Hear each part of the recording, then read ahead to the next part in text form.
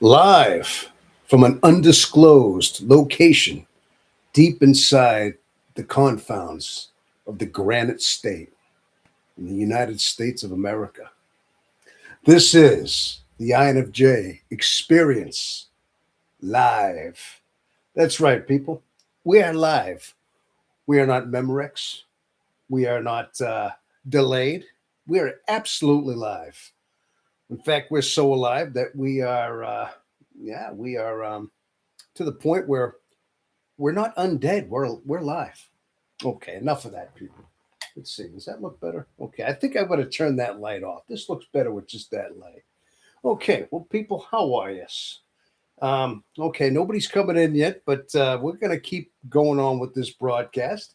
And as you know, this is an ongoing weekend thing. Last couple of weekends I've gone live. In fact, last night I did a quick live on location in Lake Winnipesaukee. If anybody happened to catch that one, yeah, it was fun. It was lots of fun, being that it was the 4th of July, and there was a lot of people on the boardwalk, and yeah, I did the broadcast. Now I watched the rebroadcast of that, and of course the transmission wasn't that great. A lot of pixels, a lot of glitches were going on. Excuse me, people. I hope you hear me better. I forgot to pull my microphone in, if you can believe it. So I had a lot of glitches on that particular broadcast that I didn't really catch right away. So I managed to I saw it, and it got better at some points. It wasn't a bad broadcast, and I want to thank everybody for showing up when you did, as you did, and I want to thank everybody for being there. And I was also unable to see the chat, which was unfortunate. Okay. Uh, oh, we got hello there. We got a new name here called Ikata. How is the INFJ experience so far? It's going well. It's going well. I'm gonna have to say that each and everybody that partakes and that is afflicted with this particular personality type, being that it's one of the rarest, if not the very rarest personality type in this whole wide world. The Being that everybody's experience that is this has their own individual experience as they are. Okay, but mine is it's been interesting. It's been an interesting life, let's just say. Now, my lifetime, as it is, I believe all our lifetimes is our experience. And that's what I base this entire premise on. This program is based on my life experiences living with this personality type and just kind of navigating through the course of my life. And I think it did all right. That's why I'm starting this channel. So we have a place to unload, place to unravel our whole experience, I guess you could say. So if you're experienced, then we are all experienced. Okay. Typically, I get started a little bit earlier than this. Now, last couple of times I've been going on a Saturday night. And last couple of times I didn't quite make it, except they did do the Saturday Night Live last night, but it was a little bit of a different situation. Okay. And if you happen to get a chance to see that, now look, it wasn't my greatest transmission.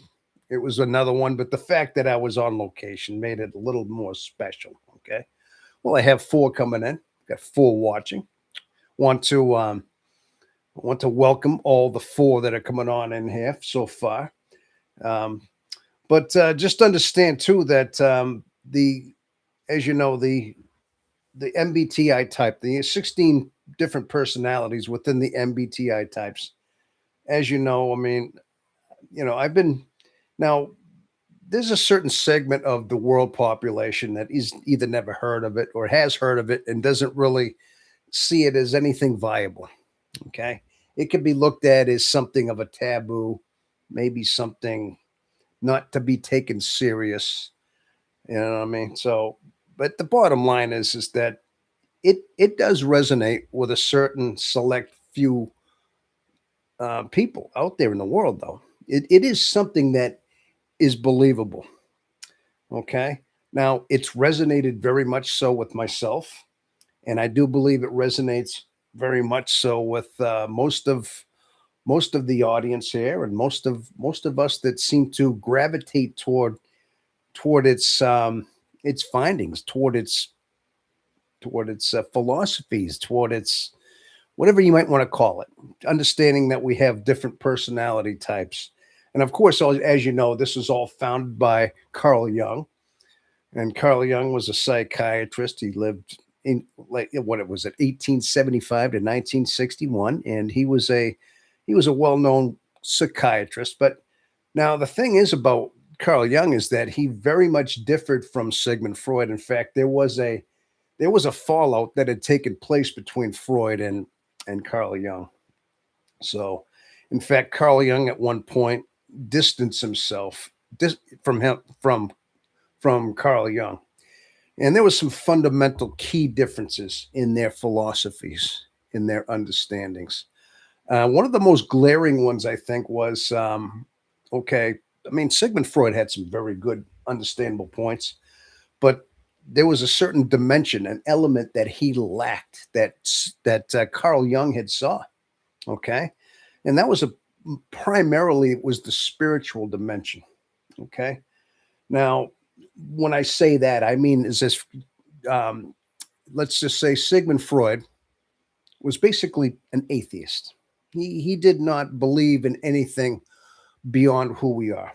Okay, we were born. We had a mind, and we had certain elements within us that kept us kept us basically sane, kept us in our our our reality.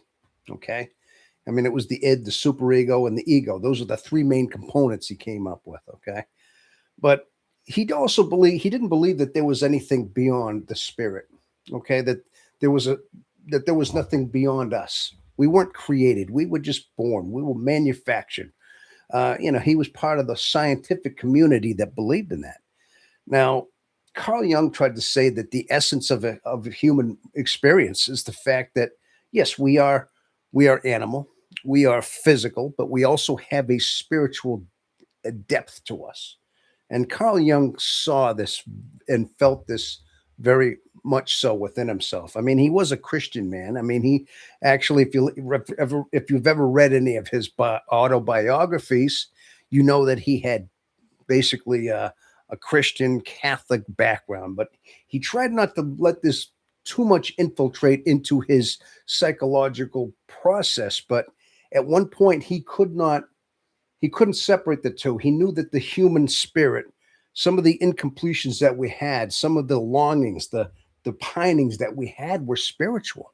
Okay, some of these internal drives that we had were not just drives for material or just internal. They were spiritual. They were drives as to wanting to be in some kind of a completion with our God, with our Creator, have some form of a relationship with our Creator. Okay, this was the main dividing point between the two. Okay, I'm going to say now there was some other ones in there too. There was some other subtle ones, but now Carl Jung tried to basically tell Sigmund Freud in so many words, tried to tell him, tried to educate him this, but Freud was very rigid. Freud was very, I hate to say the word, but a little bit narrow minded. He didn't see the whole scope. I mean, basically, what it was is what he saw, the way he saw it was, that's the way it was. Okay. And this conflicted a lot with with Carl Jung. Okay. But basically, so I lead back into the MBTI. Now, typically there are a lot of teachings based on the Sigmund Freud doctrine. Many of them, probably a good higher percentage of them in universities and in studies in modern psychology is based on a lot of the Sigmund Freud doctrine.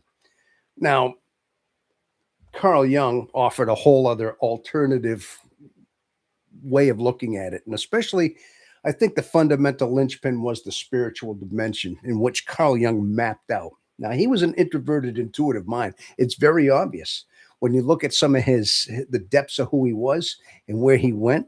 He was very introverted. In fact, he actually, in a sense, he isolated himself and wanted to explore the depths of his own mind, and he had done that. He'd spent most of his career, his working career as a psychologist, and just on a personal level, trying to understand himself.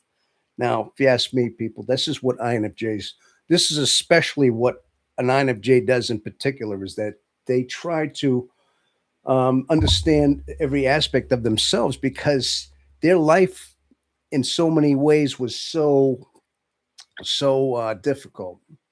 In the course of the life of an INFJ, not understanding themselves is part of their journey early on, because there's so many conflicting polar um, polar opposite longings pulling within them. Okay, it's like they're built with these completely different opposing forces in a sense. It's like, think about this, right? You get a magnet. Here's an example, people. You ever get a magnet and you got two magnets, okay, and there's one side of it that will flip and spin, and it's attracted to the other, and they'll snap together. And they'll be they'll be linked. You got the positive and the negative, but the negative only is always going to repel the other negative. In other words, I guess that the positive has to be drawn to the negative. But if two positive and two negatives, that they're switched, if they're flipped, they fight each other. There's two conflicting forces. It almost defies gravity in a sense. You've ever done this as a kid? I used to be fascinated. Sometimes they'd take a couple magnets and he'd try to put them together and they'd fight. You could feel the friction in there. You can actually feel that force between the two, between the magnets. But of course, right away, if you let it slip, it would flip over and then it would snap together. Okay. Now, that conflicting force put this into a psychological realm. Okay. These conflicting forces of always fighting. Now, this is what the INFJ, the way they are built, they're one of the most unique out of the 16 personality types, where they have that conflicting force of those magnets, those polar opposites. And a lot of times through the course of our life, we're in the middle of those, because part of us wants a solitude. Okay, we long to be alone. We long for that because we get the strength from that. And then of course, part of us, that FE, wants to long for connection. Okay. But then when you make connection, people drain us. They tend to drain you, they deplete you, causing you to go back into your isolation, to heal, to mend, to recharge. But then you always have that longing for the connection. Okay.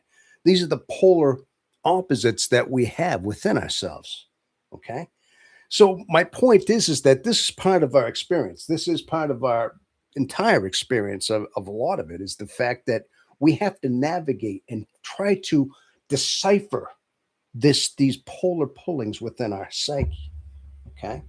Now, out of all the other 15 personality types, I'm sure there are some that, now I know usually it's introverted intuitives, and especially now there are four main introverted intuitives where the alignments just vary just slightly. Now, of course, they're different, but they're similar in a lot of ways. The introverted intuitive types are very introspective. Now, the INFJ is probably the most introspective of all the 16, but they have a lot of grief going on. And the INTP is another one that could probably relate mostly, almost very, very closely to the INFJ. Now, these two suffer the most too. It's even said that there was even Carl Jung said that the two most suffering types are these types in particular, the INFJs especially, and the INTPs, because of the conflicting part.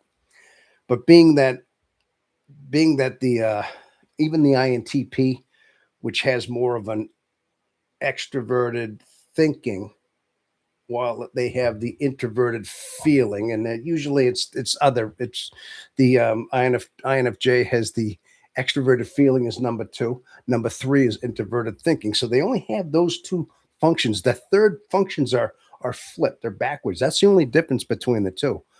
But they still have a lot of inner strife within them. Okay. And they're the only two where their first major dominant functions are introverted intuition. Okay.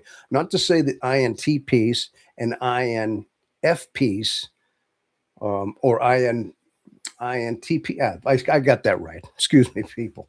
Not to say that they have their own set of issues as well.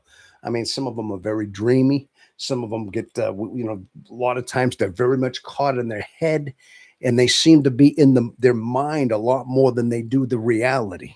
Okay, they're not in the world. They're not in the sensory world.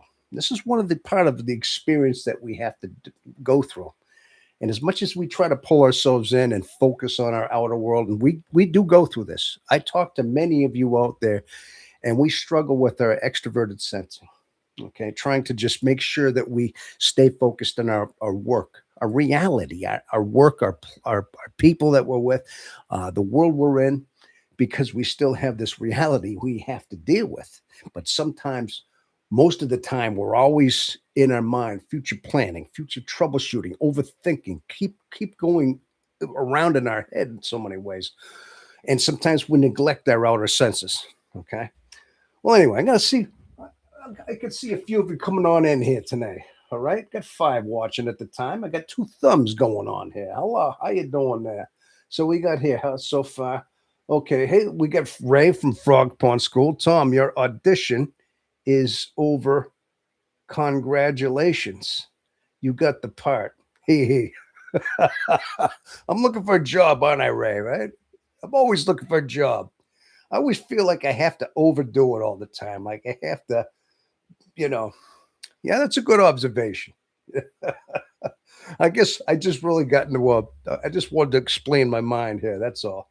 The Crown V. Hello there from Montana. Charles. Okay. Vamp Fox. Morning, afternoon, Tom, and IFJ experience. Good morning, Vamp. It's morning for where you are. Probably Monday morning. I'm sure it is. Well, good top of the morning for you down under there. Okay. Vampy. Hello. I got it. Hey, Crown. Hey, we got Jethro in there. INTPs have introverted intuition as first. Yes, I thought I said that. Yeah, the main two, the two. Your good point there, Jethro. Introverted intuition is their main function, just as the INFJ. They're the only two in the MBTI that have the main ones are introverted intuitions, but they also have the extroverted sensing is their least dominant as well. It's the number four. It's that third hereditary function that is flipped. Okay. But that leaves the INTJ as being a much more methodical thinker, much more thoughtful. I mean, it's introverted thinking is their second primary. All right. No, extroverted thinking, and then it's introverted feeling is the third, I believe. So it's reversed for the two. But that leaves them with a little bit less of um, the emotional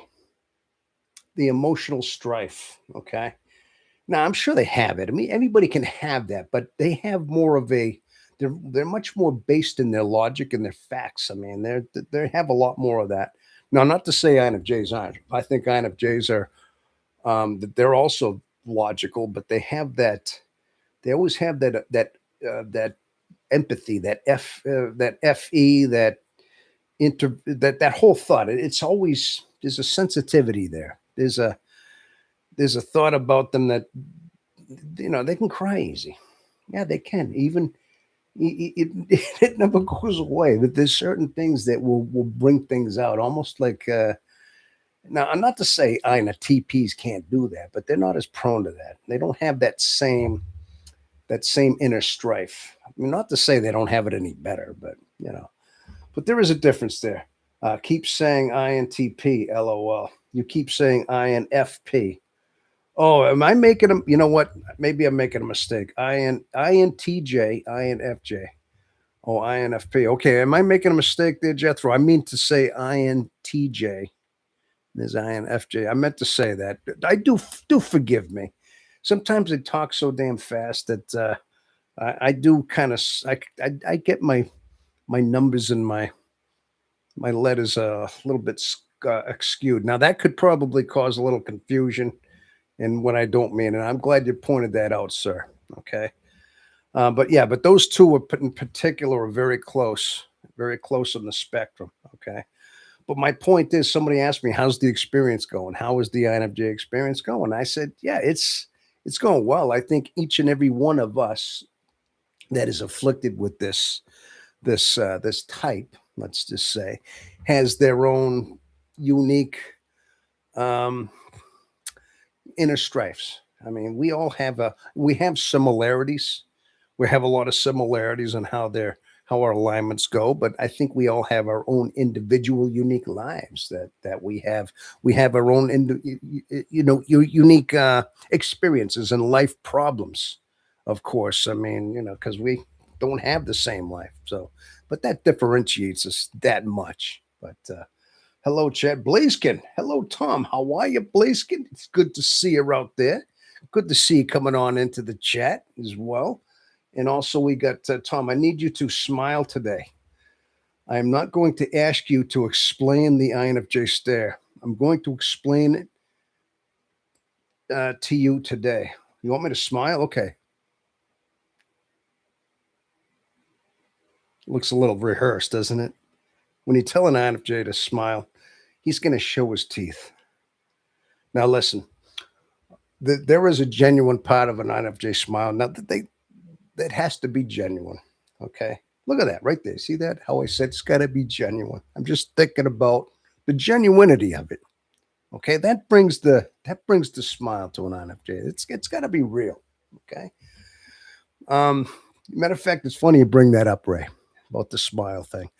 I've been seeing like sometimes I look at how the smile works. Okay. Now, the funny thing is, they studied like primates, like chimpanzees, and they studied like certain other primates other than human beings. Now, human beings, they do this as a look of being of an invitation to others. It's a smile that you're pleasant. It's the smile that you are approachable, that you're nice. Okay. Now, if you ever look at the primates, especially chimps, when they are panicked, when they're under anxiety, when they're under threat from other chimpanzees or maybe another predator, they start doing that. That chimpanzee when they start screaming, they do that, like cheetah did, but they bare their teeth. They're like, they got that grin. It to them, it's a sense of panic. It's a sense of distress to them. Okay, it is when they bare their teeth. I mean, they screech and they're baring the teeth. Okay. Now, I mean, I know we're primates. We're still animals. I mean, human beings are we could be considered primates, but I guess my point is that to them it means nothing about being pleasant. It's that they're in distress. They're panicked. They're feared. They're probably feared for their life. They're in a conflict. They're in danger. So look that up. I remember seeing that years ago in some I don't know, maybe it was National Geographic somewhere. I don't know, but they did describe that how other primates use that, and occasionally you see gorillas, when they're trying to establish their dominance. I mean, typically when you see something roar at you, you look at a gorilla. And sometimes if you're in his territory, in his jungle, a lot of times these things, the only thing you could do is actually sit down and hide your eyes and don't look in his eyes. This is the way he will probably leave you alone because you submitted to him, his territory, his alpha, because he's alpha there. This is his jungle. He's recognizing you as another primate, but if you stand up and don't sit down and you look at him and challenge, he'll take that as a challenge. He'll probably attack you. And being that he's a gorilla, very strong, you don't want to do that. So a lot of times you see these guys, they just kind of sit down, keep their mouths shut, and they just look down. They won't look them in the eye. And typically, this thing might yell it a little bit, but at this point, what's not going to harm them. It's funny how it works. But again, these things roar. They bare their teeth. This is a gesture of aggression in animals and other primates. Okay. But human beings, somehow we've manifested the baring of teeth and you know, elevating the eyebrows as a way of inviting you in. Funny how human beings have evolved that to being that's what it is. I think deep down, subtly in the annals of the INFJ mentality. See, I don't know where I'm getting this stuff from, people. I really don't. I think that we maybe subconsciously we understand that it's it's really not that's what it is. Maybe I don't know. Maybe it's maybe cultural conditioning. You know, most of the time, you're told to say cheese. You take a school picture. All right, everybody, say cheese, and everybody's cheese. And they take the picture, and all these kids just look like it's kind of obvious. They're putting their teeth together and they're smiling. It's a conditional thing, I think, with human beings. We've been conditioned to bare our teeth to show that smile is friendliness. Well, that's what it is. It's a collective conscious conditioning, I believe. Okay, I don't know where this stuff is coming from, but I'm kind of answering the question to you, Ray, at the same time. Okay, I don't know. I just you jumped me down a major rabbit hole there, sir. If you noticed, didn't you? Okay, hold on. Let me read some of your questions here. Okay, I don't want to need you to smile. Hello, Tom. Chat. I have only 5 days left. Blaziken, 5 days left till what? Sad face. You got to tell us what's going on. Sad days to what? You're not going to leave this world, I hope, Blaziken.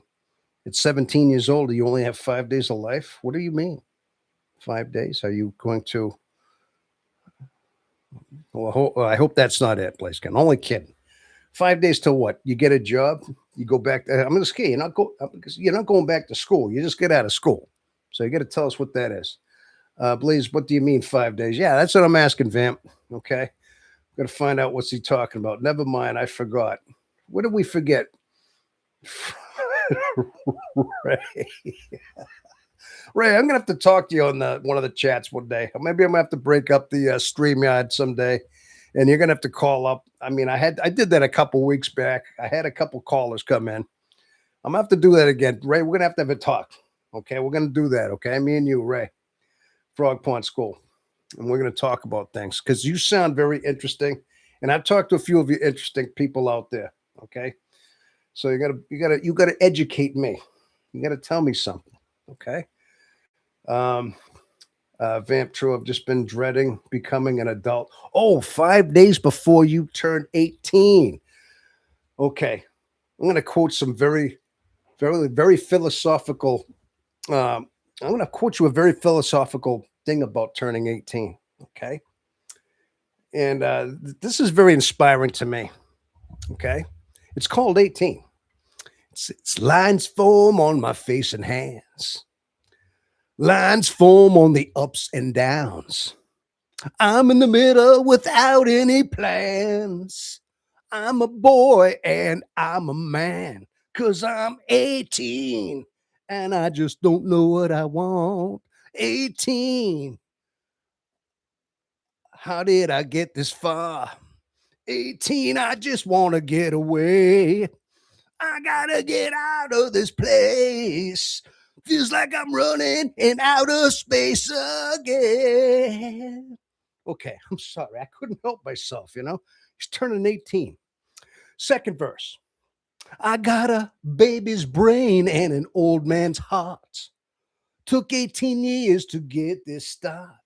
Don't always know what I'm talking about. Just feels like I'm living in the middle of doubt because I'm 18. I get confused every day. 18, I just don't know what to say. 18, I gotta get away. I gotta. Okay. All right, I can go on and on there. These are the two main verses. Now, that's Alice Cooper. Whether you like Alice Cooper or not, he's a little bit freaky. But you ever sit down and talk to the guy? The guy was really down to earth. I used to, you know what I mean? I always remember that. That was one of my favorite songs.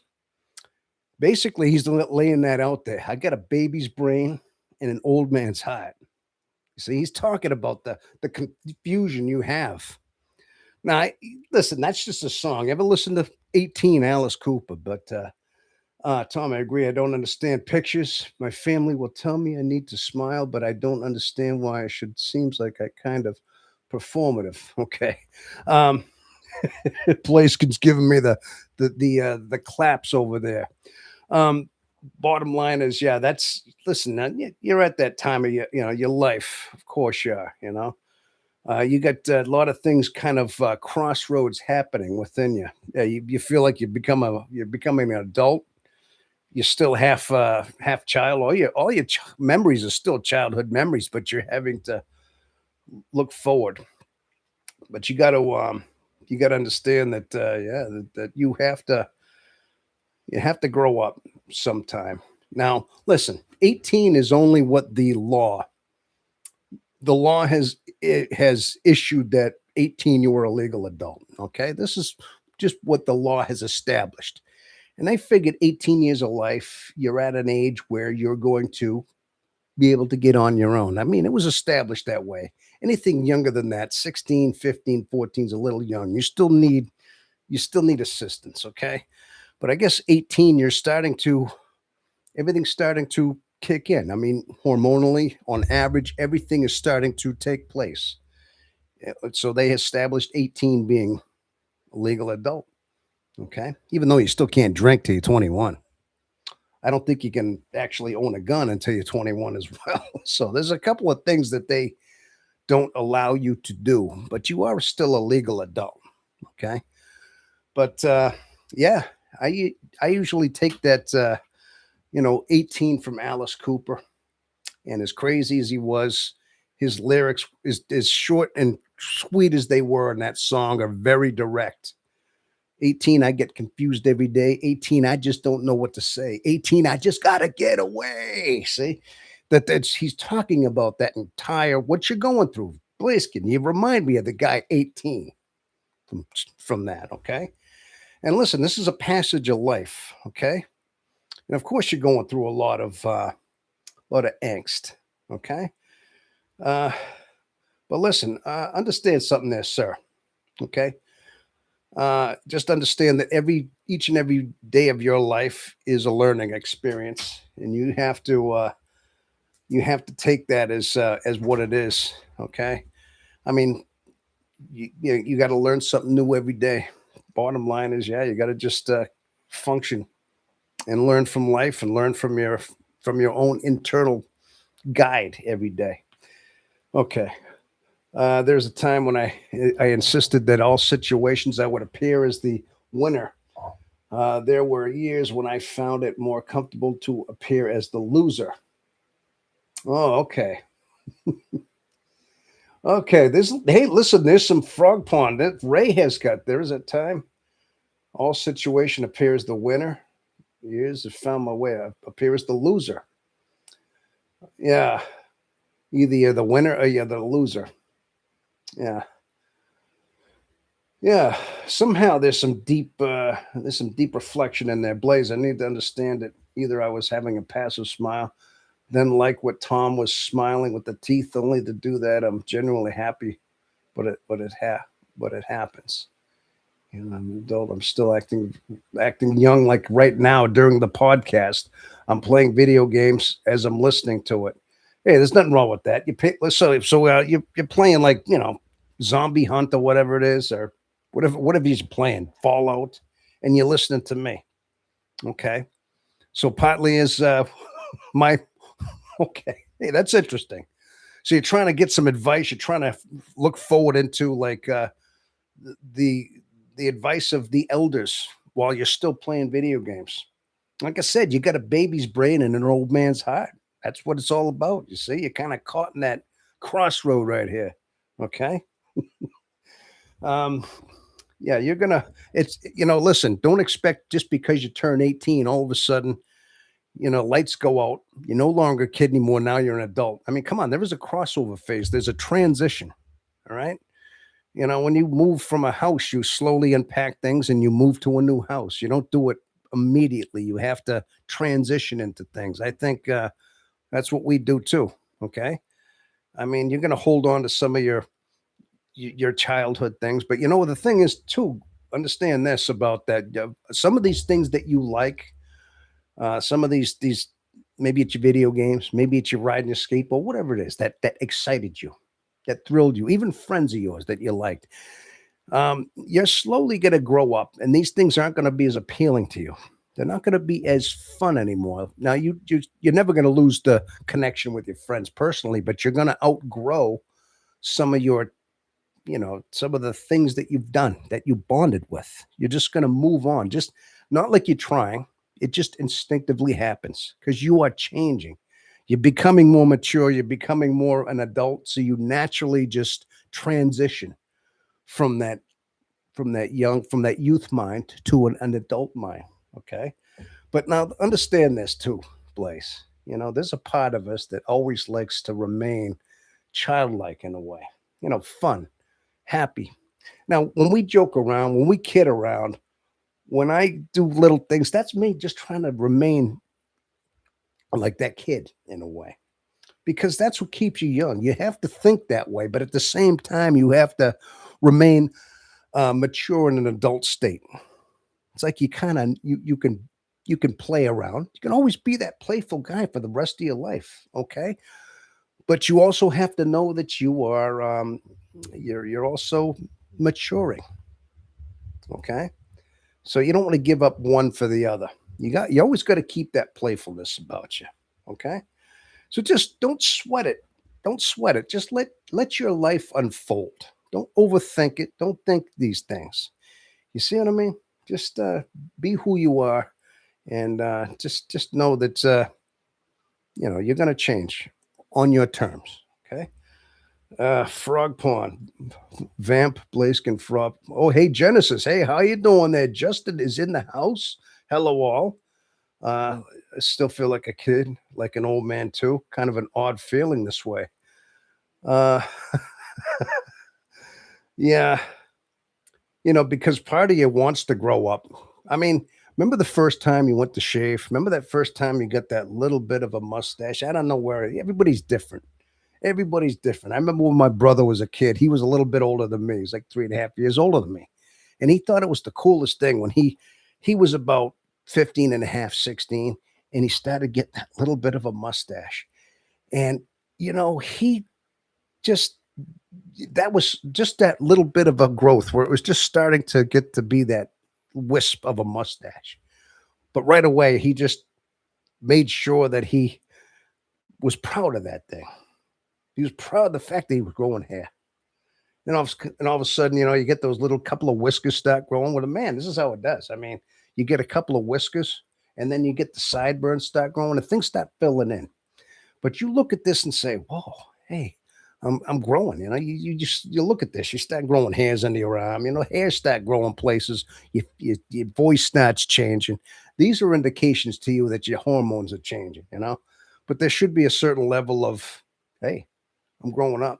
It should be like a level of like you're getting stripes on your arm, like you're going from being a private to a corporal to a sergeant to a major. See these parts of you that are getting these hormonal changes are like stripes in a uniform of a soldier as he goes up the ranks in his platoon, let's say.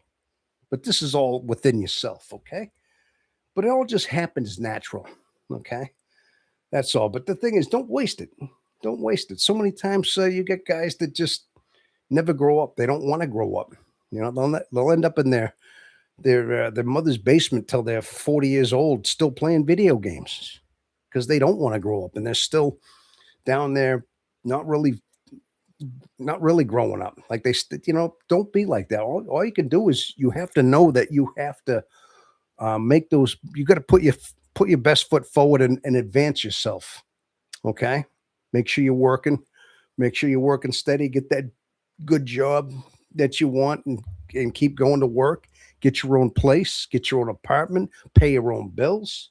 Okay, pay your own rent. Be fiscally conservatively sound with your money. Don't spend it. Don't get wasteful but you might learn this early on. I was kind of I wasn't that good with money early on.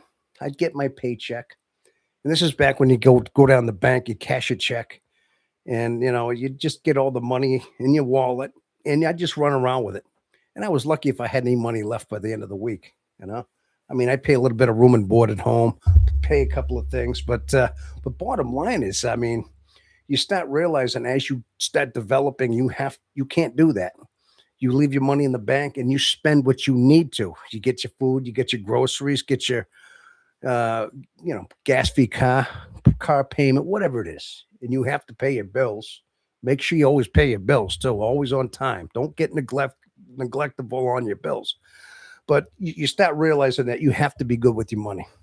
Okay, get that bank account, keep your money in there. Only use what you have to. Okay, but again, this is all part of your development. Your maturity. Okay, because eventually that's what's gonna happen. Mom and dad aren't always going to have that bedroom for you available, and you're not always going to be sleeping in mom and dad's house. Eventually, you have to make your own place, get your own car, start growing, buying your own food, cooking your own meals. And if you do finally find a girl, if you do, and if you go down that avenue, then make sure it's just somebody that aligns with you. Okay. Now, I'd say just get yourself in order first. Don't even think that yet. Just make sure that you're doing it because you got to be responsible. And that's the next logical step within the course of your life. Okay. All right. Hey people, how'd that sound? Pretty good? Was that pretty good? Hey, Ray, see that smile? You see that? Now that's a normal smile. It's not forced. It just comes out. You see what I'm saying? So Tom, what's the point? Oh my gosh, Blaze. Okay, if you didn't get the point of that, I don't know, man. Then maybe there's not as much hope for you as I'm hoping there is. If you have to ask questions like that, the point is, I'm just trying to. You're asking questions, and I'm telling you, basically, I'm kind of rambling on a little bit, and I'm giving you some pointers, but maybe I'm rambling too much. Okay, Vamp and Crown. Either of you ever listened to the Birthday Massacre? Great band. I only discovered them. I just discovered them. The Birthday Massacre, huh? I'm at the point of getting all that money. Oh, okay. Well, listen. Unfortunately, the way the world is that when we work for a living, I mean, we have to get paid, and it was a system that was established so that we don't have to barter everything away. That we have money that we can get everything and anything we want with. I mean that, but it's just a system that was established that way. Listen, didn't mean to be rude. No, you weren't rude. You weren't rude. I guess sometimes I'm trying to figure out what you mean by that. Okay, and do forgive me if I just got a little curt with what's the point. Hey, listen, money is look at when you work for a living, you agree to a certain wage, certain hourly rate, certain salary, and you always know there's taxes taken out. You end up with money. But the thing is, I mean, that's how we measure and that's how we live. Okay. Unless you want to not deal with money and then you start making promises to everybody out there and and you do do a certain level of work for somebody in order for them to get a trade off, which doesn't make much sense. That's the barter system. But we have to get money in order to pay our bills. It's just the way. That's the way society has come up with the best form of payment. Okay. Now, I think there's nothing wrong with being fiscally um, responsible or fiscally um, what do you call secure. Okay. Not, it's you don't want to be to the point where you're scraping every week, paycheck to paycheck, where you don't have much in the bank. You want to have enough in the bank where you get something to fall back on. My grandfather told me once. Now, one thing I never forgot was he told me that you should always have at least 6 months wages in the banks at all times. 6 months to fall back on. Now that's a hard one to come up with. If you did all your budget and all your bills and everything that you had spent in 6 months, my grandfather used to say you should have that in the bank at all times and you should never deviate from that. Now he came from a different era. I mean, obviously, my grandfather was born over 100 years ago, but this is one of the things he told me, and that's one of the things I never forgot. Now, I'd like to think that I have somewhat 6 months in the bank. I don't know if it would quite go that long, but that was one of the things he said. I think the point was is that you need to have security. You want to have some kind of backup plan. You need to have something backing you up in case let's say the crap hits the fan. Okay, things happen. You might get laid off. You might get an injury. You might be down and out for a few months. Things happen where you can't necessarily have a steady income. So you got to keep 6 months of wages in the bank. That was his point. Okay, now this was my grandfather. Okay, he passed away back in 1990. But he told me this stuff when I was a kid. Okay, I never forgot that. He made a lot of different. He left a lot of impressions on me early on. Let's see. Let's see. What else do we got? Didn't mean to be rude. No, you weren't rude, Blaziken. Okay. Always glad to talk to you, though. But that's what it is. You just have to make sure you're fiscally secure. That's all. Vamp, nice sound. Because LOL, most of us listen to the first two albums. Violet and Walking with Strangers. Oh, are we talking about what is it? The Birthday Massacre? Whoa, is that the name of the band? Is that's the name of the band, Justin? The Birthday Massacre, huh? I worried, so then I picked up my hoe, hurried to the garden, found others already there. Today I will drink last. Ray, what is that? What exactly was that? Is that one of your Is that from a poem of yours? I picked up my hoe. When you say hoe, you don't mean 304 hoe. Do you mean like hoe is in the garden? Hey, see, there's a smile there. I'm cracking myself up here, there, Ray. Um, picked up my hoe over to the garden. Yeah, I would think it's okay, not that kind of hoe. Then, huh? Man, nice. Okay. I see you, see me. Hello, everyone. How you doing there? It's good to see you. It's good. I'm so good to see you too. How about that for a handle name? I'm good to see you too. I see you, see me. Well, gee, I guess I'm just full of it today, huh? I don't know where this stuff's coming in there. LOL, good one. Hey, I don't know, man. It's a little play on the words. Sometimes I think you got to do stuff like that. You just got to play on the words and use what's available to you in that moment. All right. Tom, yes, if you want to check them out, LOL. Girl lead singer with a rock band and a lot of synth in the background. Sort of a goth band, I guess. Oh, goth. Well, what the name like Birthday Massacre? Something tells me that would either be punk or yeah, goth or something. I would think so. I mean, just by the name itself, I figured it was something in that idea. Are they a current band? Are they right up to now? Now, what is their style though? Is their style kind of on the speed metal thrash thing, or are they more like the Cranberries? You say it's a girl lead singer, and she's kind of gothy looking.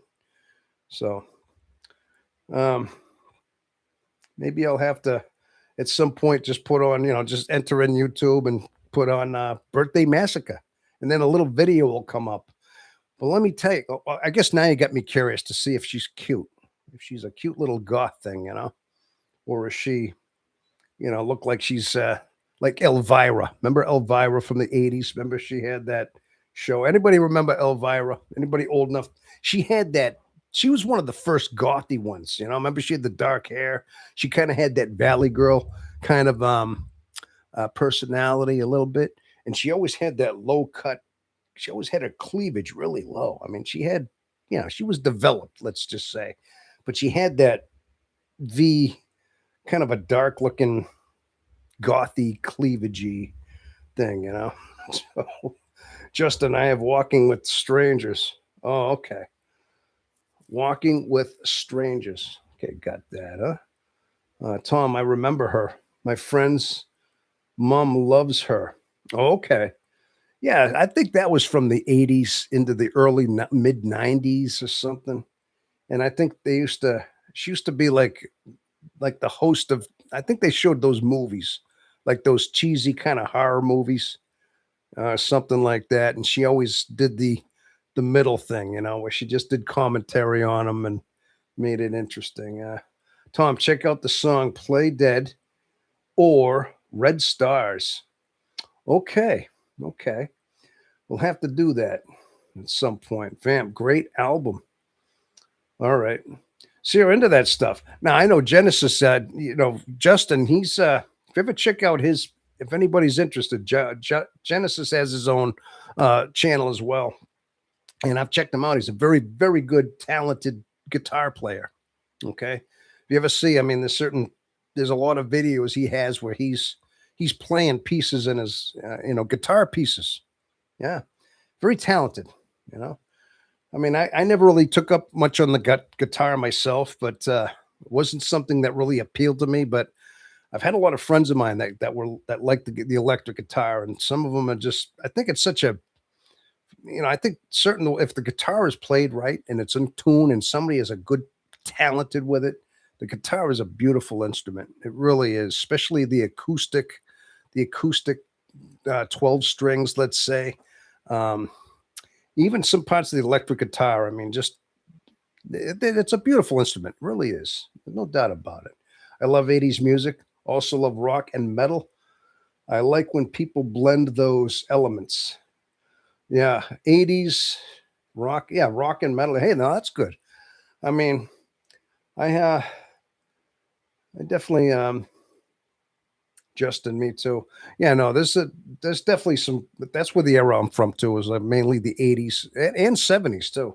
I mean, my brothers influenced me into like '80s and excuse me '70s, even '60s. I had a brother that, like I said, I told you about him. My brother Jim. I've told you about him before. He influenced me to the Beatles, the Who, even like Bad Company, and he had a lot of different bands. Blood, Sweat, and Tears. He listened to a lot of different stuff. My brother Jim, you know. So I heard a lot of that stuff was from then. Even the Doors, you know. 12-string guitars were used in the lot in the '70s hits. Hotel California used 12-string, I believe. Yeah, you know what? Actually, if you notice too on that, Justin, the lead guitar in the end, I believe this was back during Hotel California. This is back when I believe the first album that um, Joe Walsh was part of the band. I think it was the first one.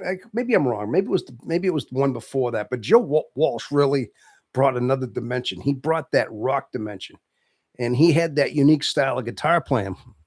And of course, you had Glenn Fry. I do believe Glenn Fry was he the other lead guitar player? I know he was a major contributor as far as songwriting. But in Hotel California, if you ever noticed the guitar solo it's a duel. I always thought that was a duel between Joe Walsh and Glenn Fry, like they were syncing. They were each playing the guitar lead simultaneously, and it made it sound 12 string, but I think they're playing the same thing, like at the simultaneously. If you ever listen to it close, and but maybe that's what you're thinking. Maybe that was the 12 string, or it was the beginning intro that sounded like a 12 string, like maybe I don't know about a Rickenbacker.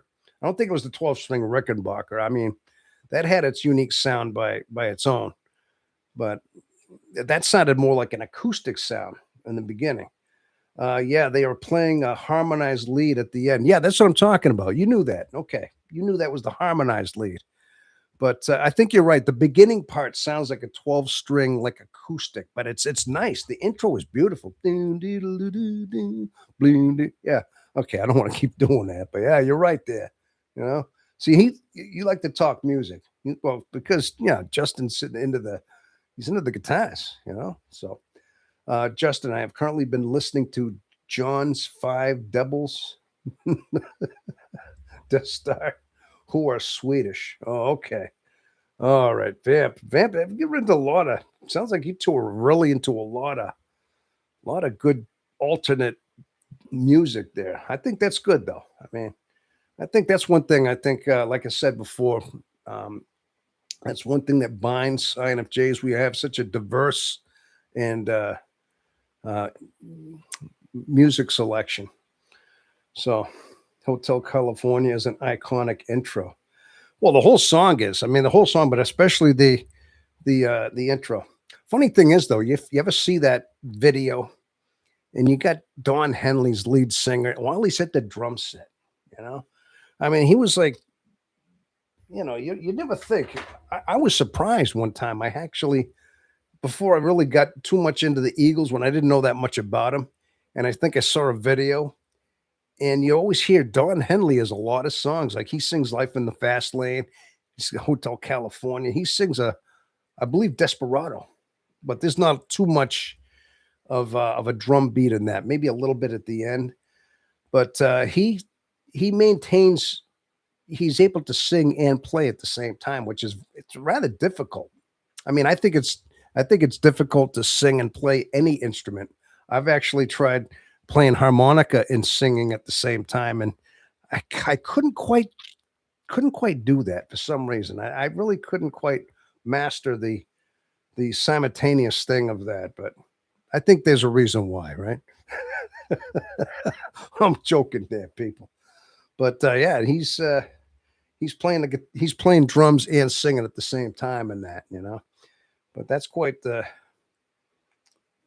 okay. 1960s, 69. Many people know them. I'm actually surprised you know them. Oh, who are we talking about in 1960s? My love, 60, 69 eyes.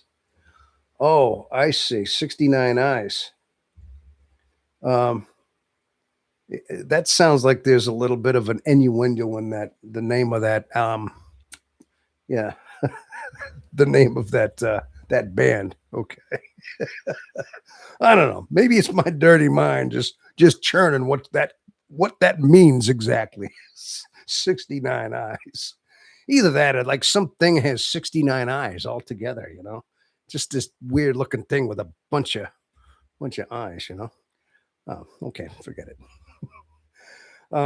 So anyway, okay. Blaze, can you still out there? Tom, have you heard? Oh, Tom, have you heard Revolution Number 9 by the Beatles? Okay, Blaiskin, if you're still out there, I see a question I didn't see before. You mean number 9? Number 9?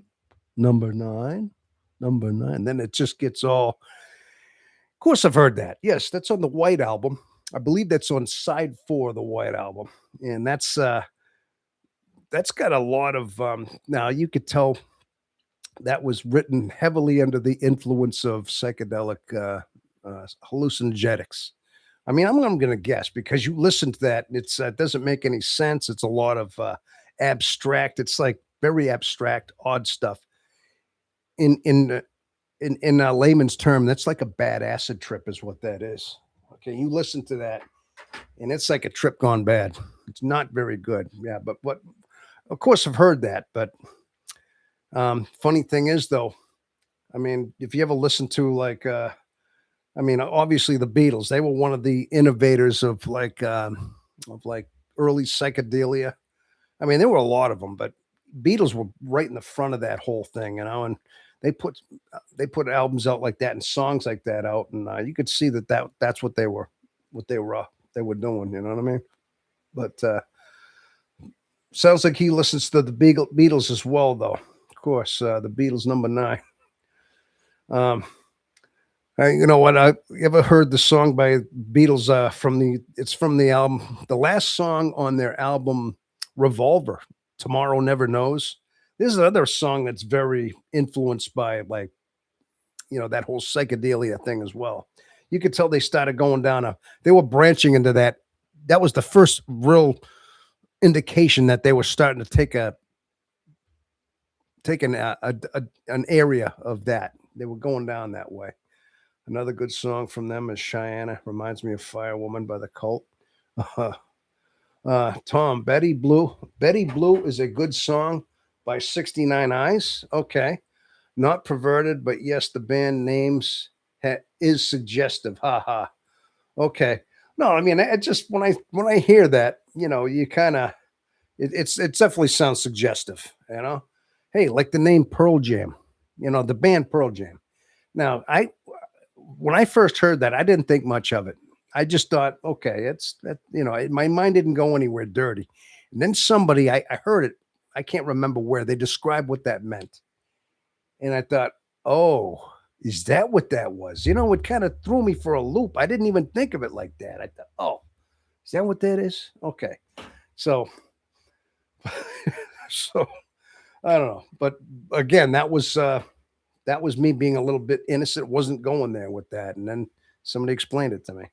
But again, everybody's heard of Pearl Jam. I mean, that's another like 90s band from the grunge era, but they had that suggestive name as well. You know. Uh, but anyway, so hey, we're up to 8 and we have 4 likes out there. That's good. That's good. It's good to see most of us are out there. So, did anybody out there see last night's Lake Winnipesaukee video? I think some of you did. Listen, I actually went back and I did say that I was going to go back and read the comments, which I did when YouTube finally cleaned up the video. When they finally, okay, okay, I had to activate my camera. When YouTube finally activated, cleaned up the video, that is, and they made it. They made the comments available. I was reading comments, and I could see who was out there. And hey, Honey Rose is out there. Hello, Honey Rose. I was just going to mention you, as a matter of fact.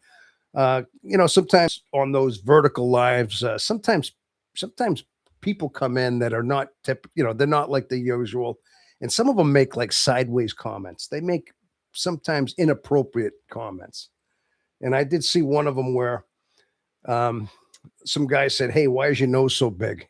And I didn't see it, but then now Honey Rose made a comment here. So why something about your personality being like weak or something like that? But then he came back with another comment that had to be, let's say, it had to be taken out of the. It was like a rude. It was a rude comment, okay. But I guess part of it was is that even though I wasn't there, sometimes it's nice to know that you got my back, and sometimes you make comments to these people that knock it off, kind of like sticking up for me. I see little things like that too. I see how when these people come in and they make comments or they make little inappropriate blog things, and you make comments back. I do want to say that I see little things like that, like wow, it's like they're watching you, like they're protecting you. They're just kind of throwing that they're getting in the way of these. Don't do that, right? So I wanted to just say that I do see little things like that, but I did see that this morning.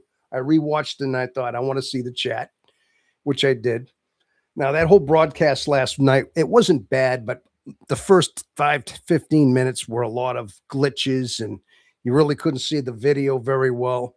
And it looked like it smoothed out a little bit in the middle, but there was still a lot of glitches, a lot of people talking in the background, which was the whole point of it. And I caught some of the fireworks show, but I thought it was going to be a little different. It wasn't like Boston after the Esplanade on the Charles River when everything is, I thought maybe it was going to be like that.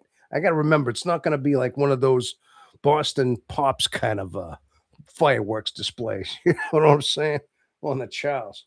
Now, those are magnificent stuff like that. The ones they do in New York Harbor, right in front of Statue of Liberty. They got like, I don't know how many thousands of pounds of TNT going up in the air with that kind of pyrotechnic display, but it doesn't matter. But either way, it was a lot of it was distant, like stuff from way across the other side of the lake, like a couple miles away. And some of them I'd see the big old mushroom go up or the big old poof come up, and I was counting thousands of a second. And some of them were 6,000 feet away, which was over a mile away. So it kind of made sense, but still pretty good though. So Honey Rose, I'm overdue for Gen X B mode. Okay, Gen X B mode. Hi there. How? Okay. How did we miss the start? He has one open. I've been wait. Oh, I meant to. Oh gosh. I apologize. You know what? I gotta. I meant to start that one again.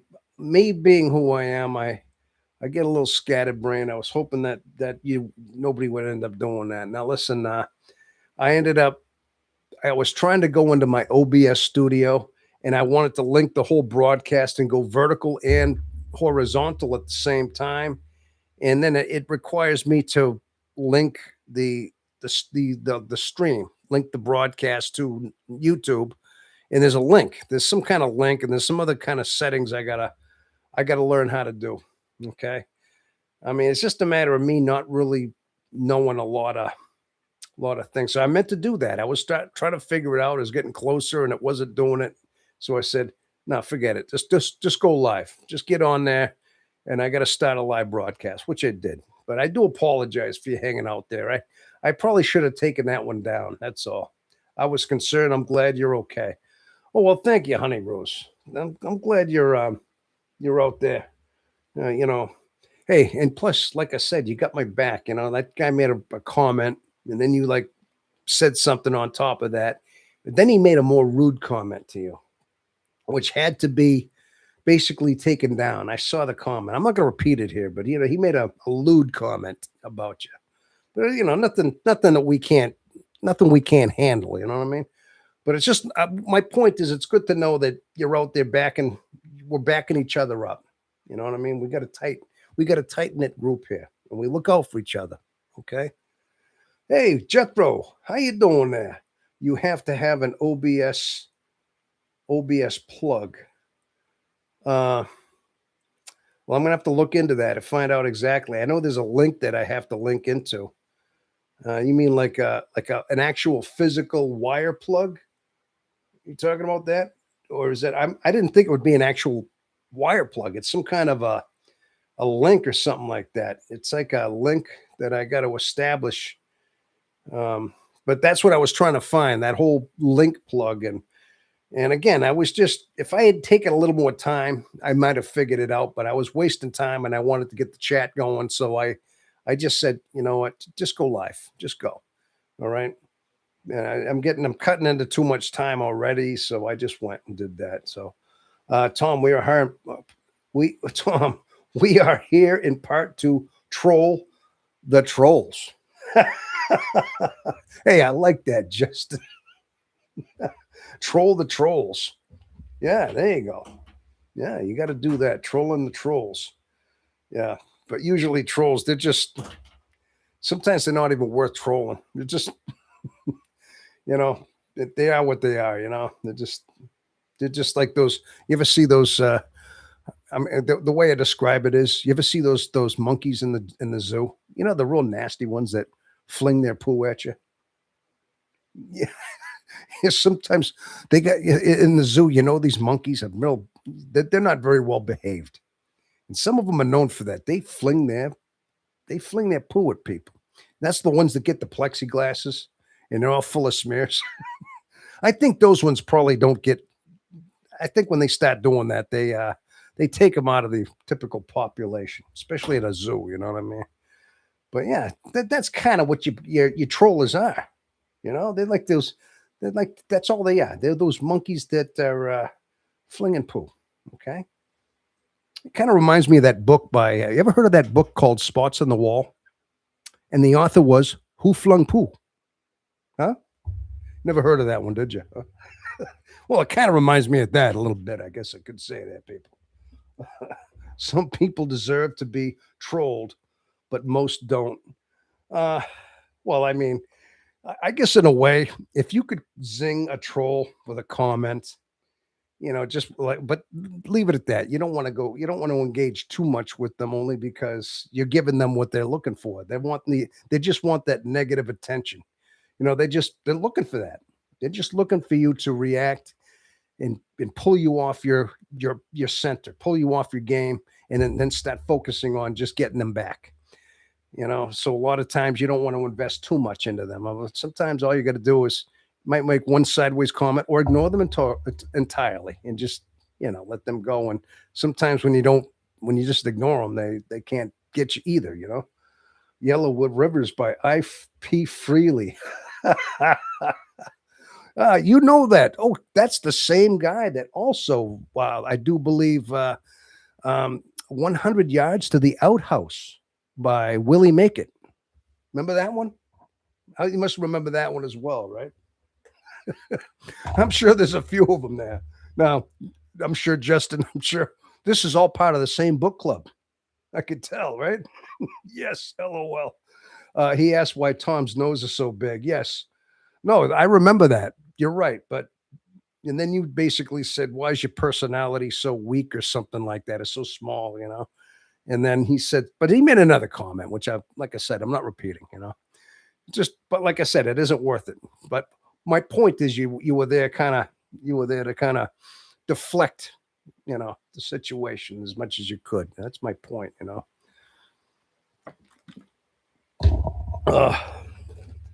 Uh, under the bleachers by Seymour Butts. Oh, gee whiz. Hey, there you go. Oh man. Yeah, I could do some of those limericks too. Like there once was a man from Nantucket who's this one's really bad.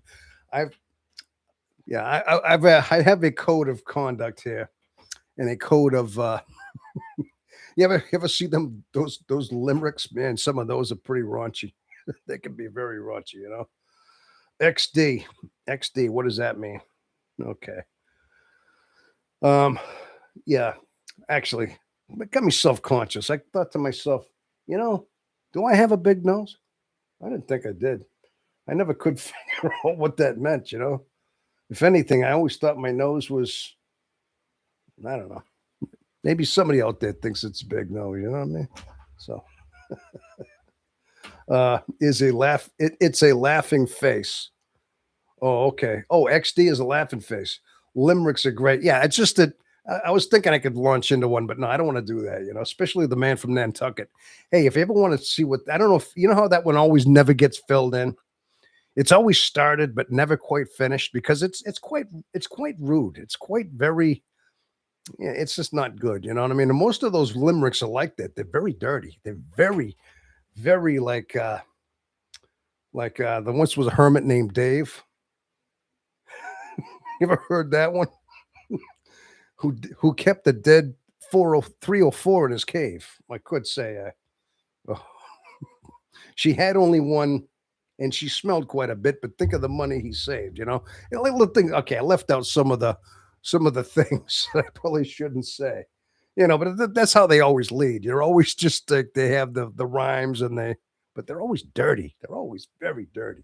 Somebody must have been hanging around some Irish bar, probably drinking. I could picture some Irish guys, and they're in their pub and they're drinking their Irish stout, whatever it is, and they're just doing their thing, and they start coming up with these things. Yeah, there once was a girl named Sally. They start with their limericks. Somebody came up with them. I haven't, but maybe I'd have to look it up. Your nose looks normal. Yeah, that's what I thought too. I always thought you know, see, that's what I wasn't too worried about it. I thought that was just somebody reaching, somebody reaching for something something derogatory to say without really having much to say. That is, there's once was a lady from Thrace. From Thrace. Oh, you got to. Okay, we're gonna have to learn about that one, huh? I mean, I'm sure there are some. I bet you there are some stations that would allow those, and they could talk those. Uh, but me, I'm trying to maintain a good, clean ship over here. So I guess you could say her nose spread all over her face. Hey, there you go. There once was a lady from Thrace. Her nose spread over her face. Okay, he's gonna fill us in with that. So this is about a nose. Talking about big noses here. Okay. Uh, she had very few kisses. The reason for this is Justin's. There wasn't a suitable place. See, that's what I'm talking about. See, now that's a clean one. That's not too bad. You can tell that one over. We could repeat that one without getting too disgusting. Because some of them are rather rude. You know what I mean? So yeah. Okay. So place. Oh my gosh, limericks are great. Yeah, I learned that when I was in high school. LOL.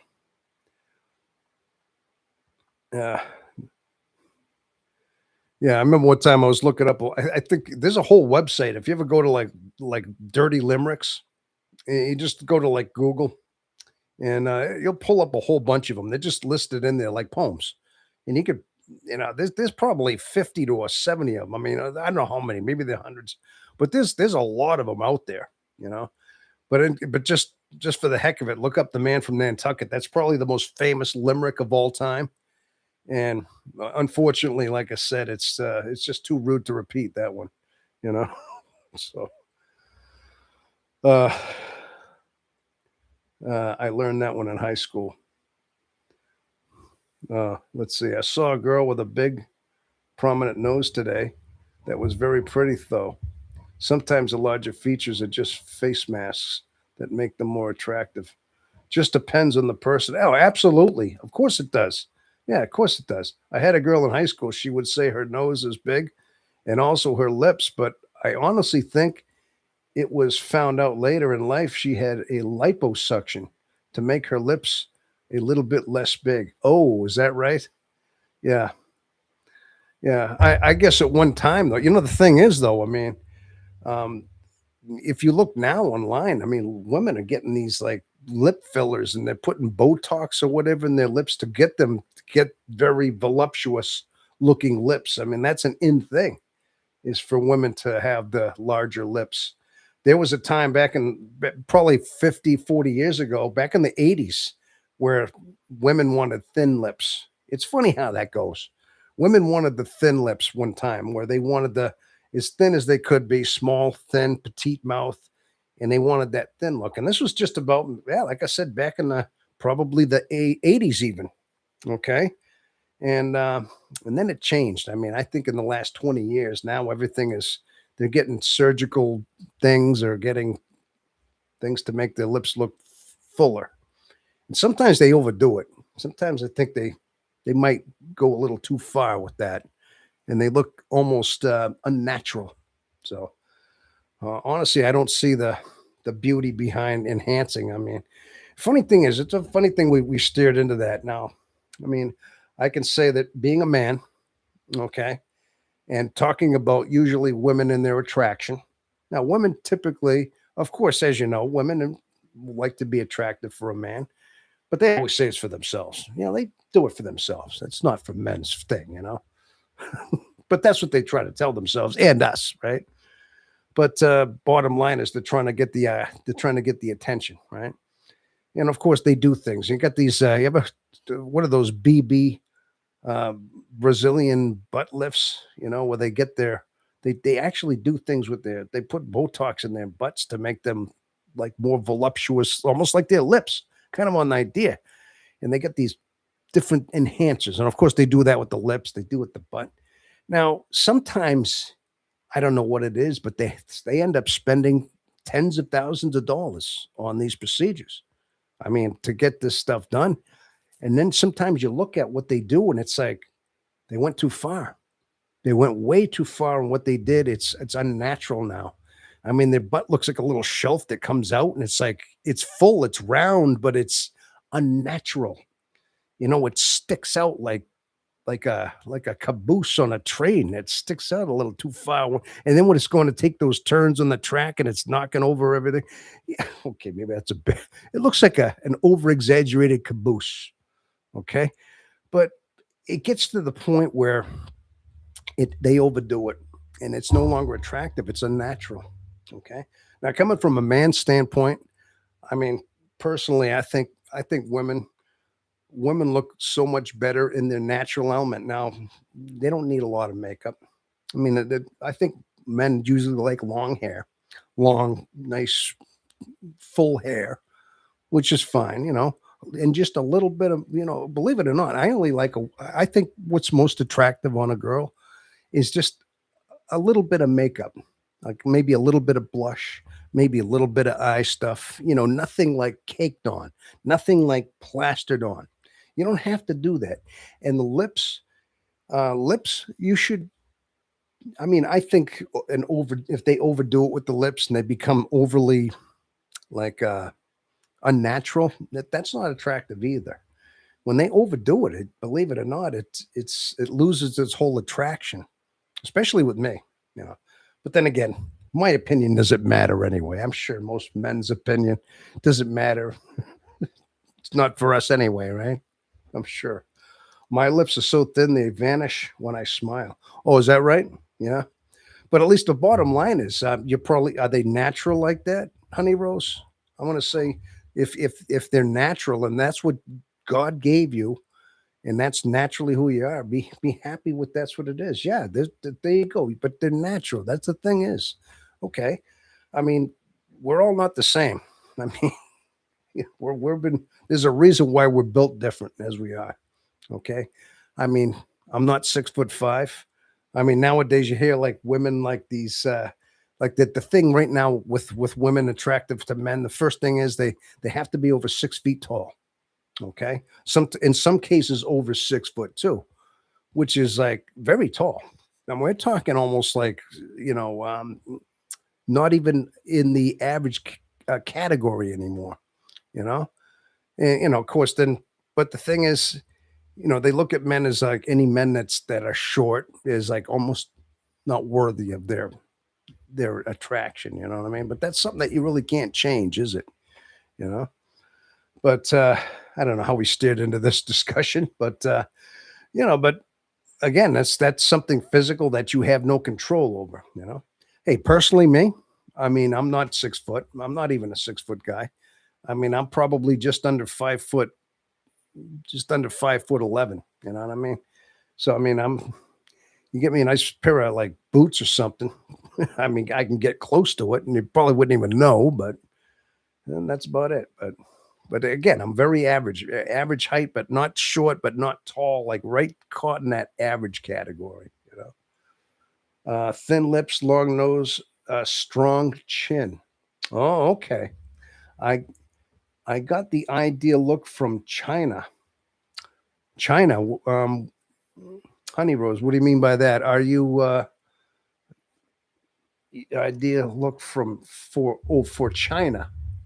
Are you Asian or just having an Asian feature? Yeah, that's what I was going to ask you. If maybe you have, are you have Asian? Now you are from Canada, I know, but that's not to say that you don't have Asian like background or something. Yeah, maybe that's what it is. But for China, I had a friend from China. She told me the features are perfect. Oh, okay, yeah, but their sense of beauty in the Orient is different for women, especially. Now, I heard that there are some cultures, maybe it was at one point, is where women women had to have small feet. Like there was a trend going on. It was either in Japan or China. It was one of those Orient countries. It might have been all of them. I can't remember, but I heard this. I read somewhere years ago. This is many years ago, maybe 30 something years ago, that there was oh, I'm just a white girl. Oh, okay. Honey Roses, she's just a white girl. Well, you're not just a white girl, you know. You're not just that, you know. You're I'm sure outstanding. How's that sound? I mean, hey, I'm just an average white guy, right? That's what you could say. Uh, well, that's good. I mean, if you think you are, hey, wouldn't you rather be underestimate? Wouldn't you rather underestimate yourself and have somebody overestimate your character than you to think more highly of yourself and not be worthy of what you think you are? Yeah, that would be more delusion. Too many times people are like that. No, but back to my point is that I guess back in some maybe it was Japan where women were actually actively they wanted tiny feet. Something about the smaller the feet, the better. Like where they and I heard there were procedures done when they were young where they would actually like confine their feet in like tight shoes, tight um, restraints for their feet when they were in those growing phases. When they were younger, so their feet wouldn't grow any bigger than a certain shoe size, I guess you could say. I mean, I don't know what the goal was, but it was a thing where they had to have small feet. But that was a that was a look of attraction. Okay. And they actually did. Like I said, during their growth phases, they would box their feet in so they would be discouraged from growing you know, bigger than they were. I mean, typically we stop growing at what, 20, 21 years old. I mean, usually men do. We stop physically growing at 21. I think women is around the same thing. You know, we usually grow grow at different rates, but typically after 21. But they would do that during those growth phases to restrict the growth of their feet. Okay, I don't know. Something I heard many years ago. I don't know. One of those things, a plethora of useless knowledge I attained that I never had to use until now. That I just knew somewhere. So, honey, me too. Okay, all right, awesome. Okay, so just a white guy. I'm nobody. I like when people underestimate me. Lotus feel Lotus feet was a China thing. China thing. They broke the feet and bound them. Oh, is that what they did? So you know what I'm talking about. So they actually broke the feet. I knew they bound them. I knew that. I didn't know they broke the feet. I mean, I thought they broke them to, and they made them bound so tightly that the bones would not grow. But they were breaking the feet as well. Oh, oh my gosh, that must have been painful. I mean, they did this. Breaking a bone is horrible. To think that you're doing this, that was, talking about something unnatural.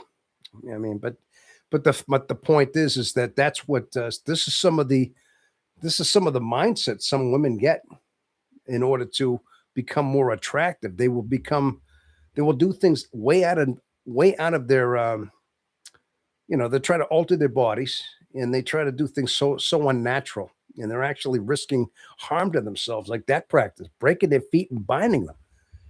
It's kind of like having all these, like I said, paying thousands of dollars for surgeries to enhance their beauty just to, um, you know, just to be attractive.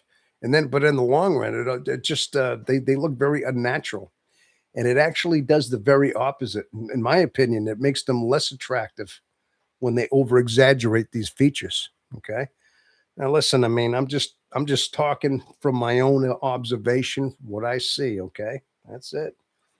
So break the feet in three places so the toes were on the bottom of the foot. Oh my gosh. So you knew all about this. Yeah. Now is this something they still do, Honey Rose? This whole thing you're talking about, or is this something that is still practiced, or did they stop doing this some years ago? Was it just something they kind of grew out of? No pun intended, grew out of. I mean, how do you grow out of that? Well, yeah, I guess that's what I mean. Yeah, I grew out of or something like that. But no, the last living woman with bound feet was in her 80s.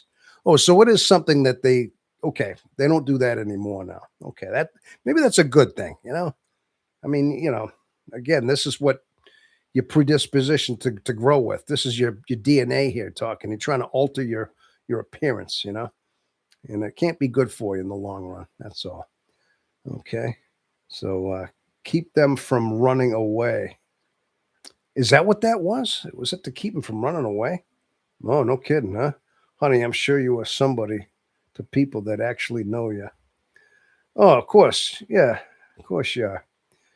Um, I think I think that comment that she's nobody. I mean, I think that's just her way of remaining humble. She doesn't want to overinflate herself, overindulge herself. And I think that's typical of what we do. I think that's something we do. I mean, if we're all that's part of our personality, I believe. Now, I do that all the time too. I usually try to think that I don't want to remain too elevated, too too overly higher than others because I'd like to remain humble, remain kind of unseen a little bit. I think that's part of our character. I think you're just doing that for that. You're just trying to stay humble. I don't think she's really, putting herself down too much there, right? Just trying to stay humble. So, wow. Wow, look at the talking. I'm going to shush for a bit. Oh no, don't do that. Don't shush for a bit. We're talking because this is what we're all about here. Okay, don't worry about that. Uh, so hey, we're all kind of looking out for each other around here. Somebody makes certain comments, and that's what we're here for. Okay, so hey, I'm just trying to say, hey, just remain humble. Yeah, just kind of that's all we're doing. We do like to stay under the radar. I think so. I think I've always been like that because the thing is, when I see people that are overly um, pompous or overly confident, it strikes me as being, like their ego is big. They're always looking like they're better or greater than. To me, that's very. Um, to me, it's like a turnoff. To me, it's like you're almost encouraging them to you almost want to bump them down a peg just because they think they're up here and you're down there, that they're looking down on you. Almost like you're kind of looking for it, you know? I don't know, that's just me. Usually that strikes me the wrong way and I'm almost looking to, yeah, put them in their place a little bit. Make sure they're not as, but that's all. I always think those people are compensating for something. Yes, absolutely. Absolutely. I think they compensate for things like that. I mean, a lot of times I think, you look at some of the things people believe nowadays, the delusion that seems to be encouraged nowadays. You know what I mean? Now, you ever turn on TikTok? You ever watch some of the again, I know I watch red pill stuff sometime. And occasionally you can't help yourself but to flip through TikToks and some of those like woman relationship videos where you get these women and they're like talking about how to deal with a man. And they always talk down like, oh, men are just so easy. All you have to do is, you know, give reveal a little bit about yourself and they're like putty in your hands. And in some ways, that's true. Some weak men can be very malleable, especially to the wiles of women. I think early on in our life, I think sometimes because we have that immaturity about us, and I think because also we have a drive when we're younger, yeah, and sometimes that drive for we're talking about the sexual drive for a man, that whole need for somebody. It can be to the point where yeah, we feel like we want that relationship, that togetherness, that bond. Okay. Now some women, especially these ones on TikTok, especially seem to be encouraged to seek out these kind of weak men. They encourage these men to be in that state, very needy, very dependent, ones that will do whatever they ask in order to find favor with these women. But at the whole time, they just love toying with them. They just love to, yeah, just mess with them. Like to get, and then they then they talk about it on TikTok.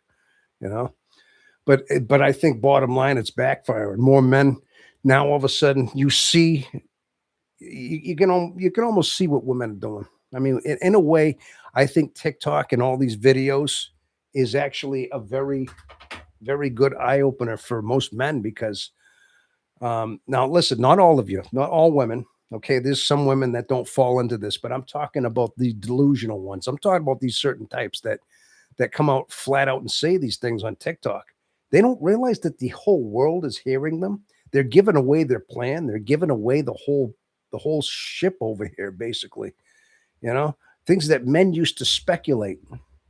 We used to wonder deep down, are they actually thinking this? Well, yeah, they are. Yeah, they definitely are. They're showing it on TikTok. They think it, they conspire it. It's in their mind. It's how they work. It's how their mind works. They'd never admit it to you, but TikTok helped us with that. So I do like TikTok for that reason. But my point was is that's the delusional type. A lot of these women think that when they're talking, they think you know, that they're entitled to everything and every just for the fact that they exist, just for the fact that they get a certain a look about them. But they got god awful personalities. I mean, their personalities are horrid. I mean, just very arrogant, very snobby, just insufferable. I mean, they're beautiful on the outside, maybe somewhat, but but I tell you, a bad personality, a and like a basically a delusional one, an arrogant, a very insufferable personality can make anybody. I don't care how physically attractive you are, man or woman, and even an arrogant man, a man who was very pompous and arrogant as well. They could be like a studly looking guy. You know what I mean? But if he's got a bad personality and he's full of himself, the same thing. That makes you very unattractive. Having a bad personality when you're full of yourself. And I think again, I think INFJs through the most of our life, we've seen this. I've seen many times. I've enough times to know that that's very unattractive. Okay, and I think we want no part of that. I think that's just part of what makes us who we are. Okay. I had a small feat, and I've told Hidden Harp about it. Oh, hey, speaking of Hidden Harp, I haven't seen him for. I think I saw him a little bit last night. I saw his. He had a couple of comments last night. Maybe he's pays to be a sapiosexual. Oh, I'm trying to remember what that is. There's so many different ones. There's pansexuals. There's bisexuals. There's homosexual. There's sapiosexual. I don't know. There's so many different. Different. I can't keep track of them all. What is it? What exactly is sapio? I mean, sapien, like there's a Homo sapien is basically humanoid. Is attracted to personality and okay. Oh, okay. That's what that. Oh, thank you. It's more on the idea of being attracted to intelligence and personality, not necessarily physical attraction. Okay, I get that. That's it. I think I actually I read somewhere, heard somewhere that a lot of times that's an INFJ trait is that typically, um, I don't know if it was sapio, man, I can't remember what it was, but typically there's something deep down within us that we're attracted more to the spiritual side. In fact, I think that's part of a trait that we have. INFJs, I do believe, are. And now listen, there's a physical attraction. Men still see the beauty in a beautiful woman physically. We look at the body type, the everything. There's a physical attraction. There's a percentage of that that's always there. And I think with women, I mean, I don't. I mean, it depends on the woman, obviously. Depends on how superficial people might be. But women, I think, tend to. I'm talking about like intelligent women. Ones that are grounded, not just out for the physical. I mean, I think some of them are more geared toward that. They are more geared towards like finding an attraction in a man based on his wisdom, his personality, his experience, and his humility. I mean, these things play big part in that. At least it should be like that. I think we should base that a lot on that. That's the way we should base attraction on. That's a good point you got there. Sapiosexual. Okay, that's what that is. Um, and again, I think that goes both ways. I think especially with INFJ men, being that we're the same way. I mean, we geared the same way. Where yes, we have introverted intuition and introverted thing. We're built from the inside. Okay, and I've actually put out a video that our attraction to a woman of the opposite sex, it goes deeper than just superficial. I mean, a soulmate, you could meet a woman and start dating and start having relationships and go through the physical thing where you have the physical touch, the intimacy, the togetherness, the relationship. But something has to click beyond that. Something has to resonate deeper than that. Okay. Yes, there's the physical bond, but there also has to be something in common. I mean, of course, you have to have some things in common that you can connect with, hobbies and interests, but there's got to be something that spiritually, like you have the same source, like your proclivity toward your spirit has to be linked in some ways. In other words, you have to have some kind of a link to God, a creator. I mean, and have it on like, it would seem to the way I would see it, in my opinion, is that a true attraction to that would be a woman that is is on the same path as you. Okay, because I think in the course of our life, yeah, we're on path. I mean, not just a life, but we're on a physical, spiritual, a more spiritual path. And I think it is important that an attraction in a woman and a man to a woman, woman to a man, is that it's a spiritual draw that they're looking for.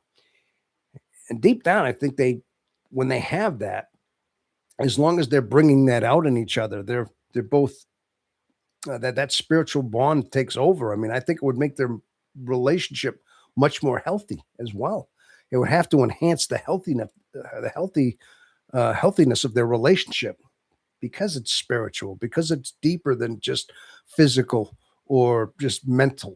It goes into that spiritual realm. Okay. So I wonder if is that part of what that whole sapio thing is there by any chance, Matt Fox? He must be smart if he's picking you, Foxy. There you go. Okay. uh, the trick is to know the difference between smart and clever. Smart and clever. Well, I mean, I usually they kind of almost one. In order to be clever, you kind of have to be smart. In order to be clever, I mean, kind of hand in hand, you would think, right? I mean, clever is just coming up with things, coming up with ways of thinking, ways of solving problems, ways of getting past certain things. That's clever, thinking things up. Yeah. But yeah, you have to be smart, have a level of intelligence to be clever. It kind of goes hand in hand. So, Vamp, let's see.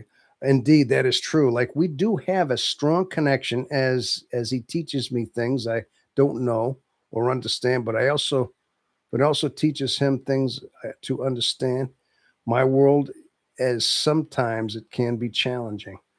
Uh, yeah, as long as he's you're talking about your boyfriend, talking about Vamp. I don't believe you're actually. I know you talk about a partner that you have. I would imagine you're talking about somebody that you're just in sync with, yeah, like your partner or so. Okay. While smart relates to what you know, clever focuses on how you in, invent invent. Oh, I need my glasses for this one here. How you inventively think on your feet. Well, that's a good way of putting it. That's kind of like what I was thinking. Yeah, but wouldn't you think you have to be somewhat smart in order to think on your feet and be inventive in that spot? You kind of it's one. You kind of need to be that to be the other. You know. While smart relates to what you know. Okay, I've got that for actually telling someone what goes on in my head if I can't explain it.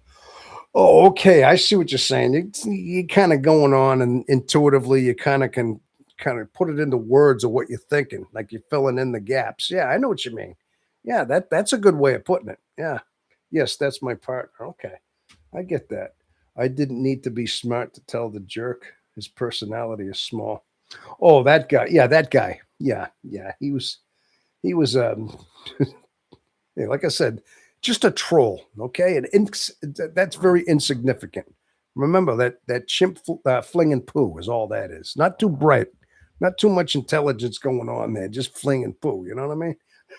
That's all it is. So, um, no, but anyway, I think. Let's see. I don't know how we steered into this, but yeah, but I think that's a lot of what the attraction would have to be.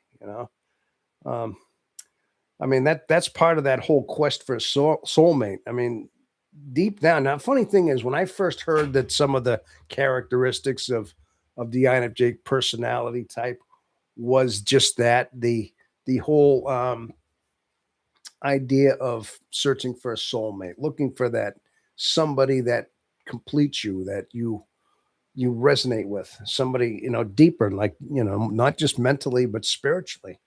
That's the soulmate that I think we look for. Now, there was a time in my life that was very strong within me. Okay. But occasionally what happened is that when I had a girlfriend, and I went through a phase where I went through a string of girlfriends. Okay. But again, they didn't last long. But I did. I always tried to project that soulmate into somebody, but little things happened where I knew they weren't. There was just things that were not making a connection. I think it had a lot to do with the spiritual, psychological connection I'm talking about. Okay. And I mean, I think that's a lot of where it came from. Again, that's part of the perfectionism. But the thing was, it was always that looking. There used to be a part of me in most of my life that I was actively always looking for somebody to complete me. Always looking for that right somebody. I mean, I thought I met the right one. I got married to her. Okay. But it's not, we're not married anymore. Don't need to go too much into that. But it's funny thing is, after I talked about this whole awakening, this whole phase I went through my life, and it's been well over a year now, about a year something since whatever I was going through stopped. It just kind of blew over. I explained that to you before. But it's funny thing is that whole need for the soulmate, like it's not like overpowering anymore. Like the need for that, the crave for that, the concupiscence for that soulmate dispersed within me. You know what I mean? It had no more. Not to say it died completely, but it no longer overpowered me. Like I found that level of completion. Again, like I've told you, the last video I put out was the understanding animus anima, about the whole completion of that psycho, like the man having the femininity, that feminine side that he has to link with, and the same thing with the woman having that animus, having that whole completion that we have within us is finding that whole yin to our yang, that whole inner circle. And that must have been all part of the whole, the whole yearning, longing. Because once I remembered that, it just dawned on me, like I said, I feel complete. I felt whole. Like no longer did I need anybody. And that search was all of a sudden not as important anymore. And then I started hearing about animus anima. I was like, yeah. He even said that Carl Jung said that that's part of your whole integration, your whole authentication. It's all one big package. You integrate your shadows. You're integrating your inner child. You're authenticating, becoming your true authentic self. And of course, then you're integrating animus and anima. Okay, you're becoming more whole within yourself, and you feel a completion within yourself. Okay, but again, it's just these are things that I've actually like experienced along the way, and then I found out they were explained when I was reading more about Carl Jung's philosophies as well. I've never actually think of a soulmate. I've always believed in having a strong connection with another person, like the yin and the yang. Yeah, see that strong connection with another person. Yeah. Um, I mean, maybe you never actually thought of it as soulmate. I mean, maybe that's just a word to say. That's the same thing. A strong connection with somebody else that you confide in, that somebody that helps to fill you, that yin to your yang, like a somebody, like either a husband or a wife. And that's typically why people get married, because they find this connection with somebody, that they feel like is there somebody. Okay, that's why it's always death till death do us part. When you get married, you're supposed to be completed with each other for the rest of your life. Yeah, but that's my point. You can call it whatever you want, um, but part of it is finding that completion in your heart, within your spirit, within your soul, first. Okay, too bad, we need to find that completion first before we go ahead and start finding the connection with other people. So we're going to be less apt to be dysfunctional in our relationships too. I mean, I think that's one of the fundamental reasons why relationships are so dysfunctional, is because they haven't found their completion. They're they're reaching for each other to be that yin to the yang in a physical, sensual, psychosexual sense. Okay. And and because it's not a true completion spiritually, it's not an authentic one. Okay. is they sense that they are using each other to complete each other in an unhealthy, unnatural, not unhealthy, but more like a dysfunctional way. And how many times do you see so many relationships that look all good on paper, look all good in the beginning, because that early phase is always wonderful. There's a lot of intimacy, there's a lot of romance, but and then after a few years after the marriage, they end up, you know, usually the wife ends up resenting the husband. You know what I mean? Disrespects him, completely. And then usually the man is just, sometimes he's so much of a shell of himself. He's like, you know, you see what you know what I'm saying? And usually it doesn't look good. You see examples of that all over the world. That's because of that very reason, is that they have not found their internal fortitude with themselves individually. Okay, they haven't found that yin to their yang in their soul. They look for it in each other, and each other brought out the worst in each other, not the best. Okay, and so many times this is what society is, and this is, you see so many broken families, broken homes, fallen marriages, where horrible things happen in these marriages. Unfortunately, it is what it is. Because there's not that authentic connection. Okay, yeah. Yes, honey. Okay, we got Blazkins. What is a soulmate? Blazkin, what is a soulmate? I'm gonna ask you a question, Blazkin. What do you think a soulmate is? Let me see if we can troubleshoot this. You got to explain to me soul mate. Put those two things together. You know, what is your soul for one thing? It's something internal. It's what basically animates you. It's your whole existence of who you are. It's basically your awareness, your consciousness is your soul. Mate. What is a mate? Mate is I mean, you could say what two animals do in the nature. Okay, when they procreate, they mate in order to perpetuate their species. Okay, so a soul mate. Put those two together, and you can understand what that is. Okay, um, just think about that. Um, I mean, we can get back into this whole discussion of as far as what that is. I mean, listen, I mean, animals have it. Animals we have a natural longing to, let's say, perpetuate our species. Animals do this just as a sense of pure instinct. Okay, animals are built with their hormones, their raw, just their drives. Okay, and at certain times in the year, certain times in the age of these animals, they need to let it come out. You know what I mean? They need to procreate. They need to mate.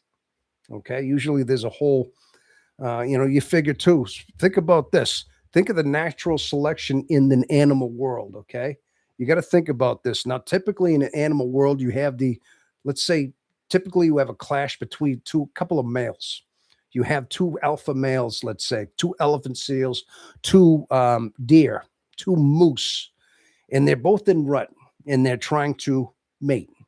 And typically, the mating process, it gets them really, in a state of rage. But one has to be eliminated to um, to make it easier for them to be the one to mate for. Because when there's two competitions going on, only one's going to. So they usually duel. Now, typically, you see these moose out in the woods, and sometimes you see them. They clash horns, they lock horns, they go through these moments where they fight. But now what happens is the larger, bigger, more physically developed and more cunning of the species are the ones that are the victor in the fight. You see what I mean? In other words, the more powerful, the strong survive. So the one that is stronger, more powerful, defeats the one that is slightly weaker. Okay.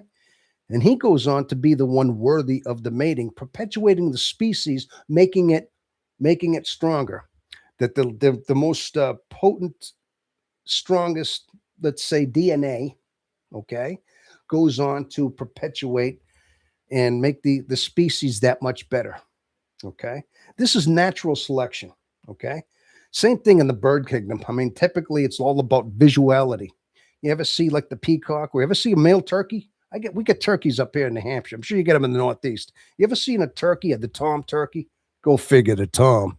He's the male turkey. He's got them, during their mating courtship. Okay, they spread out their fans, and they get all puffy and they get a nice brilliant fan, kind of like a peacock, and they puff up and they look all like really, you know, they look appealing. But this is to appeal the female hen. Now, usually the female turkey isn't quite as elaborate. She's a little more, believe it or not, it's funny. In the animal kingdom, the male is the more beautiful one. He's the more colorful one. You ever see a red cardinal? You ever see the peacock? The male is the beautiful one. Now he's trying to catch the eye of the female. But in this case here, sometimes it's not all about the fight. It's all about the presentation. Usually they puff up the most beautiful looking male, let's say turkey or peacock or cardinal, is the one that goes on to win the mating courtship with the female. But you see, the most beautiful one got the prize, got to mate. You see, so this is selective in the animal kingdom. Okay. Okay, these are two prime examples on but that's to perpetuate the species, and this is all physical. This is physical in that sense. My point is that the human beings we have the same thing. We have a soulmate, but you see, it all depends on the maturity level of the man and woman. Okay, you could say the man. A man has to have a certain level of maturity. It goes beyond physicality. Okay. In a sense, it does. I mean, men sometimes extroverted sensing men, your alpha types, your ESPT types, they go to the gym, they work out, they get the abs and they get the cars. Here, see, this is a physical manifestation, but this is strictly what it is. You're almost you're just kind of elaborating on the animal, just the physicality of it, but it's got to go deeper than that. There should be a spiritual understanding. It depends. Usually with a man, let me explain this right. Soulmate is basically, the way I look at it is a man has to be mature. He has to understand what I just said. There's got to be an understanding. There's got to be a wisdom behind that. There's got to be something that makes a man more appealing, not just in a physical sense, but in a spiritual sense, in a manifestation of his intelligence, his wisdom, his cunning, okay, and obviously his spirituality as well. Kind of like that big old showy turkey. Well, a man does it spiritually. He should do this spiritually, okay. Now, typically, what happens is this is a right connection. When this connection happens, I mean, he may attract the right woman with the right spiritual connection, that she's attracted to that man for the spirit. Okay, she's not after the physicality. She's up. You see, we're a more highly developed spiritual being, and this is how we are supposed to uh, be developed when we go on to procreate. Okay. Okay. I don't know how I really got deep into that, didn't I, people? See, this is basically how it happens. So we're looking at animal selection, but there should be also a human selection as well. But it should fall into a deeper spiritual category, is what I'm getting at. Okay. Uh, well, anyway, I said a lot, didn't I? I've been waiting a long time. I knew this stuff for a long time. Most of my life, I've always thought like this. I've always known this stuff, but I never really talk about it too much. Genesis, Blaiskin, don't entirely trust the observanceable science. Chemical reactions are what people can observe.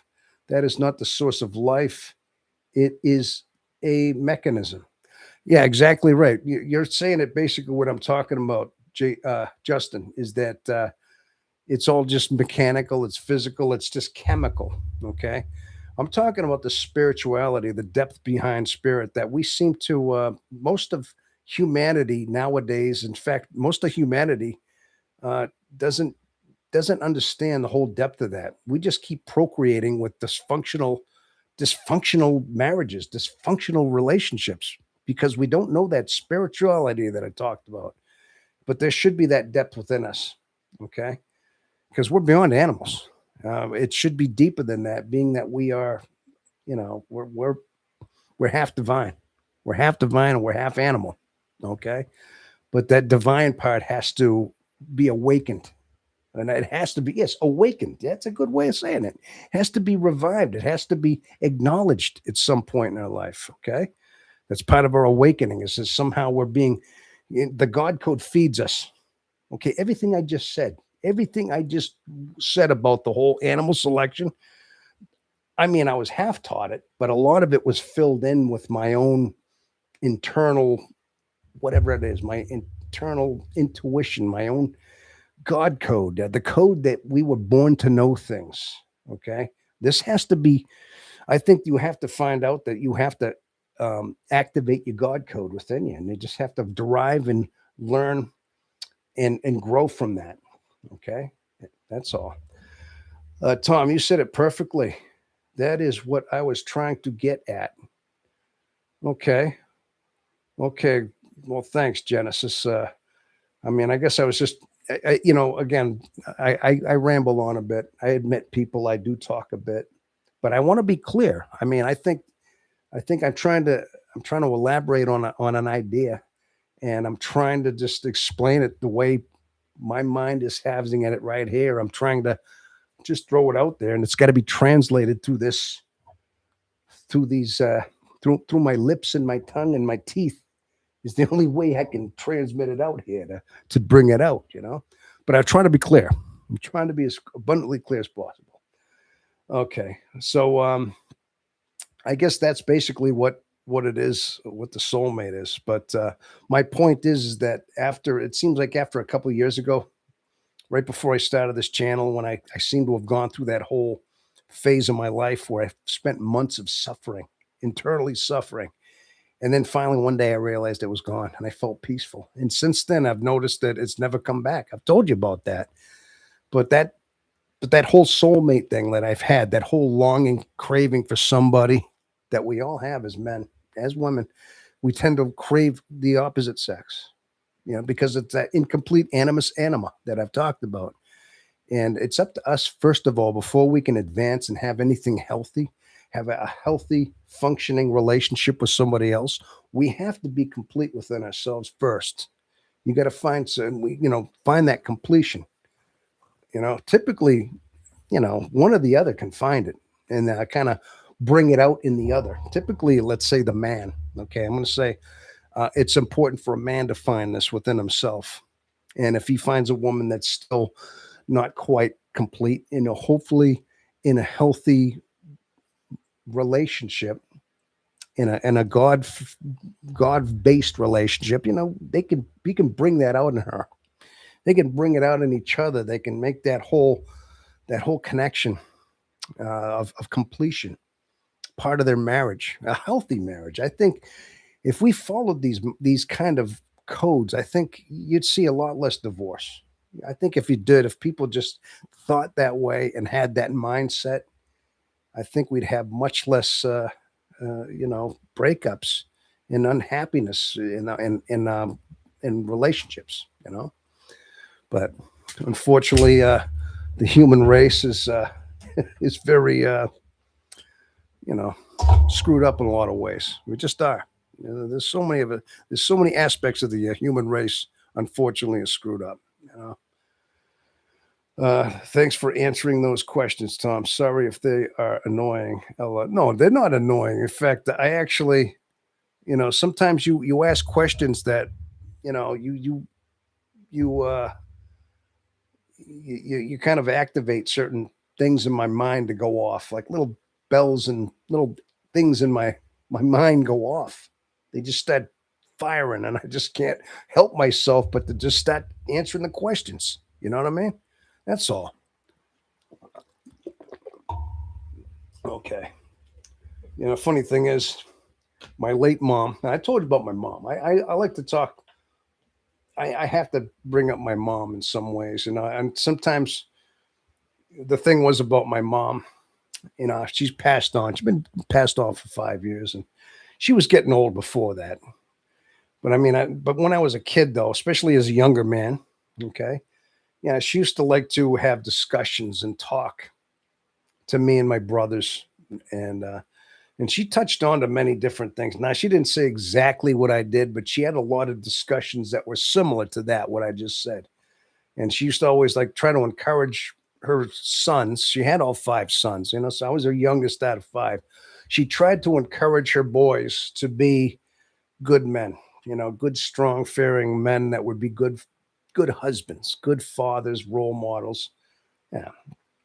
I mean, I I I don't know if I didn't quite get the memo. I didn't have the best marriage myself. I talk about dysfunctional marriages. I know I'm talking this way, but myself, I had a marriage fail. I mean, part of me says I can't totally speak from experience. I can, but I can't because I know I made so many bad blunders in my own marriage. I wasn't this man I'm talking about now. I got to be honest with you. And this wasn't till after I got divorced that I had to really seriously look within myself and try to change who I was. But I had to do it by myself. I had to do it alone. I had no choice but to do it that way. I couldn't be with somebody. I had to be alone to do it. It's just the way it is. So let me see. I'm going to check out some of your comments out there. Okay. So thanks for answering. I'm still trying to find God, but I'm still not sure, though. TBH. Uh, hey, like I said, Blaiskin, you're still young. You're 5 days away from turning 18 years old. Listen, I think one thing is all I can say is you're searching.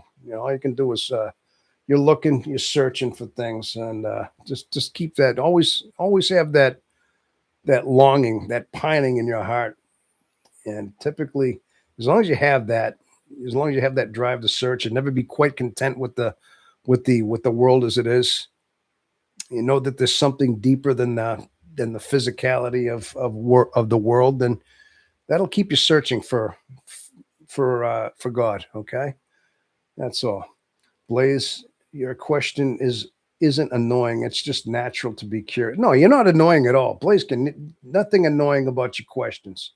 In fact, if anything, you see, he puts me into a lot of he makes me jump down rabbit holes. He gives me a reason to talk here. He gives me a lot to think about when I start explaining it.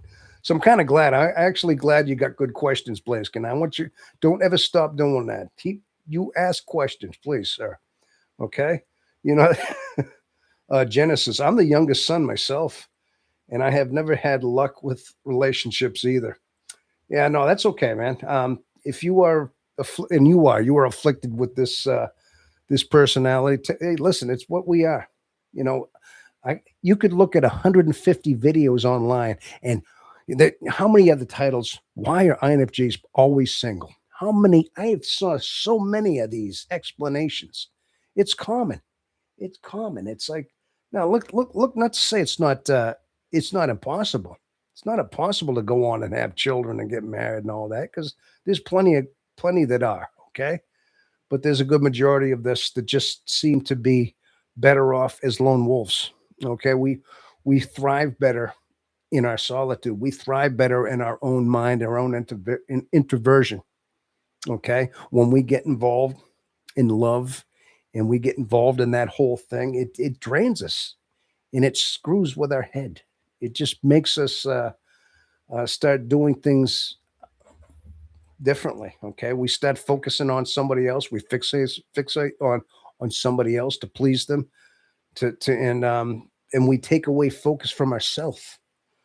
So we deplete ourselves in order to make somebody else feel better. That's our nature, and it is more prevalent in a relationship. Now, this is my experience is that we tend to go out of our way to improve somebody, okay, while sacrificing ourselves.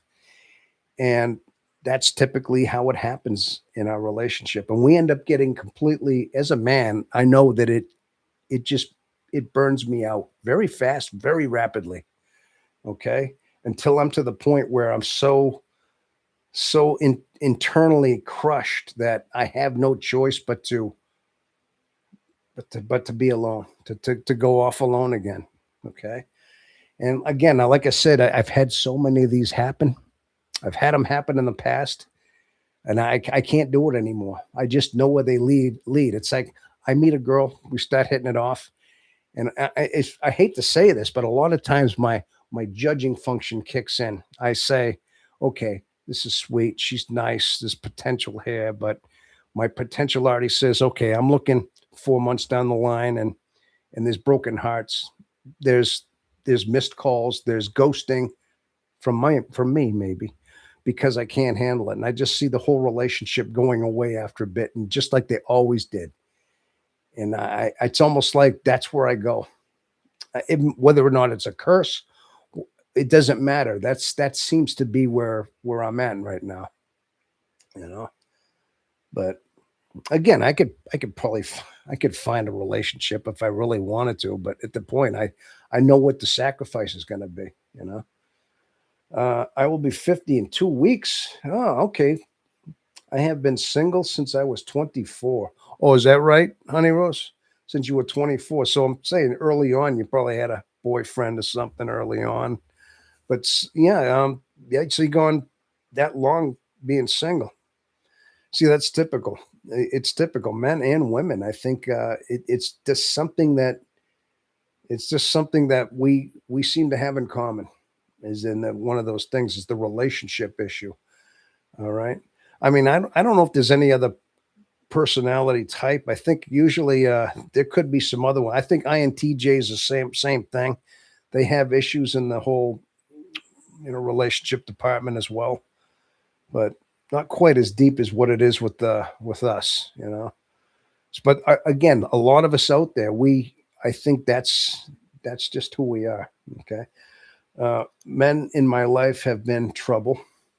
Okay, I can imagine. So, hey, listen, I'm a man, and listen, and I see men do stupid things too. I mean, I know men and women do stupid bad things, but I've seen a lot of guys. I've seen my friends early on, younger, do things that were hurtful to women. Okay, I'm not going to say it's all one or the other. I mean, I think you know sometimes you get caught up with the wrong guy. And Tom, you are trouble, P. Oh, thank you. Okay. What is the P for? Uh, okay. Well, so I'm trouble then. Ever since I was a young child, I felt like something inside me guided me to not conform to romance. Never has been any other way. Okay. Well, gosh, Blaiskin, you're only a kid too, I mean, sometimes, um, you know, I mean, I know there's always like, I don't know, maybe the world has changed a little bit. You're 18 years old. You were born in this century. I consider anybody born in the 2000 and above very young, like born in like a totally different generation. Most of us grew up in the 1900s, the late 1900s, that is. Some of us did. And, but I mean, I just know that the world is so much different in the last 25 years, even in the last 30, 40 years. I'm telling you, the way people thought, the way people were, the whole fact that even in the 1980s, we didn't have nearly the technology. There were no flip phones, no cell phones. There was no internet. Things were different. Okay. I know I sound old now. Well, back when we were your age, we didn't have cars. I mean, we had to whip them horses and put on shoes every morning in order to get to work, and we had to shovel up that horse poop before we got anywhere, and we had to. I know I'm sounding old now, but no, but that's basically what it was. Is that the world has changed. So listen, Blaiskin, in 18 years of life, you've grown up in a world that is completely radically different from what I remember. And I know, especially with relationships, and they've radically changed. I'd say that in the last maybe 20, 25 years. I mean, things are just different. I mean, and you look at some of these red pill shows or some of these TikTok ones, and they talk about how the whole dating dynamics is different. Men aren't the same because they know that that you approach the wrong woman and she's going to make content out of you, or she's going to make a big spectacle out of you, call you a creep, maybe call the cops because you just weren't her type. The cops show up and say you were threatening her just by saying hello. So men don't approach anymore. So we have a different dynamics of the world, and there's not as many births, there's not as many marriages. So a lot of things have changed as far as the romantic um, end of things. And this is worldwide, from what I understand. And I mean, you could blame a lot of different factors. I mean, I think modern day feminism had a lot to do with it. I mean, just the whole radicalization of women with radical feminism. I think it started off originally with a good idea of women being empowered, being equal, okay, getting into the workforce, which is fine, but it turned into something more toxic in the last 20, 25 years. It's gotten very, very toxic. And especially nowadays, it's gotten really bad. So again, there seems to be a big divide right now with the whole romantic dating scene anyway, okay? I see you see me. Hello there. We had payphones. Yep, not calls. Oh, yep. Oh yeah, I'm the old payphones, right? Oh yeah. Hey, I used to carry around change with me. I remember at one point when I was remember there was always it cost a dime to make a phone call for 3 minutes. Then it went up to a quarter. Now I remember a quarter. You put a quarter in there and get a 3 minute call, just enough to get your message out. And if you wanted to continue on, you had to put another quarter in. Yeah, we fed that thing. It would always be that voice, deposit one more quarter for 3 more minutes. And then you'd put the other quarter in. And if you wanted to put two more in, it got you a few minutes, right? Yeah, I remember that. It's unbelievable how nowadays you don't see a payphone anymore. They're gone. I mean, they're just shells of them now. But again, that was our world we lived in. Payphones were what we had, and they were everywhere. Every corner had a payphone. Now, nothing. Everybody's got the cell phone. But I mean, our world has changed radically since the 80s, 90s. I mean, our generation, most of us in our generation we've had to adapt to this whole brand new generation too. We've had to, slowly evolve our own selves to be into this generation. Definitely. Uh, so he liked my comment about males being closed, malls being closed on Sunday. Oh, that's right. They were. Yeah, they actually everything was closed on Sunday. They used to have the blue laws. Yeah. They stopped doing that after a while. That they observed the Sabbath is what it was. Malls were observing the Sabbath, and they were doing that right up until the 70s and 80s. A lot of places were closed on Sundays when church was being in there, and we had the Sabbath was being observed even till then. Things have changed now. Now everything's open every day. I mean, they have shifts now. Some are open, some are closed, but uh, Blaiskin, yes, only Catholics and Orthodox Christians have these institutions in America. I am a convert to Orthodox Christianity. In Australia, some of our payphones are still around, and you can only call on certain companies with Wi-Fi. Oh, okay, yeah. Being that you're in Australia, there, right? You did tell me that before. You still have some payphones around. I see that. I can't remember the last time I seen one actually working. I've seen a couple nostalgia ones that are just hooked up, and they're not even hooked up. They're just kind of a dummy phone, like they're just there as a prop. They don't even have. But other than that, I don't see them anymore. It's amazing how they just vanished in the last like 25, 30 years. They're all gone, phased out. Everybody's got a phone in their pocket, and everybody's got their face in the phone nowadays. So, honey, I still love them all walking. They've always done. Oh, okay. Yeah, the payphones. Yeah, but things like I said, my point was, Blaiskin, is that yeah, the world is definitely a radically different place, and you've grown up in a world that's actually way different than we did. A lot of us. Okay. Now, hey, I was born in 1965, so I grew up through the 70s as a child, and I know that things were way different. I'm probably older than some of you other ones out there. Some of you were in your 30s and your 50s, and I hate to say that I'm even older than that. Some of you are born in the 70s and 80s, but My point is that even they saw that the world was a different place. I mean, social constructs, and just the way things, everything. I mean, just the whole dynamics are completely different. I mean, the way people, the education system has gotten far radicalized, and they teach things in school that kids should not be exposed to in school. If you ask me, my opinion, there's many things that are being taught, social education, woke ideology, that they should not, that there should be no business in public school doing that. Public school should be there to institute, education, how to read and write, do your math. They should not be taking over the whole idea and how to think. Okay, but that's what I call radical. I mean, that's almost like what that is. That's totalitarianism right there. That's like 1984 kind of stuff. What's going on? Like teaching wokeism in class and just talking about alternative lifestyles. I mean, I'm not going to get into certain details, but some of these things are should be discussed by parents, should be discussed by family units, by just it shouldn't be up to the the public schools to do this. But public schools have taken this upon themselves to indoctrinate us into a social experiment in a way, indoctrinate our kids. Now, Blaiskin, you grew up in this time. You actually saw this, but there was a time where schools were not doing that. 40 years ago, 40 years ago in school, we were learning about history, about science, about math, how to read and write, things like that. Learning social studies. We weren't learning how to, like basically how to think about certain lifestyle and alternative lifestyle preferences. These things were not instituted in us. They started slowly phasing these things in, though, over time. And I mean, I think that my opinion, they have no place doing that. I really don't.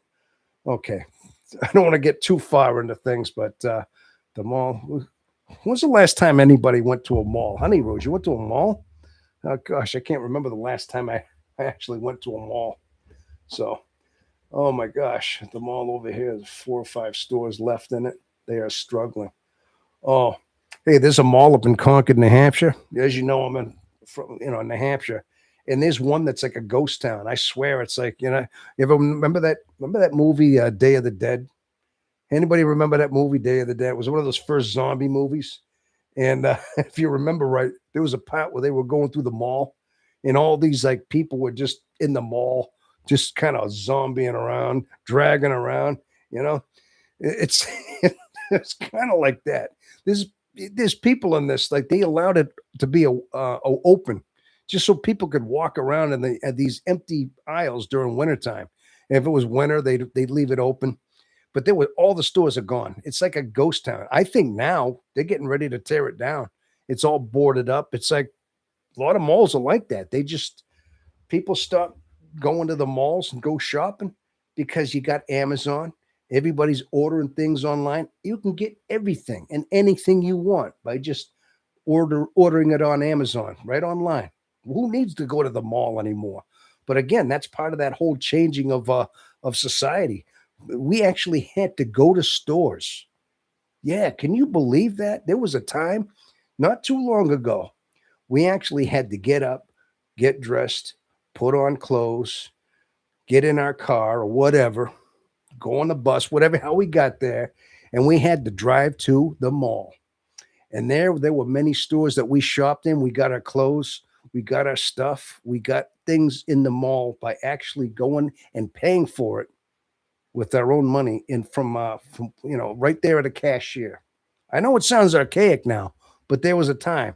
Now all of a sudden we're talking about malls like you're talking about, like they're closing down. And there's a couple here, like I said, one in particular up in New Hampshire. It's gone because nobody needs to go shopping anymore. Again, that's part of that whole dynamics of how much the world has changed, and how everybody's so you know, it's like the world has shrunk, but it's expanded all at once. I mean, everybody's getting things delivered to their door. Yeah. Uh, One mall turned into a superstore. Okay, a superstore.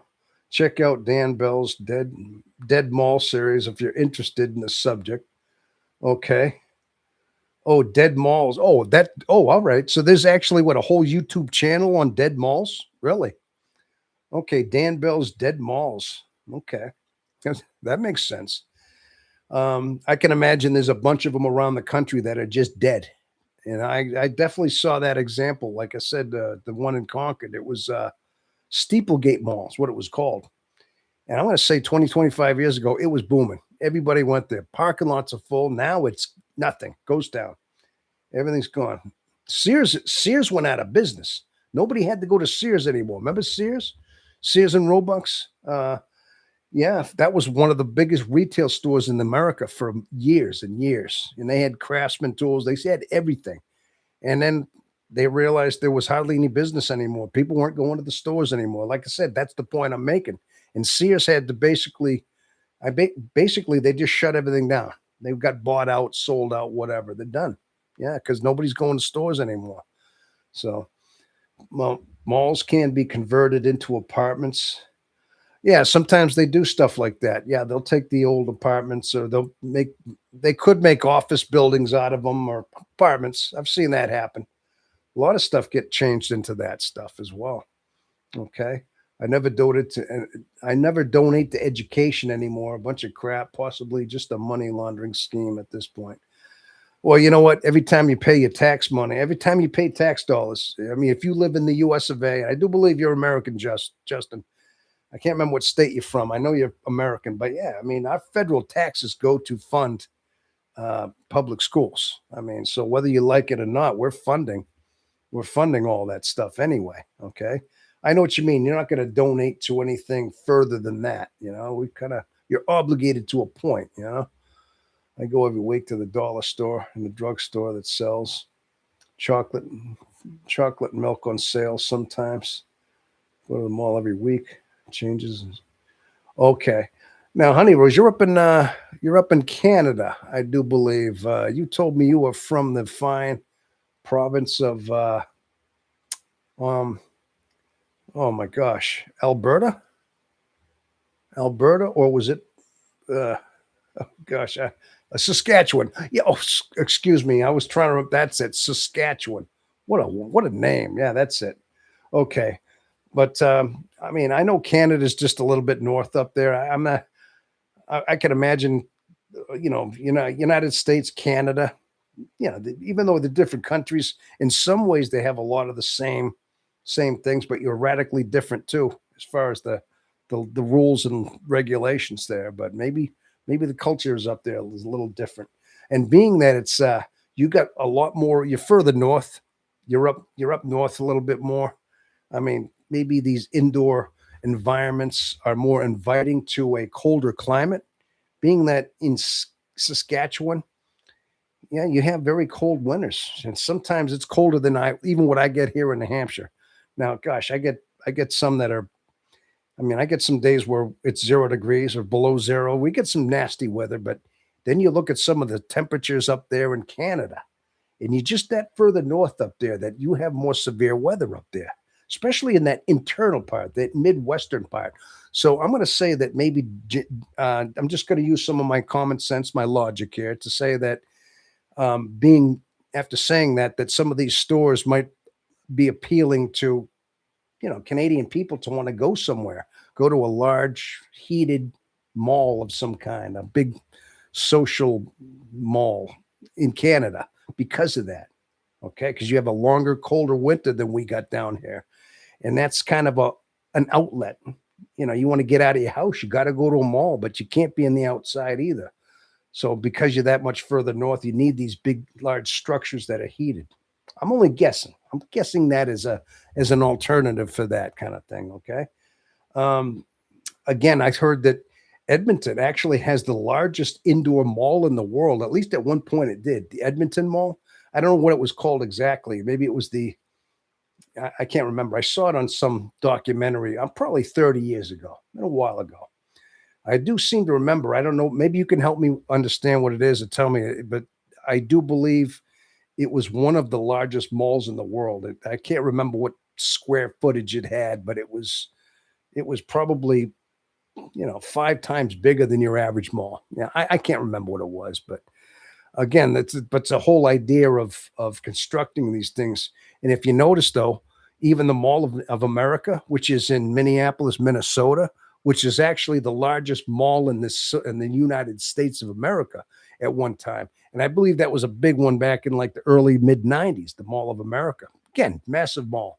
But think of this. Think of its geographical location up in the north Midwest of Minnesota, which also have very cold, severe winters. Again, places to people to escape.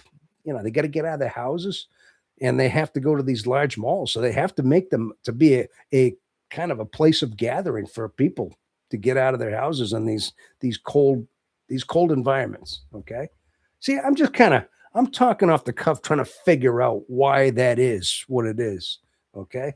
And this is a lot of what my common sense is kind of steering me as to the reason why it would be. Oh gosh. Okay. I know Tom rambles on quite a bit, doesn't he? He rambles on about everything and everything, huh? This guy just talks. Okay. Tom and everyone, I hear Tom, have a good night. I have to get up early, so I'm gonna call it for now. Enjoy the rest of the live and talk to you after the lives. Peace. Well, thank you for showing up, Genesis. Justin, that is. I want to thank you for hanging out as long as you did. Okay, and have a good night. Okay, and have a good week at work. That is too. Now, usually, Justin, that's typically about the time you cut out. That's about your time, but that's being responsible, knowing when you have to go to you're going to work. There you go. Take care, Justin. There you go. Anyway, that's so anyway that just seems to be where I would think is as far the reason as to why. So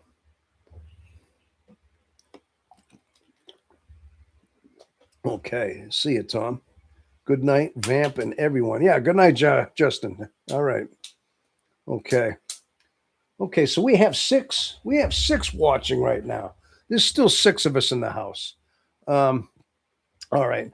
Drive recklessly. Yeah. I wonder if he's going anywhere. He could have been right at home anyway.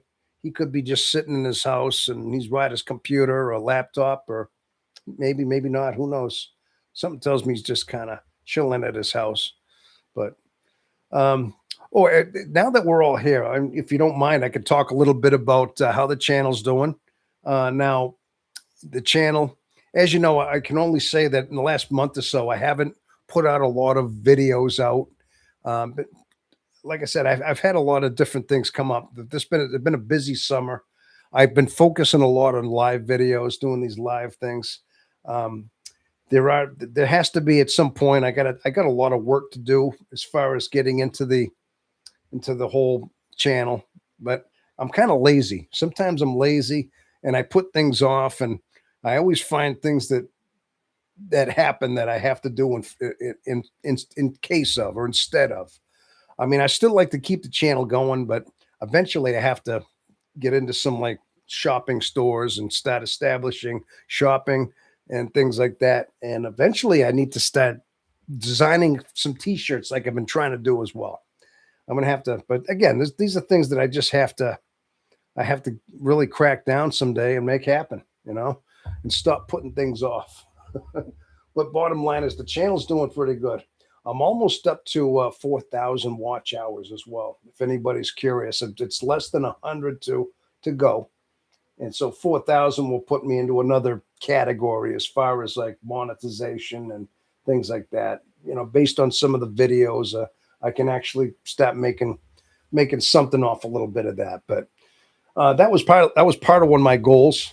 But also having watch time and having videos that are getting thousands of views was another goal. But I tell you, that's a difficult thing to do. Having videos that get, with me, it's like I get 500, 550. I think that's great. Each video, they all add up to thousands, but then I get one with 100 and something watches here and there. And, they don't always, I feel like they could get a wider audience if the algorithm reached out, you know what I mean? But it takes time. All it does is take time, you know? But I always figured that that would happen. But bottom line is, like I said, the channel's doing well, and as you know, I keep showing up here every week. This is primarily what I like to do. I found my niche here with these live broadcasts, and I feel like I do enjoy doing these. So this is what I got.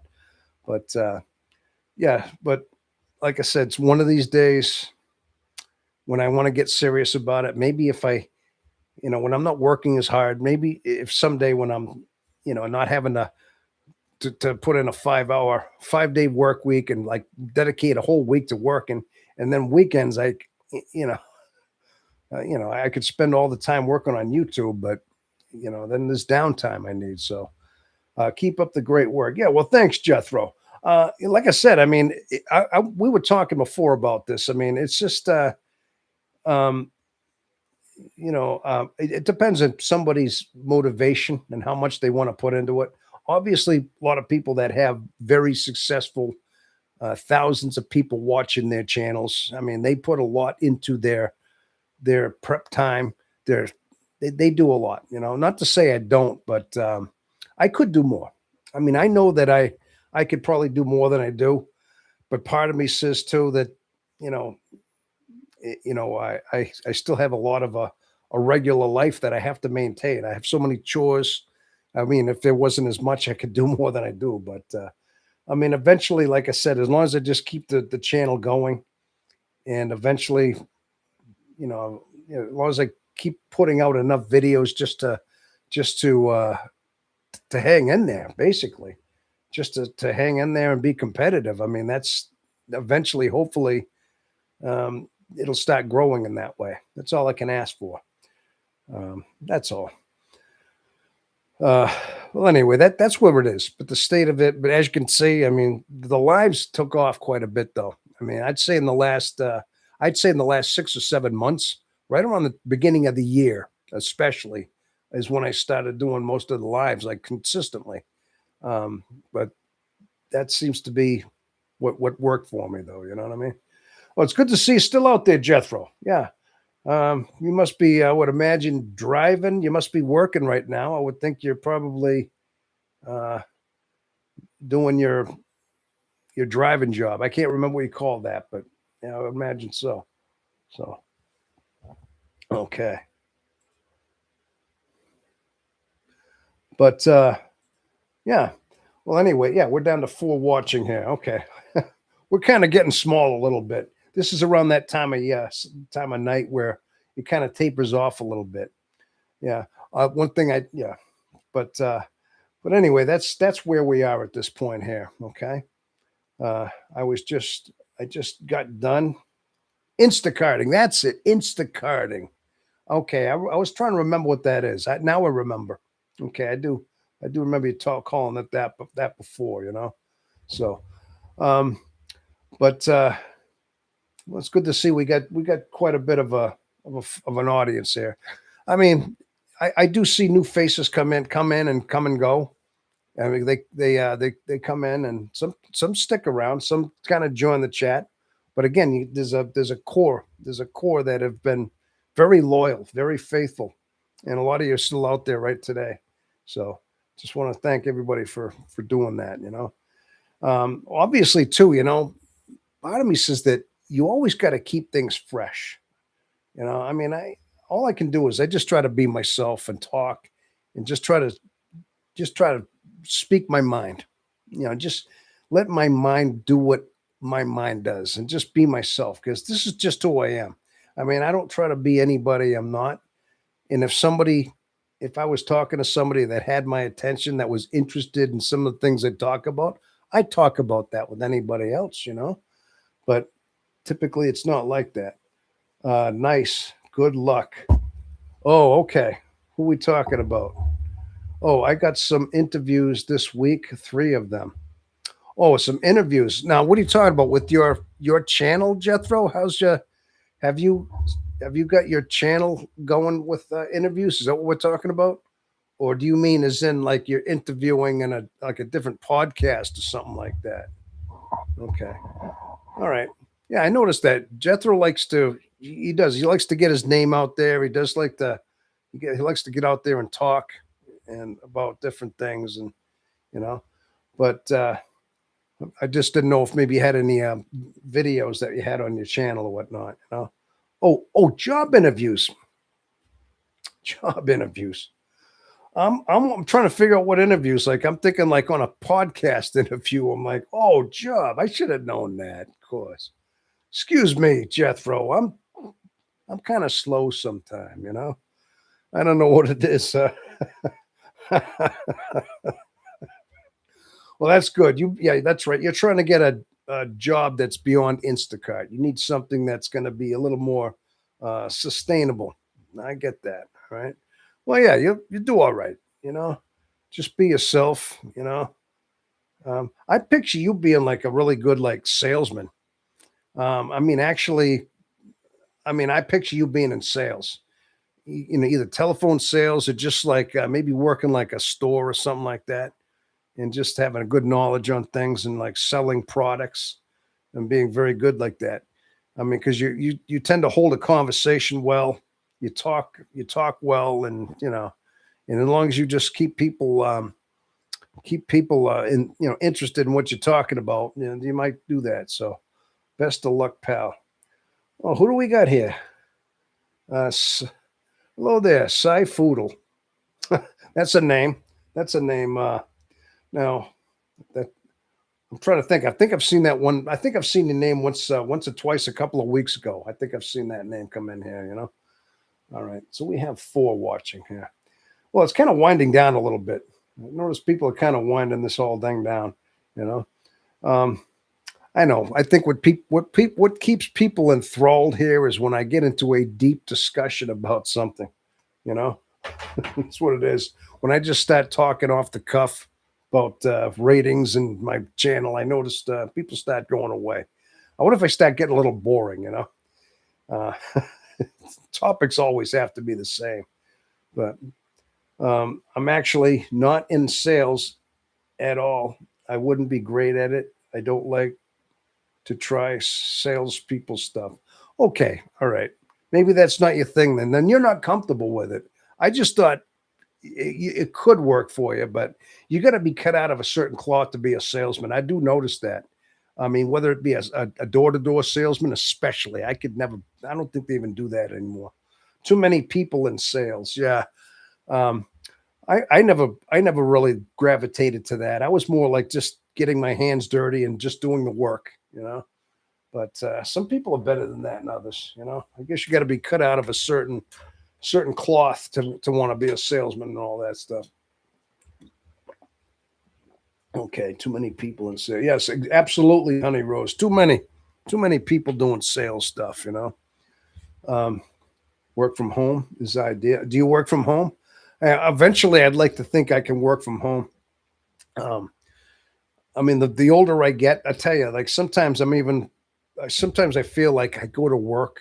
Now, look at, I mean, I've been working for many years of my life. I've told you my work history, and I still work full time now. But I'll tell you, even it seems like even like this last couple of days in July, it just got all of a sudden as soon as July rolled around up here, right? And it get hot. It got real hot up here in the Northeast.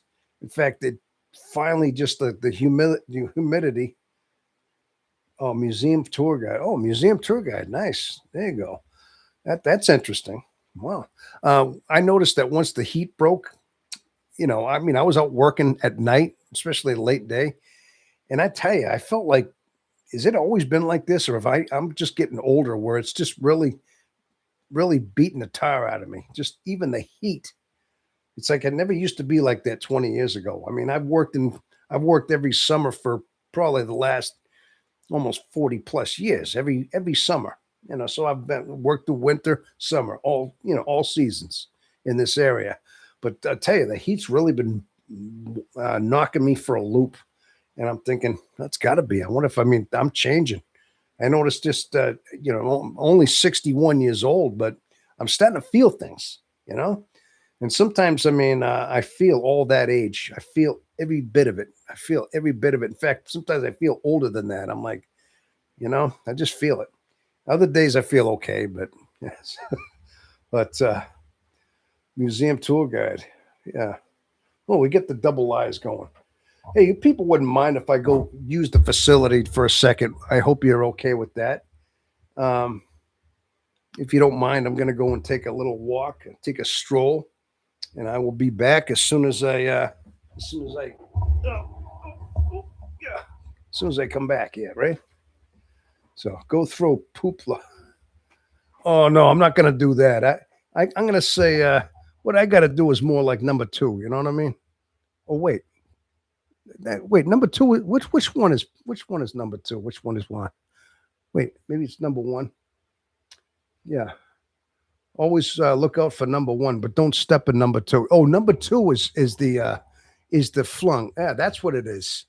Okay, I got to do number one then. That's what it is. You see, you can't rent water. I mean, you can't buy the water. You can only rent it. Same thing with beer. You can't rent beer. You can't buy beer. You can only rent it. That's it. That's how it goes. Number one. LOL.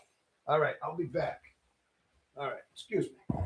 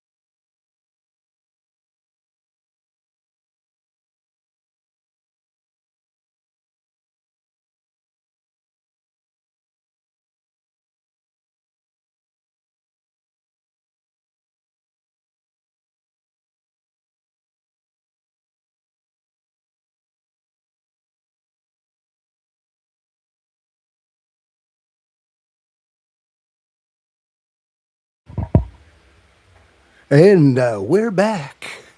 We're back. Had our brief intermission here to change the records and to yeah, just rest certain things. Well, people, we're back, and after this break, let's have a moment from our sponsor. And our sponsor is what can be our sponsor? I'm going to think of something. Oh, how about the sponsor is travel? Travel to the wonderful state of New Hampshire. Yeah, that's right. New Hampshire is a wonderful state nestled up in the northern part of New England, nestled between Vermont and between Maine, and just north of the beautiful Massachusetts. It's a wonderful, small, rich state, the granite state that is. And it's warm and rich and wonderful and has many things. It's got an 8 mile coast. It has a 10 mile border to Canada to the north. and it also is rich with lakes, streams, ponds, and has the famous White Mountains. That's right. And the Cog Railway is really nice. And one of the most wonderful things is that it is rich with and steep with history as well. It's one of the 13 states, one of the 13 colonies, and also it is a wonderful and vibrant place to uh, settle and raise your family. But it's also a good place just to hang around. So if you ever do visit the wonderful state of New Hampshire, just understand too that it is tax free, and there's no state sales tax. So think of that. Consider that. So book your latest flight to the wonderful state of New Hampshire and tell them Tom Omega sent you. All right. I don't know where that came from, people. That's a free plug for the Granite State. How's that, huh? Yeah. Yeah, maybe somebody out there. Maybe I'm gunning for an announcer's job somehow, you know. Yeah. I know at some point I got to think I got to have an announcer's voice too, you know. I got to come up with one of these sales pitches, you know what I'm saying? But I don't know. So anyway, how are we? I love the sponsorship ad. Oh, thank you, Vamp. Thank you so much. I mean, I kind of have to keep it local because, only because that's where I am. You know. Now, if I lived somewhere in Queensland, Australia, I'd probably say the same thing. You know, I'd probably have a whole sales pitch, but not being that I'm not really from there, I can't really say much about that. You know, but I'll tell you, I'd want to visit over there someday. You know, just to go down under. I'd love to just see a kangaroo in the wild. You know, just one of those. I'd love to just see one cross the road like I do a deer. Sometimes I see a white-tailed deer in the middle of the night. You know, you'd be driving down this back road going home. You know, and all of a sudden a couple doe just come out of nowhere and they cross the road and you got to hit the brake. You know, and you watch them run. Then their little white tail kind of fluffs as they kick and they kind of bounce across the road into a field, and it's like 2 in the morning. I'd love to see that in a kangaroo. You're driving down some back road in like Outback or maybe Queensland, wherever it is. All of a sudden, same thing, you know, just a kangaroo comes bouncing down in front of you. This kangaroo, you know what? Yeah, you know, this marsupial, like the largest marsupial in the world. I'd love to see that, you know. But hey, I'll never see a kangaroo where I am, you know. But I do get deer. I do get deer. We get bear up here, and not lions and tigers and bears, but we do get the bears, you know. Uh, hey, I could tell you this little story about the time I saw this bear. Right, saw him a couple of times. Right, there was a time where I was living in Concord. Okay, this goes back about maybe 4 years ago. This wasn't too long after I moose. Wow, wow, fingers. Yeah, moose up here too. Absolutely. Matter of fact, I'm going to say up in Saskatchewan, I'm sure you get Kodiak grizzly bears. You get moose up there. You get quite a bit of wildlife up there. Bald eagle. You got to figure that wild northern terrain up there has got a lot of wildlife up there. Elk. You probably get the reindeer. You got all sorts of stuff up there. Caribou. Oh yeah, big game up there. Big stuff up there. Yeah. Uh, More north of me. Oh yeah, I can only imagine that. Well, anyway, check this out. Right. I'm I was living up in Concord, New Hampshire. Okay, as you yeah, go figure. And this was just a little bit after I got divorced. I got my first apartment after I left. Me and the wife split up, and they had this little walking trail out near my house. And sometimes I take a walk out there, and it was just a trail. You take a walk out back, and it just kind of went for a ways, and it was kind of untouched. There was some trails out there maintained by the state. They built a couple of like small bridges that go over the streams. It was nice out there, you know. Well, anyway, I decided to take a walk, and I started walking on the trail. Now, I wasn't even that far into the woods. I was only like probably maybe 400 yards into the woods. And all of a sudden, what do I see up about maybe 75 feet ahead of me, but a black bear? Yeah. So I see the bear, and he's walking on the same road I am, the same path. Okay.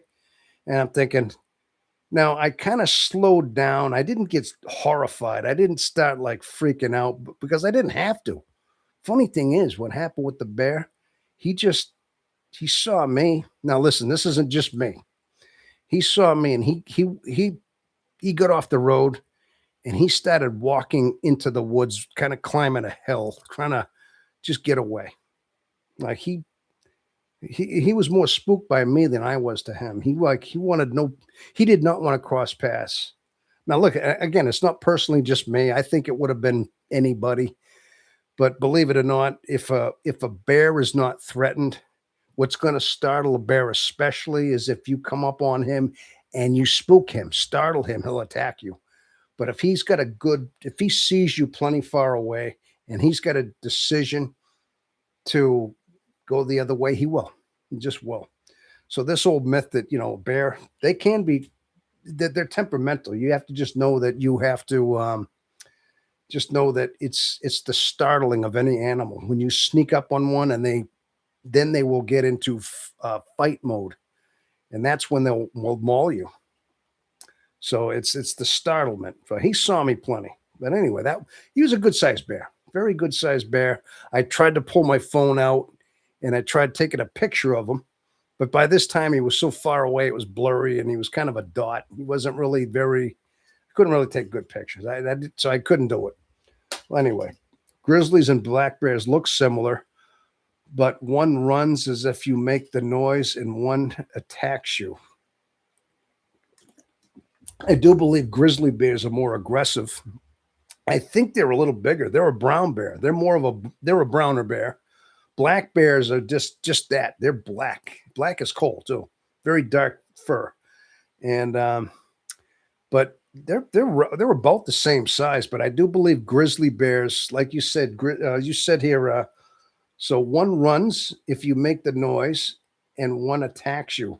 More than likely, it's the grizzly bear that will attack you. In fact, grizzlies are they're definitely more dangerous. They're more aggressive, and more than likely, they'll be the type that will go after you. Now, if that was a grizzly bear walking, that might have been a different story. Like this is a black bear, and his nature was to take off. Grizzly might not have, you know. But again, if that was a mother with cubs, and that's dangerous. That's probably the most dangerous animal you'd ever want to encounter almost anywhere on earth. I mean, there's quite a few, but mother with cubs, I don't care if it's black, grizzly, what it is, it's protective at that point. And just you being in a proximity to their cubs, you don't even have to be near their cubs. Just the idea you're in their presence is enough to just have her want to eliminate you, and that's how protective they are. So anyway, how did we get into the discussion about bears? Something about that. Polar bears. Yeah, polar bears will actually hunt you down. Polar bears actually will smell a human being. They could actually smell a human being and actually start hunting you. Yeah, they will. I mean, typically, most animals know a human scent, and most of them understand a human being. And most of them are intelligent, especially larger animals. I mean, wolves, bears, anything. I mean, moose, deer. Typically, they smell a human and they're gone. They're not going to. But even like prey animals, typically, even in typically they don't want to encounter the human, only because they know humans have a reputation of having the ability, to kill them. By just seeing them. I mean, sure, there's somewhat of it, but from what I understand, a polar bear will actively hunt a human being. If they smell, they'll track your smell. They'll come after you. You got to figure too. I mean, mostly polar bears are what they're up in the Arctic Circle anyway, so it's got to be the whole fact that any source of meat that they can get their paws on, any source of sustenance, whether it's human or animal, whatever, it doesn't matter. Meat's got to be scarce and it's got to be tough, and eating has got to be something. So they're going to hunt whatever they can. So humans are on the menu as well. That's the only thing I can imagine as to why is the scarcity and the rarity of them making a kill. And when they do make a kill, they may glut, they feast on whatever they get. animals like that, they'll it's either feast or famine, as the old saying goes, but usually they make a kill. And these predator animals, they glut themselves. They'll eat until they might carry the carcass, carry and save it for later, a little bit, gnaw on it, whatever. But they usually make sure that they stay well full, and then until they're hungry, then they're hungry most of the time hunting. So for that reason, I can only imagine that they're going to hunt whatever they can at that point. So mostly because they are hungry, their natural habitat is disappearing. Yeah.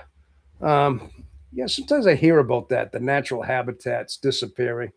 Sometimes I know that I've heard that that's been said for the last 30 years. They talk about all these, um, of course, about climate change. They used to call it global warming, and they talk about the shrinking polar ice caps. And now I hear a lot of stuff being said over the last year about the whole thing. Okay. Now I'm steering into like, we're stealing, I don't know, we're steering into somewhere here. Should I go here or not? My opinion is that for the last 30, 40 years, yeah, there's been a lot of push toward this whole save the planet. We're melting the ice caps, the oceans are getting deeper, and it's because of the emissions and things of burning fossil fuels. Now, I mean, it sounds good on paper, but then you got to understand too is that they've been finding out that a lot of these findings, a lot of these different conclusions are very agenda driven. Okay, these are people with an agenda to control the certain aspects of natural energy. Okay, in particular oil. Okay, so you got to look at behind the agenda of that by throwing off by basically putting a hysteria to people that these fossil fuels are hurting the planet, taking away environment of planets, of animals. You're tugging on an emotional side of people. It's an intent to go after emotions. You want to talk about manipulation of emotions? Now that's a lot of what goes on with that. That's where that leads. Okay, you're tugging on people's emotions. In fact, that's one of those things too. It's being very much indoctrinated in schools and things like that too. The whole thing. Now, not to say it doesn't happen, but I think I think a lot of times they've even proved that some of the photographs of some of these polar ice caps more melted. Some of them were doctored or they were shown at like the peak of summer, and then they would try to pass them off at like being like this in the peak of winter. Like they would show certain areas that just even naturally in the Arctic Circle areas, they melt down a little bit in Alaska, and they take these photographs and try to make it look like this is the way it is constantly. But then they thicken up in the wintertime. It doesn't. They wouldn't take the same photograph later. So there was a lot of doctored photos. There was a lot of agenda-driven, temperature conclusions that were not quite accurate, trying to spin an agenda. Okay, but a lot of that was proven too. Okay, but that's my opinion on that, I guess. So I know we talk about how their terrain is going away, um, but the idea too is you got to look at this: is it necessarily our intervention, or is it the fact that the ice age that we had that lasted how many thousands of years? We had these ice ages, and they lasted close to 100,000 years, like many thousands of years, tens of thousands, where these polar caps, these glaciers just formed, and they covered most of North America. Most of Canada was covered, and they even pushed down into parts of the northern part of the United States. I mean, they had a certain limit that they went, and then eventually but it took tens of thousands of years for them to push forward. And then it took tens of thousands of years to recede these things. Okay. But the thing is this, what was causing the warmth and what was causing the warmth of the planet to recede these glaciers in the first place for these tens of thousands of years? Well, guess what? The earth was warming naturally. There certainly weren't any emissions causing this to happen at the time. Okay. But all of a sudden you tell they try to put this agenda in there and say that it's all about oil and burning oil. All right. I know maybe this is not necessarily the right niche for the channel, but you did have to ask. But I think bottom line is I think I can honestly say some of that is is overly speculated. Oh, okay. Honey Rose, almost 10 p.m. for me. I gotta go. Do a night routine, sir, mostly because they are hungry. Okay. Well, good night, Honey Rose. It was good to see you. Yeah. All right. I think I said enough about that. I mean, that was my opinion on that. I mean, so, but okay. Well, people, it is midnight. It is midnight. And being that we went, how many hours? I think I went about 3 hours. I went an hour, a little over an hour last night as well. So take care, honey. Yep. Night, everyone. See you next weekend. Okay, Honey Rose, thank you for showing up. The emissions don't help. Oh yeah, listen, I don't think that the emissions. Yeah, Jethro. I don't think the emissions. I don't think they're innocent. I don't think it's like okay, it's perfectly okay to have them in there. Um, but I don't think it's. I don't think it's the only thing. I mean, I don't think it's a good thing. But I also think that it's not as it's not the main cause the way they try to pass it off either. Like if we got rid of all the coal plants and got rid of all the oil burning plants and got rid of all diesel fuel, that somehow it would just end everything. And we'd be living, it's not like that. But I think I think bottom line is I think it's way far. I don't think it's as bad as they lead on to be. Is what I'm saying. I think nature has a way of cleaning itself up a little bit. I think that I mean, if that's the case, you can actually blame every single volcano. Every time a volcano erupts, it erupts massive amounts of gases into the atmosphere. And yes, part of that is it's natural because these things, gravity's holding in the atmosphere. It's all part of the whole maintenance of this natural atmosphere that we have. But much of it is toxic. Much of that is blatant toxic, gas coming out. But somewhere that stuff eventually gets absorbed into the atmosphere. It's all part of the whole atmospheric maintenance, even though. So again, that's toxic. It's burning rock or lava from deep inside the earth. Okay, but okay, I'm down to 3 or 4 people. I'm losing people when I'm talking this way. Okay, I think I'm getting off the point. So Tom, the INFJ guy's talking about about global warming over here. Yeah. Well, anyway, I think I think that's where I stand on that. I think it was. I don't think it's quite as vocal as it used to be either. I don't hear it quite as often as you do. I don't think it's catching on as much as people would like it to have. So, um, well, anyway, people, it is almost midnight. So I'm thinking I might have to. I mean, there's only 4 of us left. If you don't mind, we kind of dwindled down a little bit. And I know it's the core. This is mostly the core right now. There's 4 of us, but being that we had a little bit of a live last night, about an hour, and we had a few hours tonight, you know, we can probably make this happen another time next week. So again, like maybe next week I'll do the live stream again. I'll try to do the StreamYard where maybe I'll invite some guests in. I mean, at least I know how to do that every so often. We'll have to think of something else to do. That's all. Okay. So anyway, so people, thank you so much for hanging out with me again. We had a good night tonight, and hopefully we all see you again. Appreciate. M Michael 42. Oh, who's this? B Michael 42. I believe I've never heard that name before. Appreciate the relationship talk. Very very relatable. Oh, you heard all that. You never chimed in until now. I wish you had left a little. It's okay. It's okay. If you were listening to this whole thing and you've been there the whole time, that's okay. I mean, sometimes I don't know who's hearing it. Now, have you ever left a comment here before? B. Michael? Michael. Okay. Thank you, Tom and the INFJ. But if you had, I mean, yeah, I'm glad. But listen, Hopefully, if you want to, if you're new here and you like that kind of thing, I mean, yeah, just I'll be back next week. Okay, maybe you could check out some of the videos. I talk about a lot of different things. Uh, Typically, I'm 42, and all the romantic relationships have been transactional disasters. Hey, don't worry about it. Listen, I think we were talking about that before.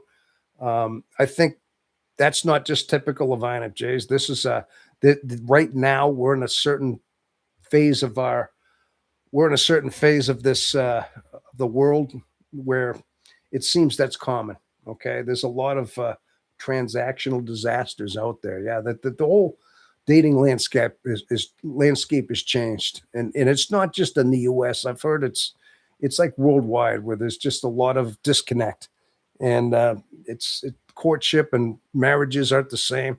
Birth rates are dropping, so the dynamics it's not good in a lot of ways. It's because we're not replacing people as fast as we could because it's affecting it because of the that whole thing. But thank you. I needed to hear that. So, I mean, part of it, if you are INFJ, like we are, this is what this channel is, and most of us we're here because that's what we are. We're introverted intuitives. Some of us are not necessarily that, but we're all INs. Okay, but most of us we're INFJ, and we have a very we kind of relate to each other because we understand each other because we're going through the same things. But typically, as our personality type, uh, we we don't do well in relationships and romances very much. Okay, and I can testify to that, and a lot of you out there have some similar stories. So it's not just it is kind of it's a known thing. It's a fact that we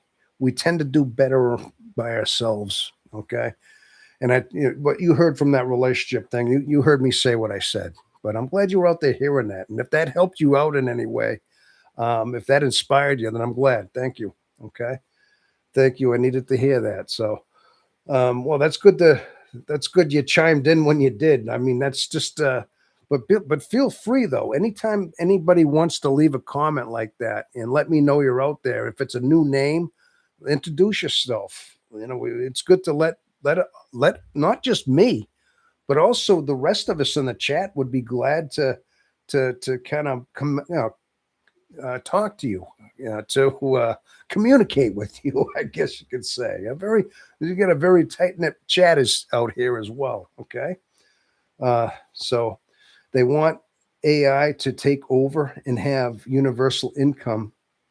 INFJs are not built for that. That is bet as INFJs we feel that we don't like. Oh wait, they want AI to take over and have universal income. Um, Sounds like Terminator, the whole thing. Remember that was the whole thing, the rise of the machines. Remember that? And AI was the whole idea that that whole cybernet system was self-automated AI, and it could make decisions on war. Yeah, it's kind of less people, less people. It's easy to do. Yeah, so you're basically saying that this is a they want to reduce the world population instead of making it. Yeah, I mean, it's a good possibility there. I mean, whether or not it's intended or not, but yeah.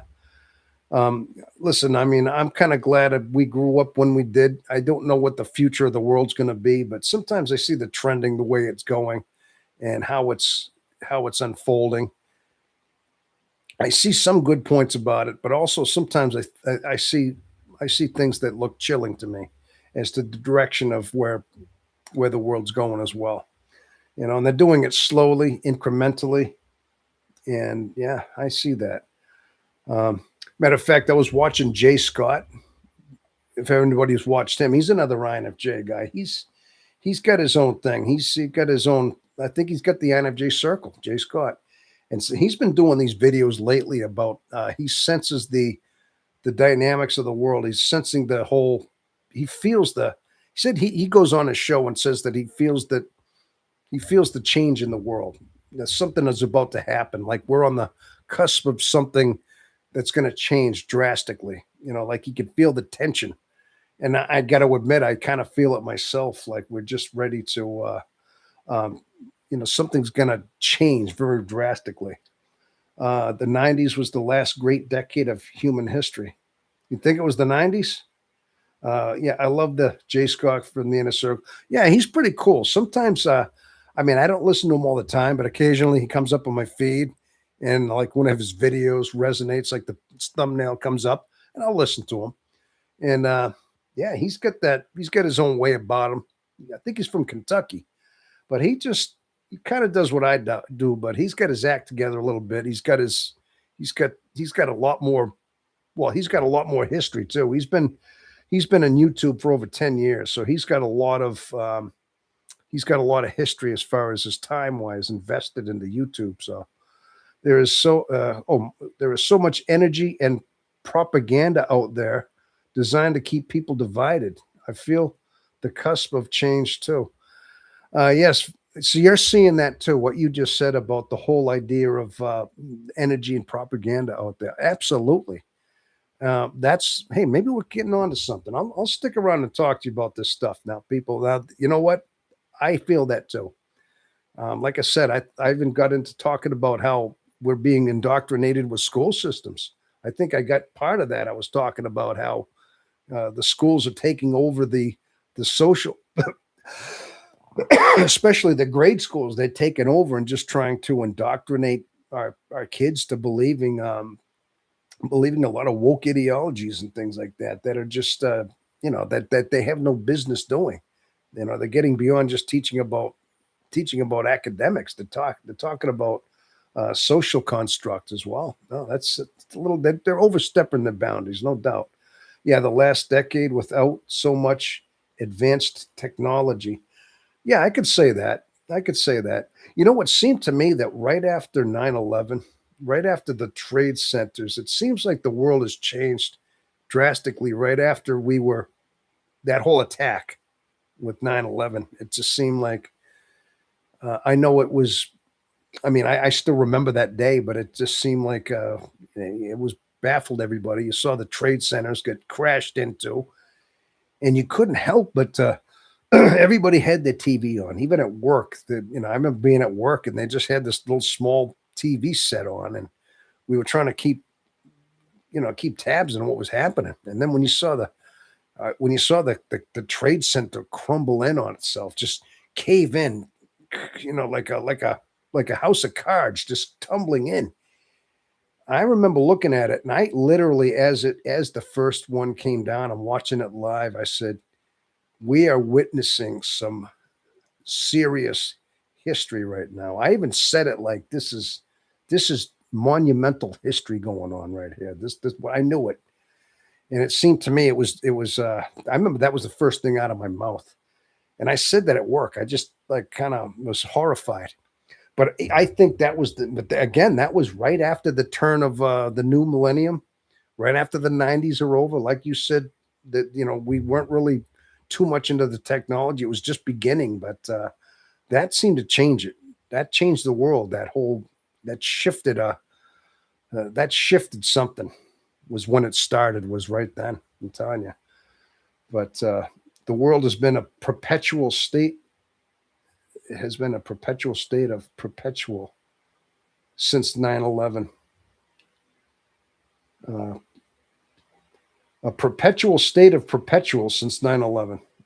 Pretty much, yeah. Last decade without so much of technology. Yeah, that was when that yeah, that was when privacy got turned into the greatest propaganda, into keeping track not only of just bad people but everyone.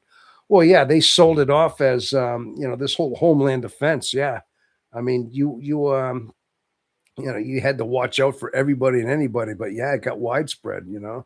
It just everybody became suspect.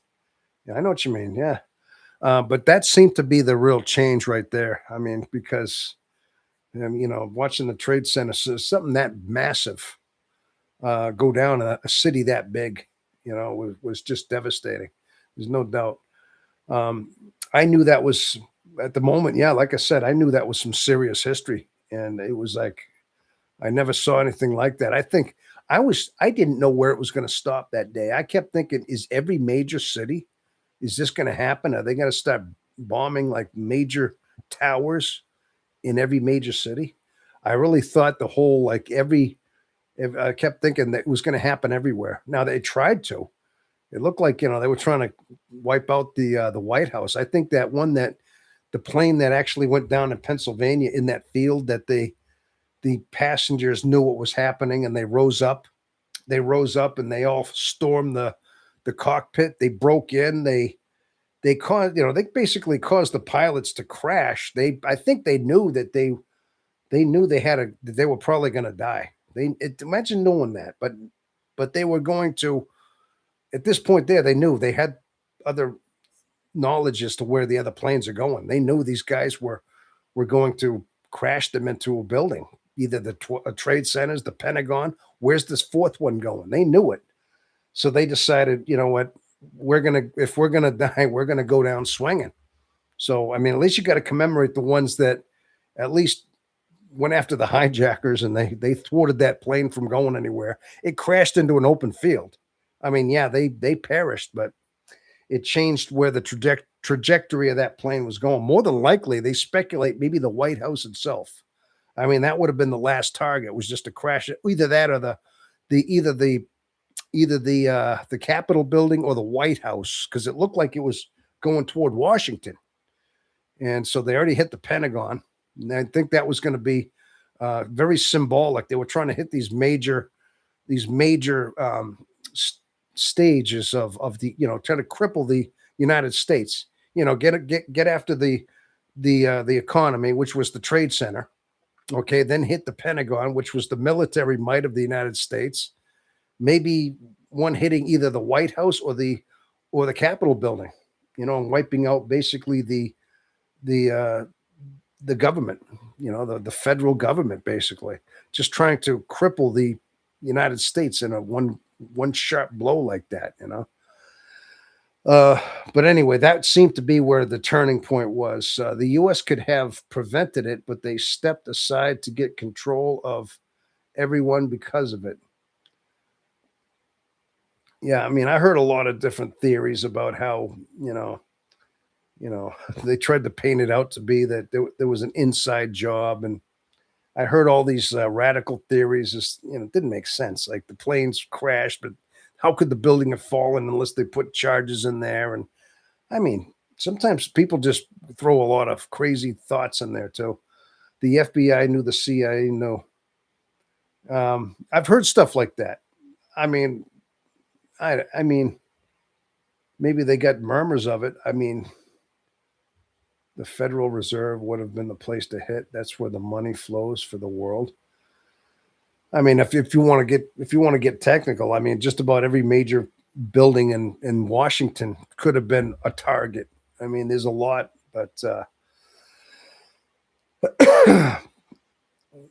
whether or not it be the Federal Reserve. I mean, there's a lot of other I mean, again, I think they speculated it was either the Capitol or the White House was the next one, and that would have crippled the U.S. government. Is what they were trying to do.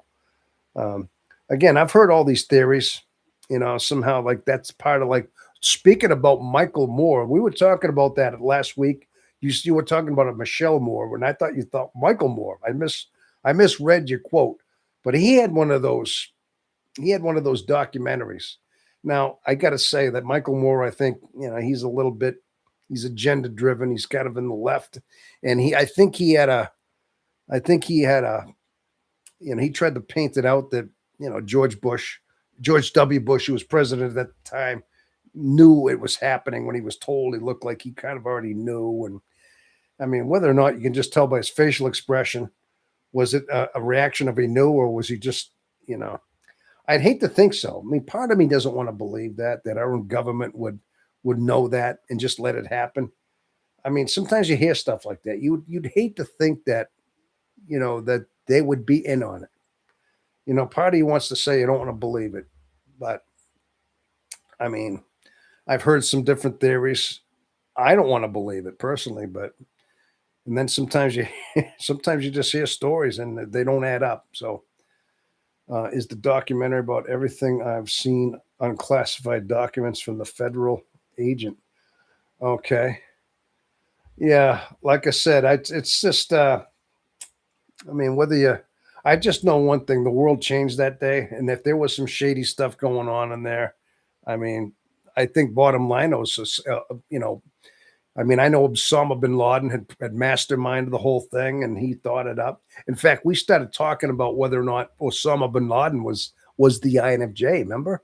And it seems that if you look at that entire plan and you look at his personality, yeah, he looks very much like that. I mean, technically, like you said, I mean, um, in his eyes, he was trying to change the world, wasn't he? Now, listen, he had his own beliefs. He was from his own country, and he looked at the United States as the great Satan, and they have their beliefs that there are certain factors about this country that are evil. Now, listen, I don't think we're perfect. I think there are some aspects into the world as we are, is maybe the lifestyle we live that could be construed that way, but we're still free. I mean, it's all about freedom. And then you look at some of these countries that make those accusations, and you look at how backwards they are, how third world they are in a sense. You see? But yeah, I think I get some mixed feelings about that. I definitely don't think the United States is a perfect entity.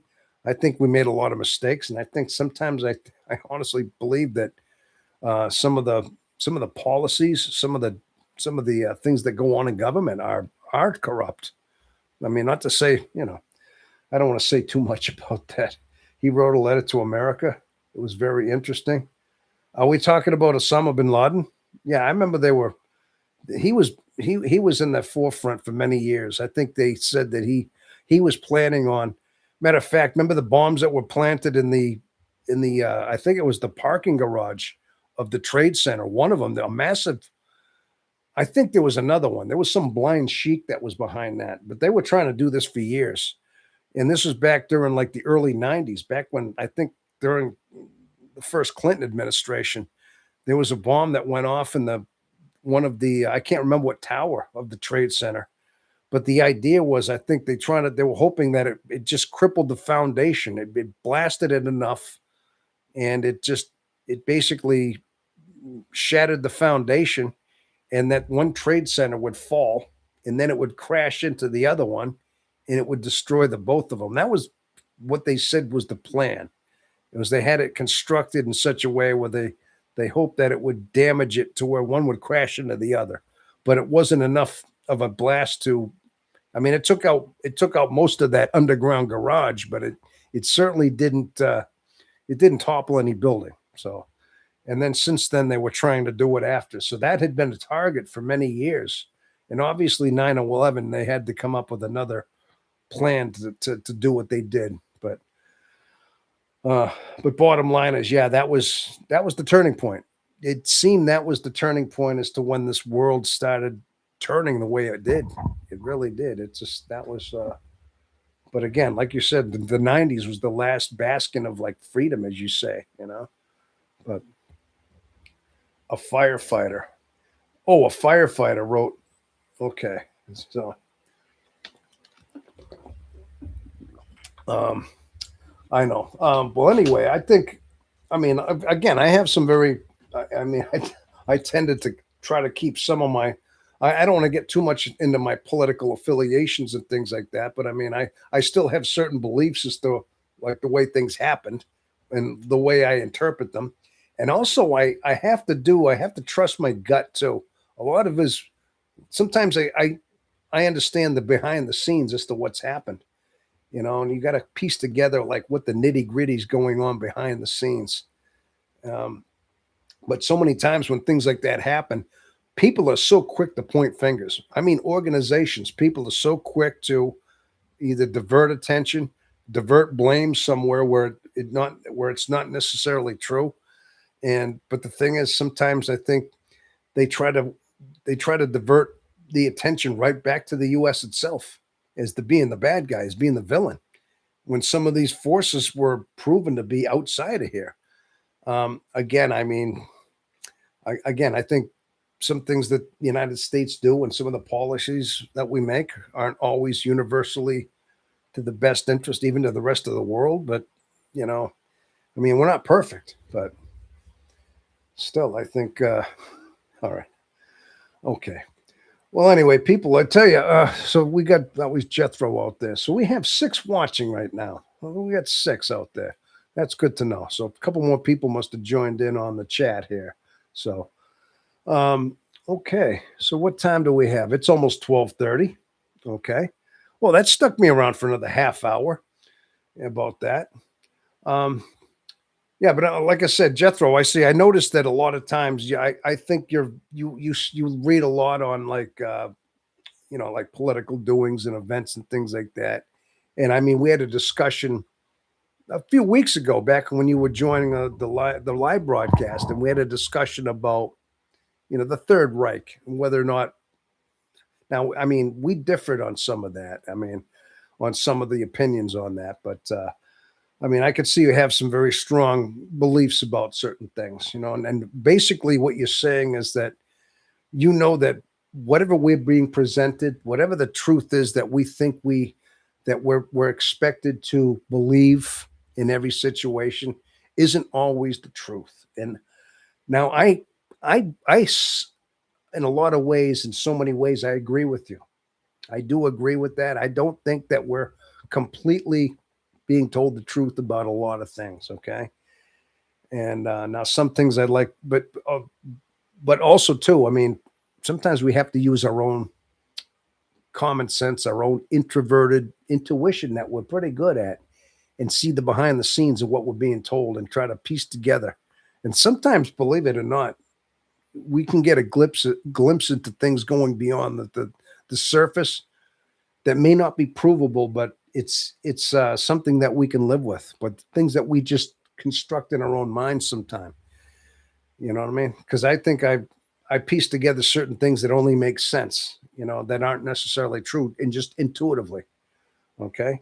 And that's on a wide scale. That's on a wide scale. I think, it does work both ways in that. It's only because I've studied so much on this stuff my whole life. No, so that's something that fascinated you. You've looked heavily into that kind of thing. No, I get that. That was something that interested you greatly. I mean, yeah, I can understand that. I mean, that kind of stuff always, I mean, I always kind of kept an interest in it. I wanted to know at least enough to understand it and come to my own conclusions, come to my own assessments of what they were, which I did, you know, but I guess I did in some ways. But yeah, that's what I mean. You study up a lot on that. That was something that you found a lot of interest in there, though. That's for sure. Okay. All right. Well, anyway, so people, if that steered me into well, anyway, that steered us into something else to discuss. So that's one thing I noticed that on the channel here, I mean, we basically intertwine a lot of like, current events, uh, uh, world history, societal changes, and of course human nature. There's so many things that we talk about here on this channel. I mean, does a lot of it pertain just to our personality type? Uh, all I can say is that it doesn't necessarily pertain to it personally, but this is the way I think we see things. But the thing is, too, I noticed that we're not exactly all in agreement as well. Sometimes we have our own, we've come to our own conclusions sometimes too. You know what I mean? I got a weird sense back in the 7th grade that from my introverted intuition about some of the stuff being pushed us to learn that was back in 1998. Yeah, like almost like you were being kind of pushed into. Yeah, I know what you mean. Yeah. No, I didn't go. I wasn't going back to school in 1998, but you were. I mean, yeah, I can imagine that. I mean, back when I was, I mean, I mainly went to school back in like the 70s into the very early 80s. Although I did quit school, I didn't quite finish high school either. I mean, I told you I took a different path, but I would have graduated in like 1993 had I continued just going to school. So I would have been long out of school by then. But yeah, But yeah, I can imagine back then in 1998. Yeah, they were starting to push a lot of different indoctrinating. They were starting to. In fact, the 90s is when they really started getting heavily into changing like the whole curriculum about the social dynamics, just talking about alternative lifestyles and how it's trying to make sure that everybody had an open concept and a diverse way of thinking about it and non-judgmental. Yeah, that was the whole mantra back then. Everything, you know, everybody had, and we were trying to. Everybody was forced to have to accept everything, accept everything that didn't seem to be, maybe not have been acceptable before. But we were gaslit into thinking that anybody that doesn't accept it, it was out of hate. Anybody that it was out of hatred, not out of common sense or common decency. You know, so we were gaslit a lot of ways into thinking that what we had to conform to was based on again emotion. Okay, if you notice too, I mean, being that that's where a lot of the times we are we are swayed to have our common sense skewed. You know what I mean? Is that they have to use emotional illogic in order to make it sound like anything that makes common sense, and it doesn't because it's emotional. So many times I think back in the 90s that we were being changed into being more emotional creatures and disregarding our common sense. Okay, and I think a lot of times that's where some of the whole constructs of the where we are now is based on that. And they even get to the point where people are triggered now because of certain phrases, certain words, certain things that are said naturally automatically trigger somebody just to have a knee-jerk reaction based on a word. I mean, that's all part of your cultural conditioning right there. But it's all emotion driven, and also to react in an emotional way. Okay. Now, if you look at a lot of times, you look at how things are being portrayed on like when people disagree now in masses, what do? They react emotionally. They react in an emotional way, and it's definitely not logic. They don't want to talk it over. They just want to overshout and just call names to anybody that disagrees with them now, based on emotion. Okay, because somehow that seems to be more credible than any kind of common sense way of addressing a problem nowadays. And they also know that if you get enough of the masses thinking that way, you start creating hysteria. You start creating panic in people, and you can control them that way by controlling them emotionally. Okay. And that seems to be where we are right now. This is a lot of where the psychology is behind the thinking now. Okay. And I think it's been like that. I think this kind of, indoctrination of emotion, of making sure that people think emotionally, react emotionally, knee jerkly. I mean, that's nothing new. That's nothing new. I mean, that's been something that it's, as long as you get, like the Soviets did that. I mean, there was a lot of regimes did that, even for thousands of years, in order to control certain masses. Yeah, you just had to, whip them up into a frenzy, basically, and that's all based on people's emotions.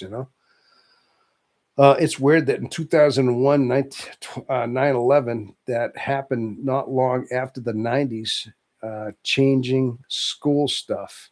Well, that's the point. When you had said that the last real decade of common sense of the last whatever you said. I mean, I'm trying to remember how you phrased that. The last real decade that the America was true was the 90s. And then it made me think that, yeah, well, you think about it, that was the very early turn of the century, the new millennium, 2001. That we were just barely into it. In the 90s had just gotten over. Okay. And at that point there, that's when this whole thing happened. That attack happened, and all this, everything happened from then. And that's why I say things radically changed after that. Okay. Now, had that not happened, would we be where we are? Probably, but how would it be?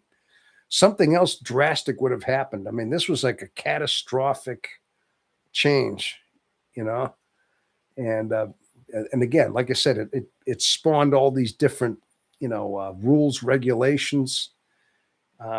People had to get background checks. I mean, it got to a point at one point you didn't need you didn't need a passport to go to Canada or even Mexico. I mean, being a U.S. citizen, you could have gone to Canada and you could have gone up there and spent a little bit of time. You know, you'd have to go to the border and just you don't need a passport. You just let them know what you bought, what you were there for, how long you were there, where were you, what was your business there, and they let you back in. And if you didn't look suspicious, they wouldn't even check your car. But after 9/11, you needed a passport to get from country to country, even bordering countries. I mean, same thing with Mexico. I mean, but again, that made it more okay. It was all for safety. It's all sold into the idea that we have to because terrorists can come in and people that we don't want in here come through the border, which I can understand. But what did it do? That just made the entire country that much more difficult to leave or go or come into when it was a lot more open at one time. So that's what I mean. The world was a different place. To think that at one time you didn't even need a passport to get in and out of the country. You didn't have to show proof of vaccination, COVID vaccinations. Even that whole COVID lockdown, I mean, that was a little bit. I mean, listen, I know COVID was for real because I had got sick a couple of times myself. I had it 2 or 3 times. I mean, I was in the industry and I had to get tested a couple times, and I was quarantined in my house for a couple of like a 10-day thing, and I had that happen twice. So I know the vaccine, and I know that actually happened. I know that there was a time where COVID was for real because I had it, you know, but I didn't want to get the vaccine. I didn't. I heard too many bad stories about side effects from vaccines too, you know. But my point is, you didn't, nowadays you're going to go to Canada, you need a passport and you have to have a proof that you were vaccinated or you can't leave the country now. So how did that change the world as well? So was that all part of it? Was that another phase of it? Maybe.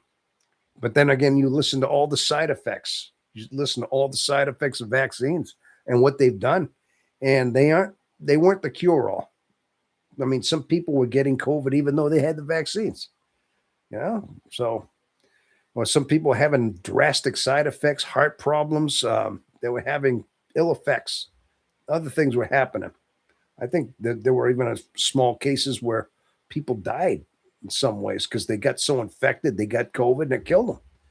So you heard a lot of different stories. Uh, During the COVID, most money during the most money was ever printed at the time. It's crazy. Oh yeah, because they started doing everything was shut down. They basically shut down the entire economy. That was a forced depression in a sense. That was like a manufactured depression when you think about it. They actually literally told everybody not to work, go home. You couldn't go to a restaurant, a bar. You couldn't get a haircut for what 2 years. Yeah, and everything was shut down and people were basically losing businesses. Yeah. So what did they start doing? Yeah, they just started to redistribute money to people. They were giving people checks, just taking care of them. Yeah, that really screwed things up. Yeah. If you ask me, that was well blown over proportion right there. Now you look at the aftermath of it, and you know whether they want to admit it or not, they went way overboard. They extended their hand way too deep in that too. Yeah, they no doubt about that. Um, yeah, that's my biggest point about America being involved. You said it. Sometimes else bigger would happen. That's what countries have to do sometimes. I don't like all of it, but we have to look hard. Yeah, that's right. And Vamp, That's a surreal looking back. It's crazy. Oh, we talking about the whole like yeah, what we're talking about basically.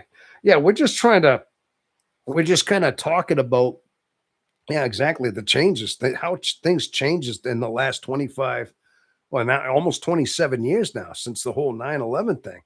Yeah, it seems as though that was a turning point for the not just for the United States, the world changed in a lot of ways too. But you can almost trace it back to, like you said the late, yeah, the 90s and into the 2000s. Um, yeah, no, that really was, we're still feeling the ill effects of the COVID lockdown even to this day. That whole thing just, it just put a whole, you know, it just kind of it backed us up. It just kind of delayed things so much. It's almost like, yeah, and we're still feeling the effects of it. So many things were just not manufactured and everything. And even though people went back to work, even the workforce hasn't been as strong. The economy hasn't been able to quite recover yet. Even though things have been trying to put into place, people went back to work, but it's not like it was. It's like the incentive to work. People were out so long. There were generations of people that were delayed even coming into the workplace, that it kind of neutered people. I mean, not literally neutered, but it just kind of, it had a side effect in an entire society. Like it kind of, I'm trying to think of the right word. It just delayed everything. It just was like a huge delay, and we're still feeling the effects of that. We've never quite been able to recover, and that whole recovery might take a generation. It might have to, an entire like economic generation as well.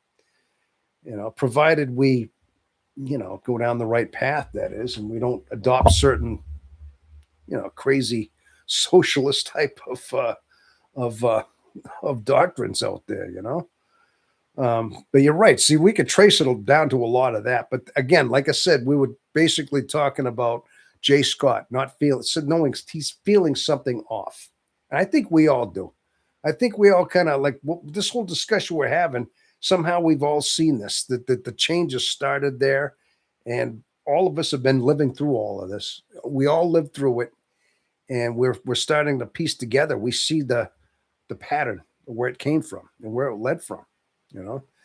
But bottom line is, you have to ask yourself: is a lot of it just manufactured? Is a lot of it just a way of instituting more control over everything? As you know, um, well, that's part of why I've never liked the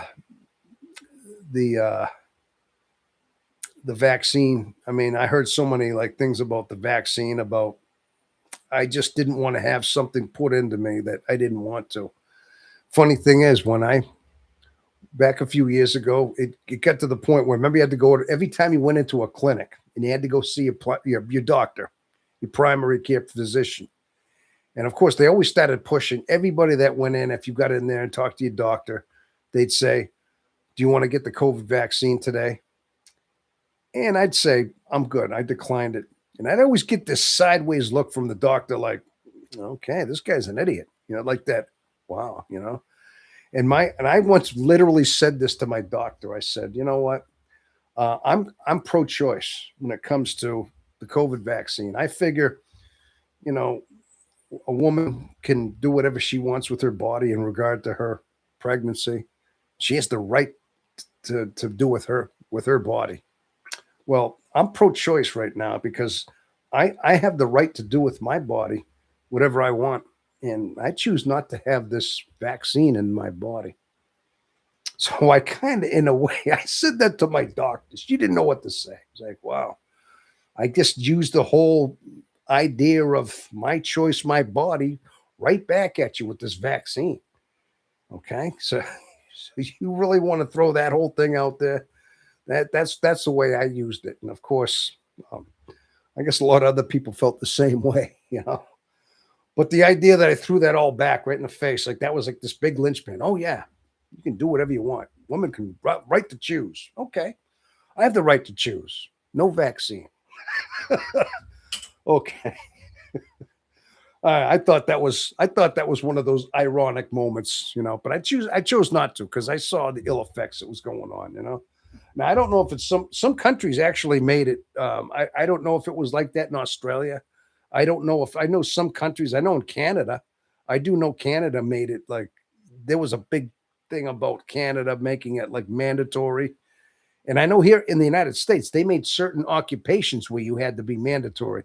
Anybody that was involved in the medical field, involved in the paramedic field, anybody involved, even police officers, certain fields that were government run subsidiaries or whatever it was had to get it, but private people privately could not. I guess that's the way the Supreme Court ruled it down, is that you could not force a private company to initiate vaccines, not in this country, because of the whole thing. So that's where it stopped at that point.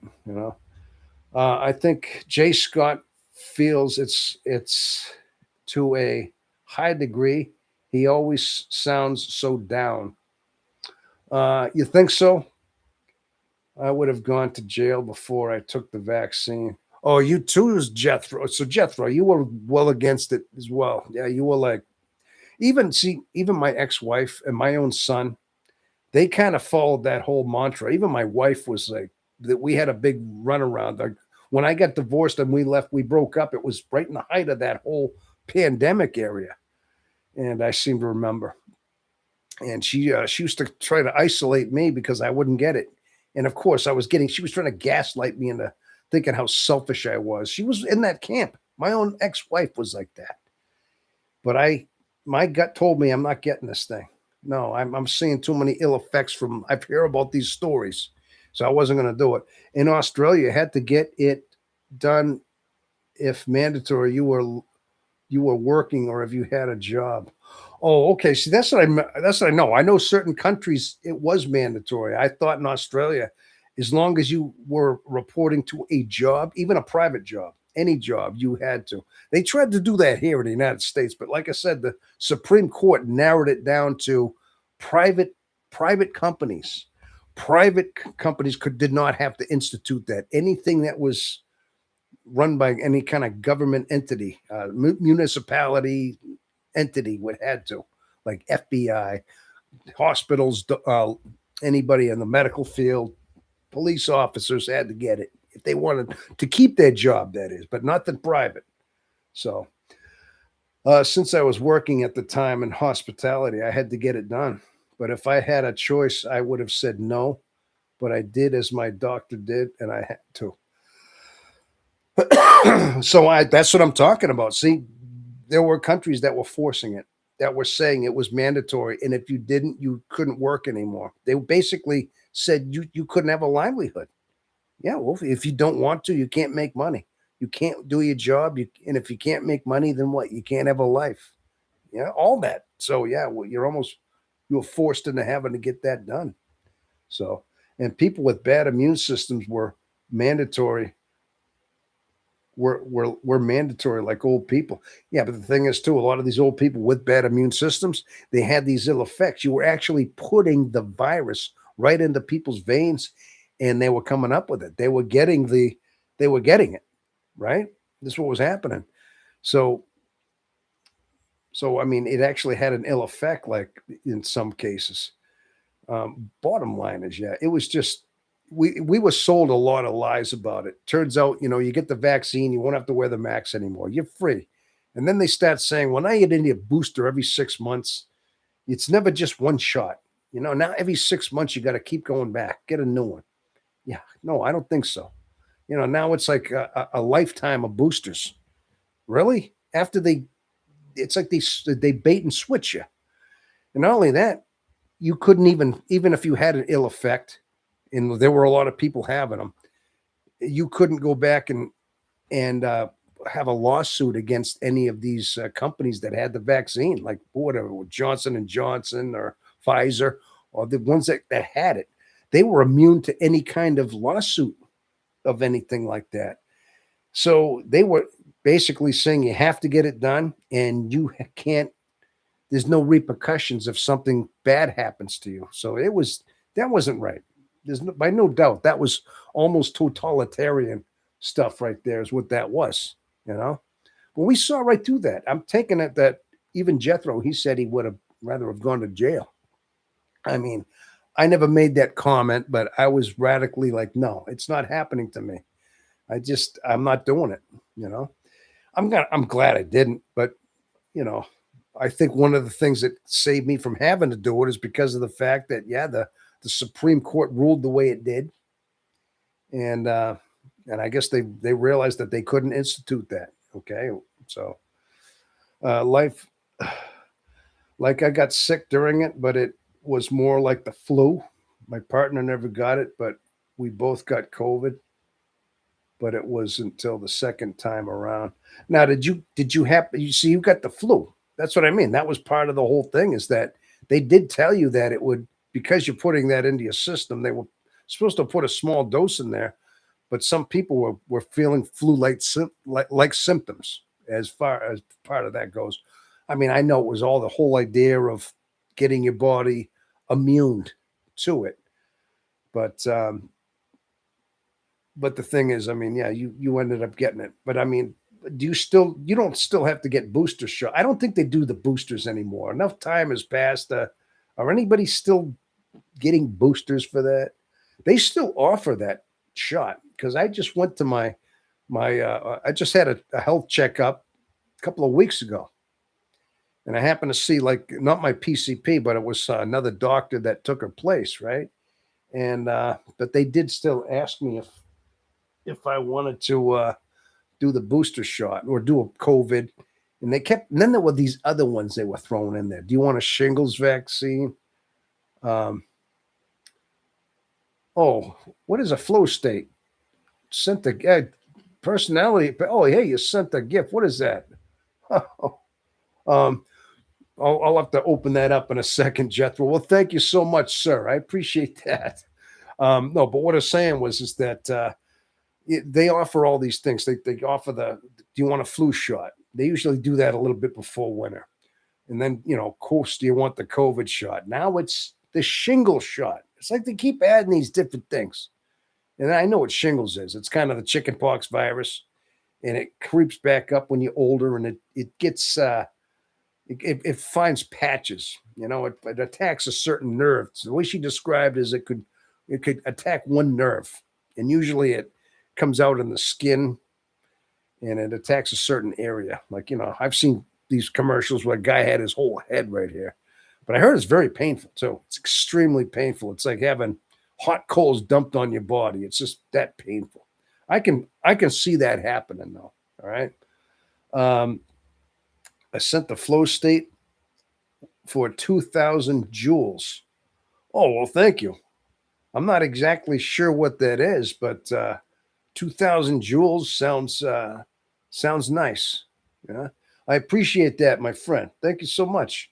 My partner was immune. He didn't have symptoms.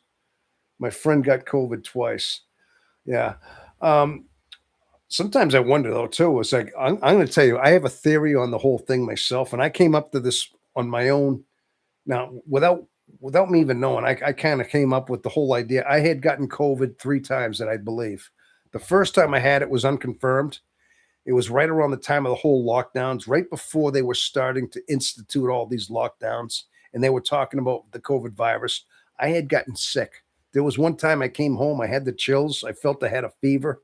I came home, it was like a Friday night, and at this time I was still married. My wife at the time and my son were going out to see Star Wars. It was like back in 2019, late 2019. And I went to bed, and I was shivering under the covers. I was like shivering, and I was under like tons of blankets. And I went to sleep, and I woke up a few hours later, and it felt like I dumped water in my bed right where I was sleeping. I mean, the sheets were soaked. I mean, literally like damp soaked. Now, I seem to remember getting up.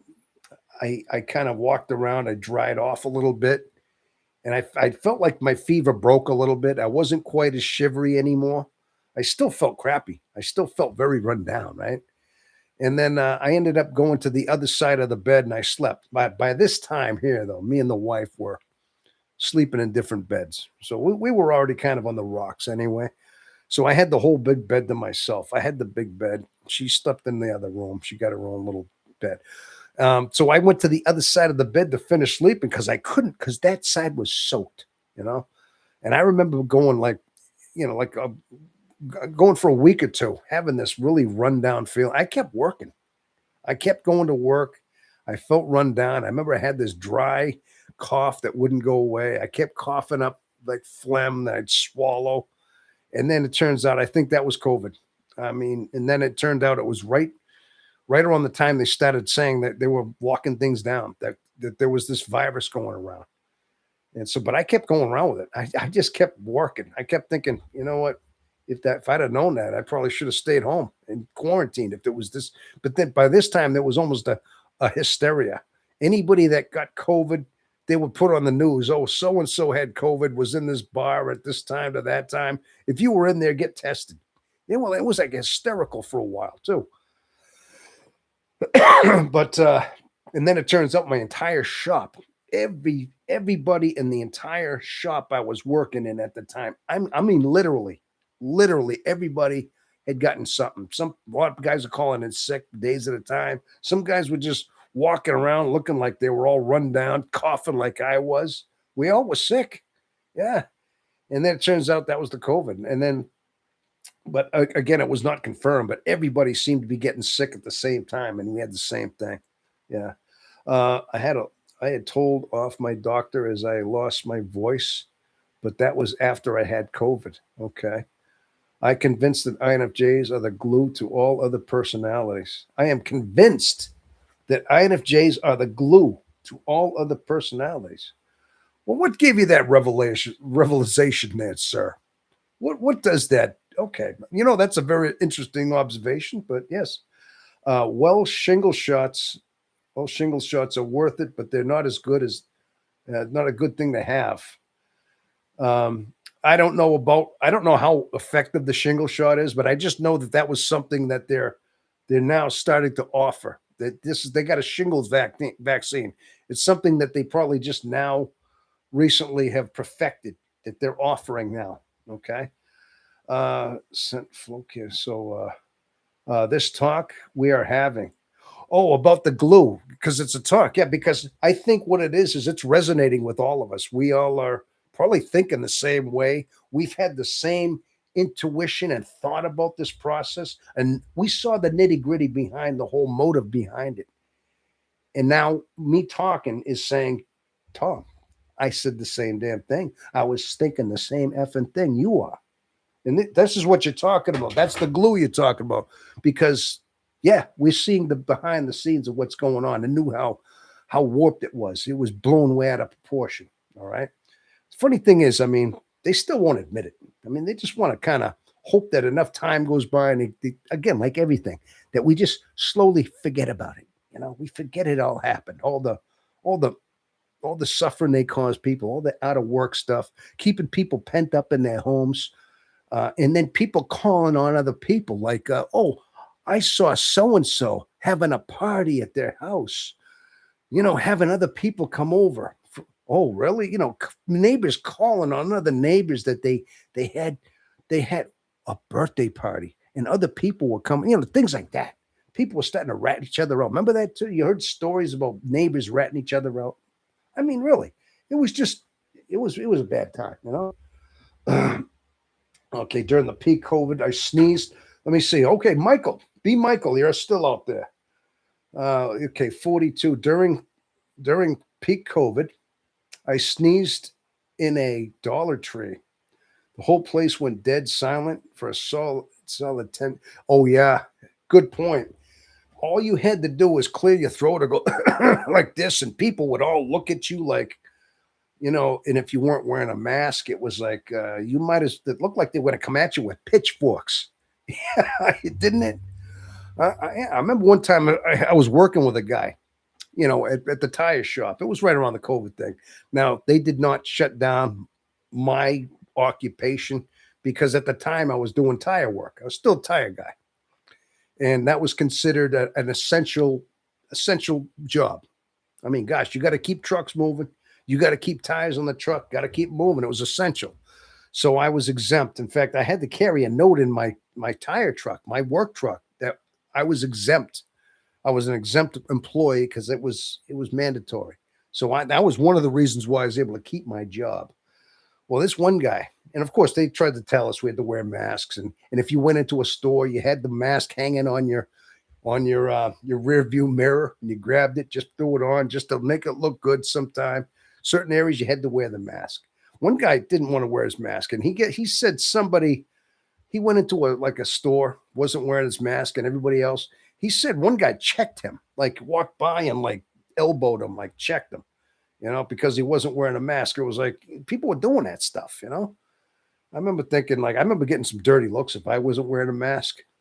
But um, we this talk we're having, I remember coughing because I ran to the bus stop because we ran out of breath from my asthma, but people would still death stare me regardless. Oh, ran out of breath from me asthma. Oh, like, yeah, because it was a respiratory disease is what it was. So anybody that was having breathing problems, uh, health problem in any way, they thought was COVID. So yeah, you coughed a little bit, yeah, you were looked at with dagger eyes. I think I heard some people literally there were fist fights because of it. Maybe you might not have gotten to them, but some people, I've heard stories that some people were physically assaulted because they weren't wearing masks. They were attacked. So depending on who you are, it was bad. Yeah, no doubt about it. But again, like I said, they used emotion. They used fear tactics. They used the whole bully pulpit of the media. They used to fear, and of course, but there was a virus out there. Okay, there no doubt it was out there because I had it. I mean, I can testify to being sick several times, and it was a nasty one. The first time I got it was bad. I felt every bit of it, all the sweat and all that, and it lingered for like it seemed 3 weeks. Always coughing, always having that, and I kept working, and who knows how much I was spreading, but it was early on. Okay, now I finally started feeling better. I caught it again, and the second time I got it was probably like months later. I think I was actually living I think by this time, me and the wife were already like broken up, and I was in my new apartment. I got it again, and I remember having to isolate myself in my new apartment. You know what I mean? It was a few months after I got me and the wife separated, but yeah, I remember doing that. So, but I remember I got the whole nose swabby thing, and yeah, you got COVID. You got to stay in your house for 10 days. Don't go out anywhere. So I did my best to avoid people, and I felt like I had every symptom. Like almost every day, I had a different symptom. The first day, I had a fever. Next day, I got chills and aches. Next day, I had like the runs. Next day, I lost my sense of taste. Yeah, and then the next day, I had another symptom. All the symptoms they gave you the checklist of COVID, every one of them. I never had them at the same time. I had them like in consecutive days. One day, I'd have this one. Next day, I'd have that one. And then this would clear up and I'd get that one. It's like they just, by the day, I got a different symptom until I went through all the checklists of symptoms. And by that time, I started getting better. I says, that's a weird virus, you know? Yeah. Then you hear people saying it's probably one of those manufactured viruses in some lab somewhere, like Wuhan, China. Remember that whole thing? That maybe it was manufactured. Somehow this virus got out. They were trying to make this virus, you know. But how it ended up, remember that there was a whole story about that. That was a manufactured thing. Like it wasn't even real. It was just lab created. And then somebody said, that seems odd that you get like that's not a natural virus. Like you'd have a symptom every day. You get 7 or 8 symptoms every day that you had this thing. Yeah.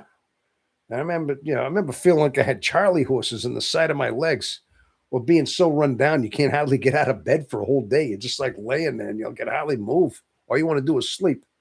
You know, it was a lousy virus, no doubt about it. But my point is that the first time I got it was really bad. The second time I got it wasn't as bad. Okay, I'd seemed to get over it quicker. Third time I got it, and I got a third time, and that seemed to be like as fast as I got it, I moved through it, and then I got over it quicker. And then it seemed like every time I got it, it was less severe. My theory is that every time, like you have a natural immunity. I think they talk about that. Our human, our immune system has a memory, and it will adapt and it will start to manufacture its own antibodies. And if it's introduced to a certain virus like that, it will it will naturally fight it off. And I never had it in years. I haven't had it in many years. I mean, that's all. Hello there. We got somebody else out there. Arnemia. We got Armenia lover. Armenia lover. J6H. How are you doing? I'm doing fine. Hello there, Armenia. I hope I'm saying your name right. Armenia lover. Isn't Armenia a country? I believe. Is that what that is? You see the Armenia lover. Armenia, isn't that a country somewhere out? Oh my gosh. Somebody help me. Is that a country? Armenia. It sounds like it should be. Um, Begins with A, ends with A. Armenia. I think it's isn't that somewhere out in Western Europe somewhere? Is there a small like a small country out there called Armenia? Or one out like maybe out in the Middle East somewhere? Maybe somebody can help me out with that. Are you still out there, Armenia? Is that what that is? Is that a country? I'm just curious. See, I got a, I've got a pretty good idea of geography in countries somewhat. I ain't perfect about it, but somehow I think I've heard of that Armenia. Thought it was some country, some small country, somewhere. But no, it's good that you're out there. Thank you for being in the audience, huh? So yeah, but anyway, it's welcome to Infj experience. Yeah, there you go. Yeah, we're just talking a little bit about everything and a little bit about nothing at the same time. How's that? Huh? Yeah, that's kind of a paradox right there. A little bit of everything and nothing same time. Yeah. No, actually, we're just kind of reminiscent. Yeah, that whole COVID thing was by no doubt, but that definitely caused a major riff in the whole shift of the world as well. I think that was just another symptom, like another thing that was almost perfectly designed to self self shut down the economy in a sense, reset the economy, almost like manufactured in a way. I mean, there was something behind that. I can't figure out what it was exactly, but so so am I doing an ad for Poland Spring by just holding this bottle? Maybe a self ad. I don't know. Um, but anyway, yeah, we've been here for hey, it's 1 o'clock. I was ready to shut down an hour ago, and then things just started happening, and then we got steered into another topic, and as you know, with me, if I got something to talk about, I'm going to talk, right? So I stuck around a whole other hour. You know what I mean? So, well, we have four watching right now. I'm going to say hello to the four watching. I think some of us are still there from right along, but some people are kind of showing up for a bit, and you know, and maybe just poking in, just leaving at the same time. So, yeah, but anyway, that I think that would be as far as the origins of the change of the world and how things have been changing. I think these are some of them. What they mean is basically it's almost like in a way I think somehow we're being tested too. I mean, now we have a mass population, and I mean, I know they were trying to redistribute, like like there was a big push for immigration too in different countries. You hear about these immigration shifts, and certain countries are trying to extradite other other countries, other people from other countries, and especially Europe's going through this. Like it's happening in France. In you hear a lot about that in Europe. But even during like the last few years, you heard a lot about this whole shift in immigration here in the United States as well. I mean, the border was wide open. I mean, it seemed to defy logic that they're so they're so sticklers about COVID and about spreading, cuna, cuna, oh man, can't say the word, communicable. Am I saying communicable diseases? Okay, like COVID. Okay, I just said it. That you'd want to secure a border a little bit more, but they left it wide open. Yeah, And it seemed to me that was very fishy that you had thousands of people just coming in here. Now, I know that in the last few years, it's been, we had the new president, as you know, he made sure he made that a primary focus of his thing to make sure that the borders were secure. I mean, you can't have that kind of economy based on shifting that kind of demographics and maintain any kind of uh, coherent economy. It just seemed to baffle things. So, um, again, a lot of changes go on, and they try to do this like and lie about it.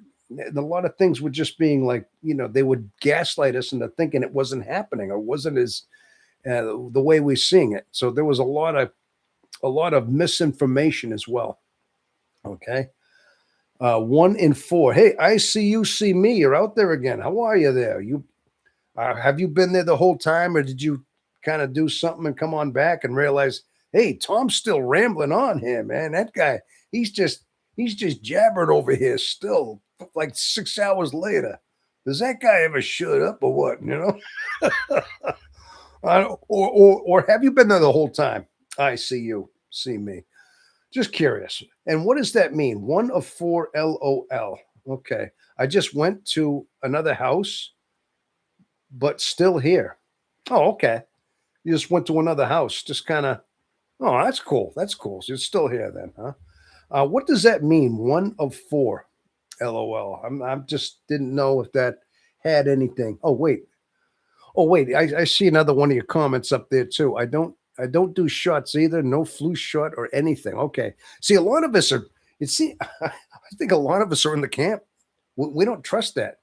You think that has something to do with just our reluctant to maybe it's our intuition because we're overthinkers and we think and we think like we're doing and we're coming to the conclusions, and that's something that Jethro said earlier about the fact that we're like the glue that hold things together, because obviously we were resonating so much with this whole thing that we all, like I said, we're thinking the same way. We don't want to do the vaccines.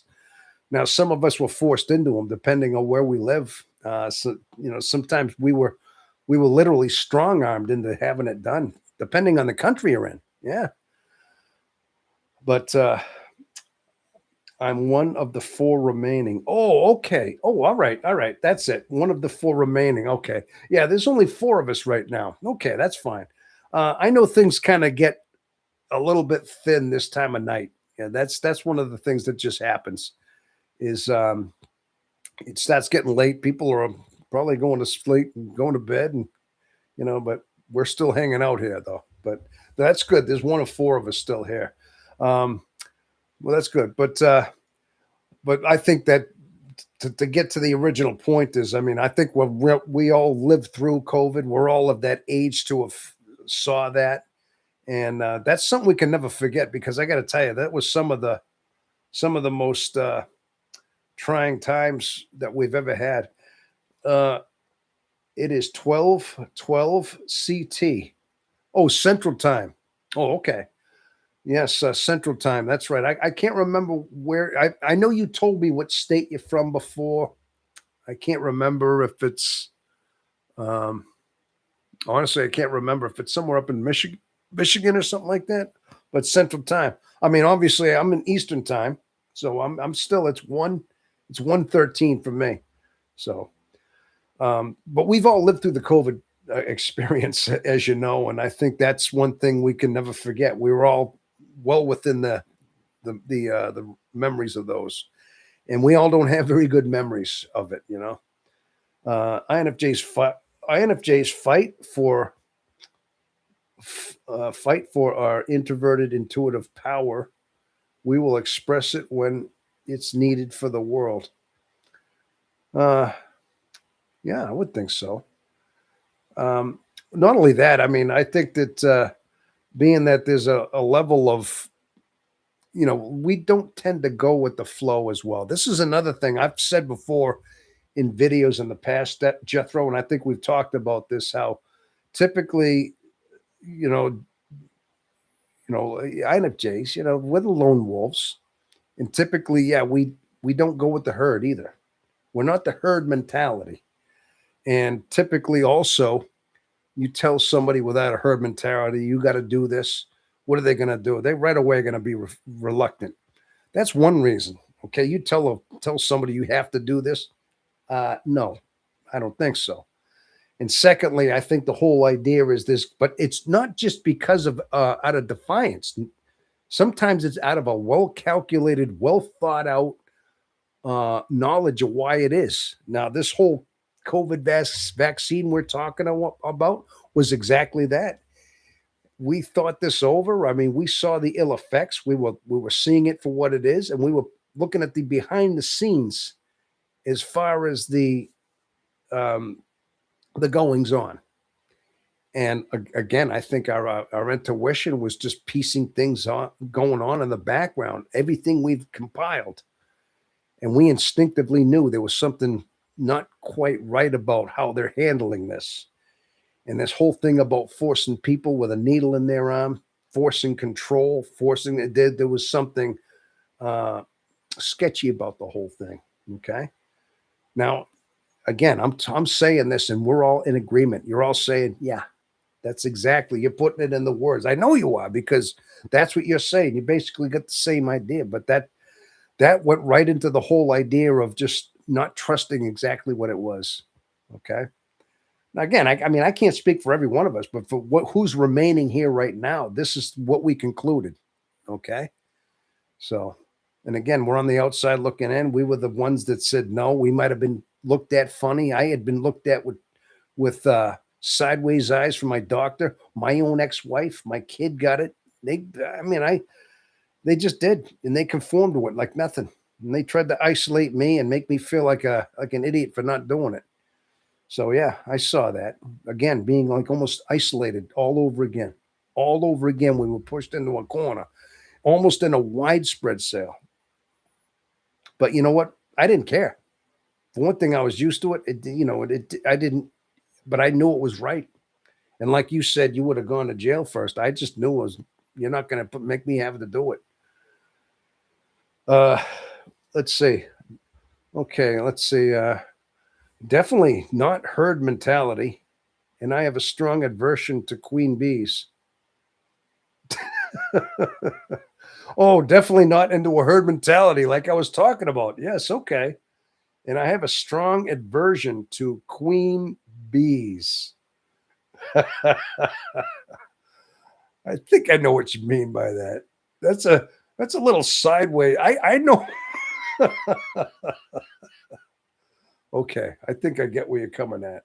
When you say queen bees, like in other words, my wife trying to gaslight me into thinking something's wrong with. Yeah, she was gaslighting me. Matter of fact, that's one thing I remember toward the end of that. She started trying to gaslight me all the more, trying to get me to doubt what I believed, or just try to get me to doubt things the way they happened. Even though they happened a certain way. Well, I didn't say that, or you said that, and I mean, I'm thinking, wait a minute, getting me questioning my own memory. Yeah, I was like, all right. You know what? This is getting to be a very unhealthy situation here.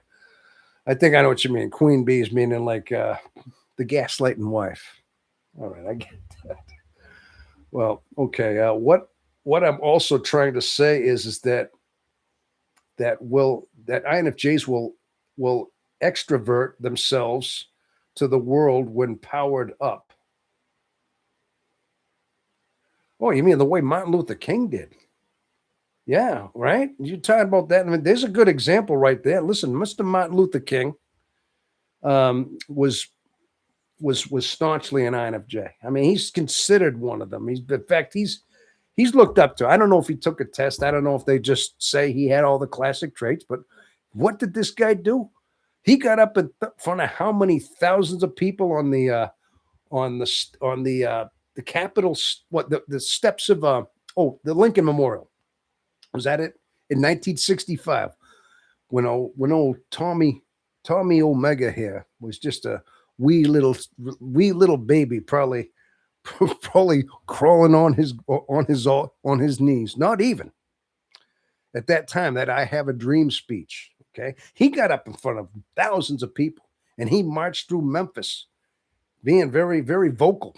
I mean, listen, Martin Luther King. He at least did one thing. He had a goal. He wanted to change the world. He needed to put himself out there for the rights. He saw that there was still inequality in the South. Okay, listen, and there was. And you look at some of the way the things are treated, even close to 100 years after the whole dissolution of the Civil War, there was still a lot of like things going on in the South regarding like what, like you know, uh, black, there were black ticket aisles, white ticket aisles. I mean, they literally were having segregating, and like they didn't want, they had to sit at the back of the bus kind of thing. Remember that? So there was segregation still going on. And of course, you had Martin Luther King, even right up to the '60s. Had this, he was pointing out the how wrong that was. Okay, and things had to be integrated. He believed in that, but then again, he did. What you just said is he extroverted himself. He put himself out there, extroverted himself to be that voice, be that driving force of change. I have a dream that's that a man will be judged by the content of his character, not the color of his skin. Or something to that effect. That was one of the most powerful things I've ever heard him say. That quote right there, to be judged by the content of a man's character and not the color of his skin. That was the essence of what he believed in. Now we should be colorblind in this society. But he extroverted himself. Absolutely right. Phenomenal. So Martin Luther King gets a major congratulations for doing just what you said, Jethro. Okay. And he led that. Same thing with Gandhi. I mean, yeah, they come out of the shadows. They come out of their introverted, cocoon, whatever it is, when they're ready, when they're ripe, when they're full of their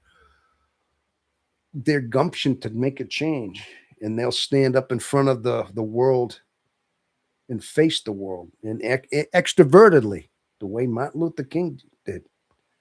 I mean, he could also say that our Lord Jesus, he kept himself. He was 30 years old when he started his ministry. Same thing. He lived in Jerusalem. Excuse me. I was going to say, born in Jerusalem, Nazareth. He grew up in Nazareth, carpenter, but he knew when his time was ready. He knew. It's almost like something unlocked in him.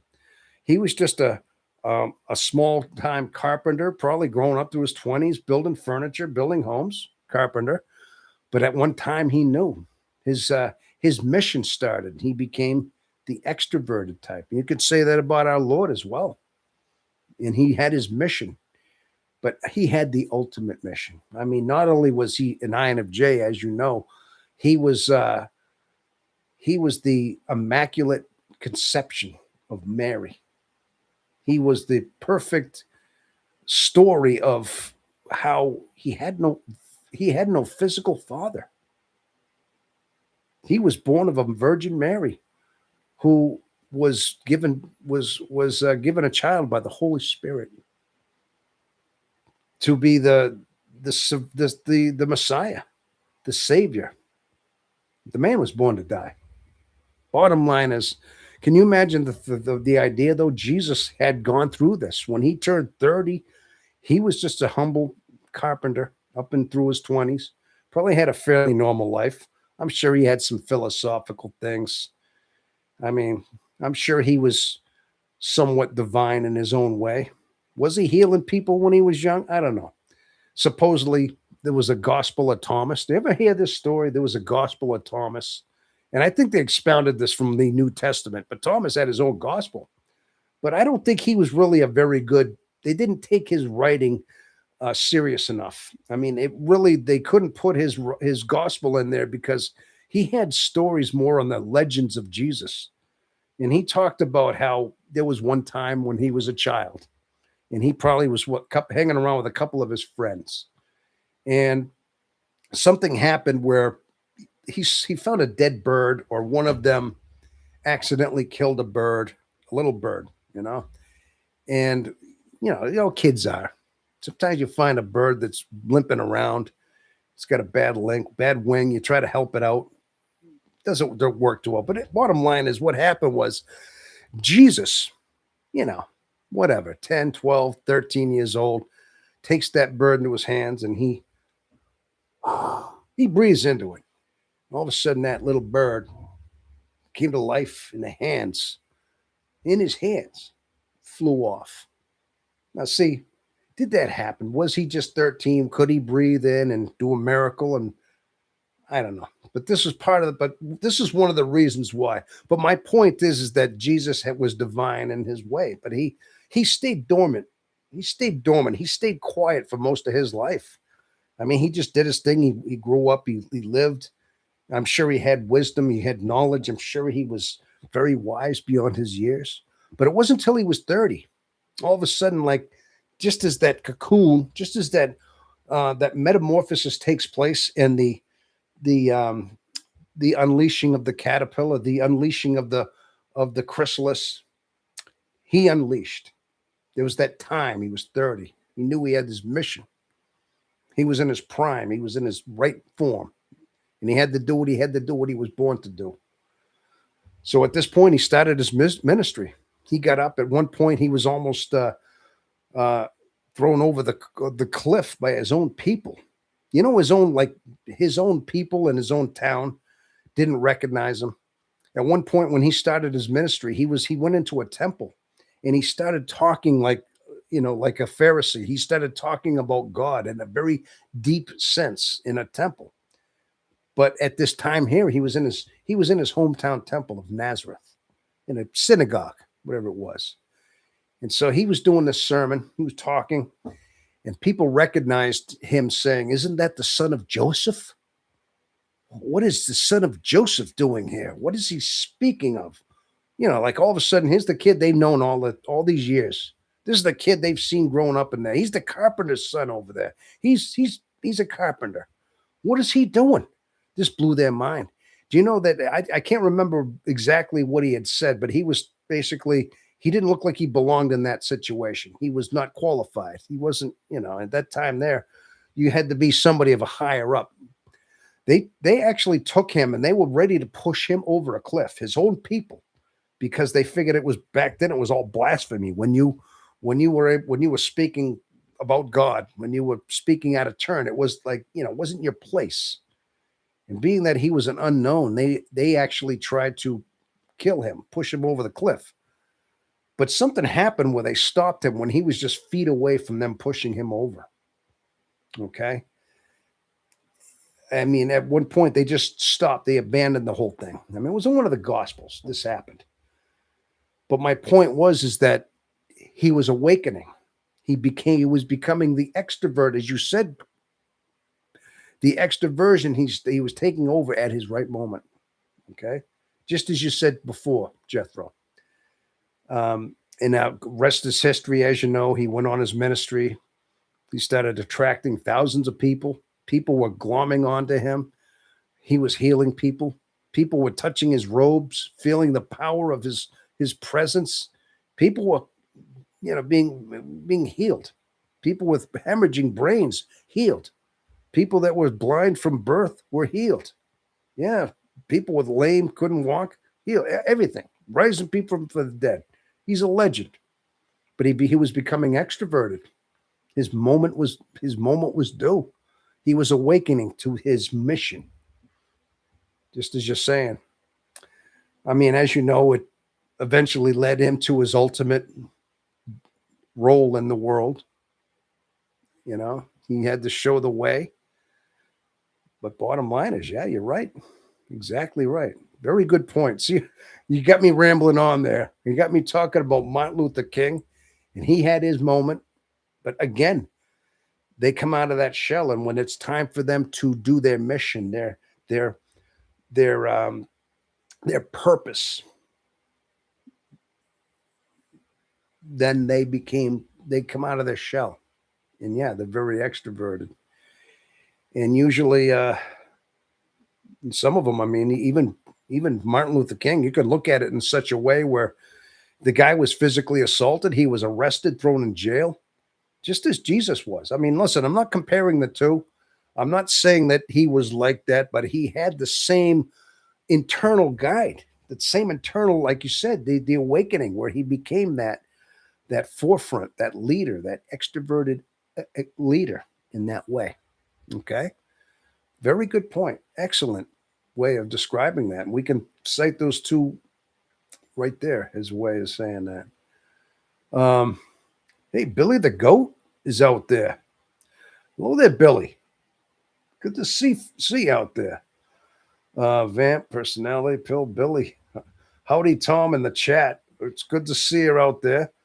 Um, I'm jumping down a few rabbit holes, people, but I needed a little bit of inspiration just to, you know, say something. You know me, I get something to say and I say it. Listen, I know I'm here on a YouTube channel at like 1:30 in the morning, but you know, I mean, this is my little purpose here. This is what I do. I mean, this is what I feel like I mean, I try to do. I mean, can you consider a YouTube channel like a soapbox, like a ministry, like a Martin Luther King going through having thousands of people? I don't know. I wouldn't put myself in that. We don't do that, you know. But 6:30 a.m. for me. Yeah, I'm thinking you must have just got up, ready to probably eat some breakfast and maybe eat some Weetabix or something like that. You're out there in London, England, I do believe. Huh? I mean, whatever you have for breakfast out there. Yeah. Now, let me ask you something, Billy. Do you drink tea or do you drink coffee? I know typically they say that, like the English like their tea, and that's like one of those.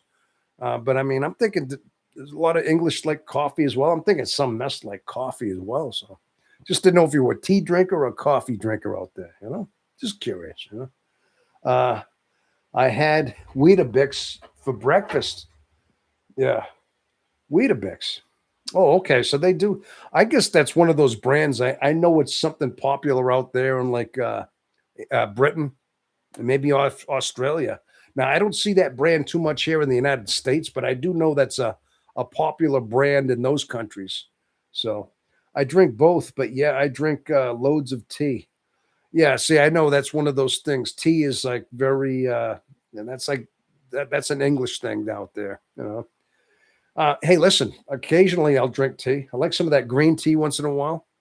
I do like that on occasions, but I'm mainly a coffee drinker myself. Uh, so, all right. So good to see you out there, though, Billy. Our tea typically has milk in it. Okay. I personally drink both too, but I love coffee. Yeah, I drink my coffee black, no sugar. I just drink mine black. I did that way back when I was a kid. I started doing that. My late mom used to drink black coffee. I ever since I can remember, right? My mom used to brew coffee, right? She had one of those old percolator pots. Remember those old percolator ones where they had the little glass dome up top, and it would just look like a little, pitcher. And that thing percolated up. And this was before you missed the coffees and everything, right? And I remember, like, I even get to the point I'd load that thing up. She taught me I could make the coffee, I could fill it up, certainly, up to the line.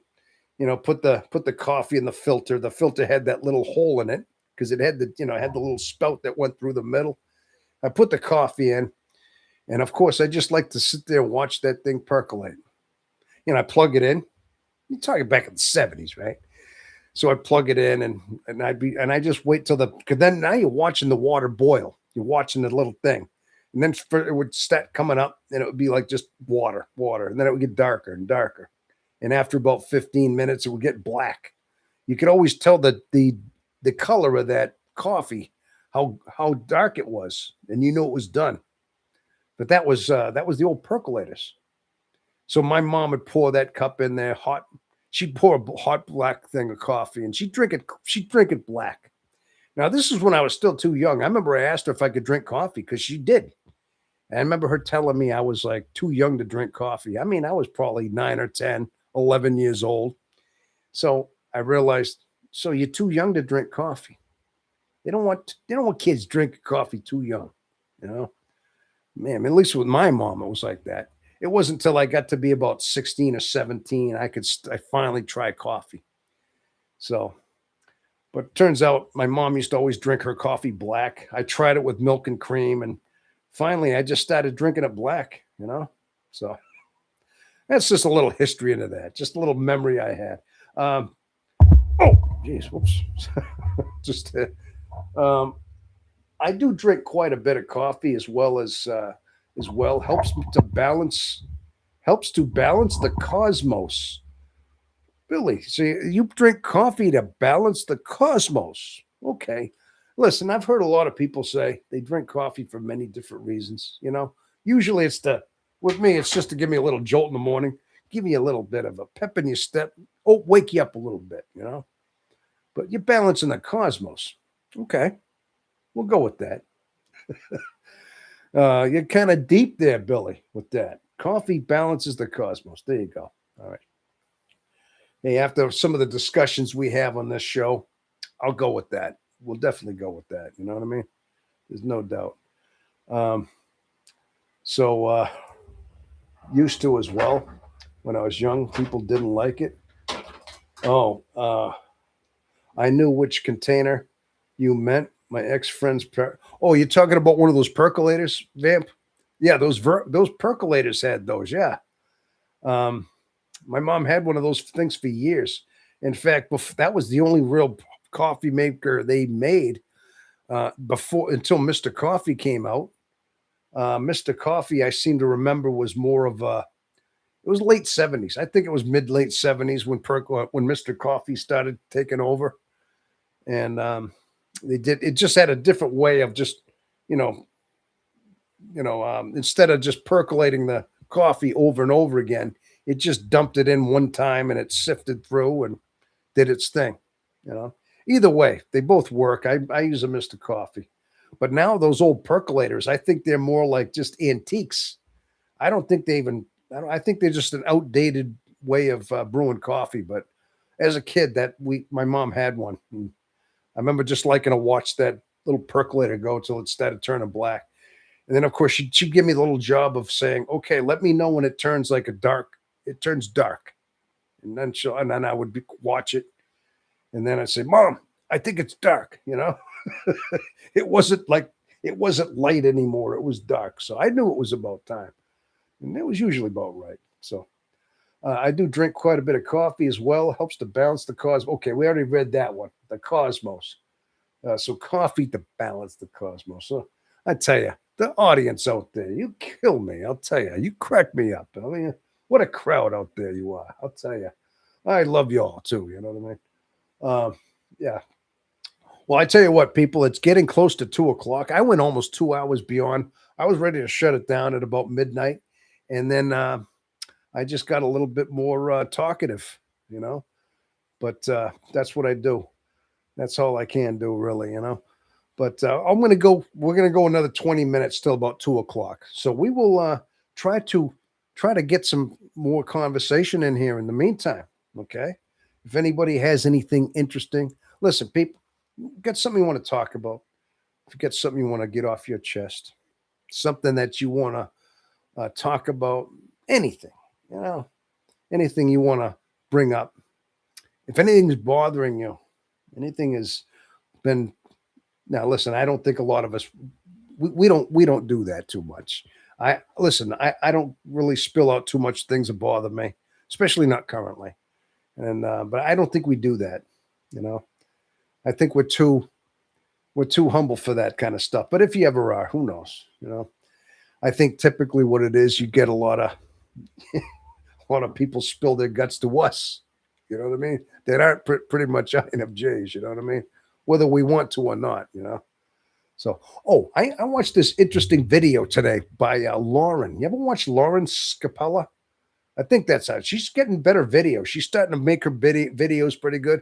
She's actually pretty interesting. I was watching Lauren today, and her latest video is she was describing how the INFJ mind, how typically most personality types, typically we have a conscious mind. As you know, we're awake and we know what our thoughts are, but we have that subconscious mind. Okay, those are the shadow minds, as Carl Jung used to say. Or just like that wall, that shadow mind, that those subconscious things.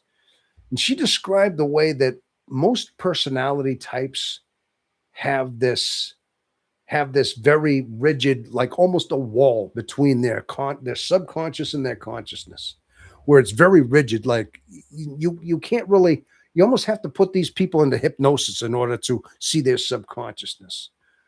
And then she described how typically being that INFJs are so introverted and they're very introspective and they live from the inside out and there's so much in the process of understanding their mind.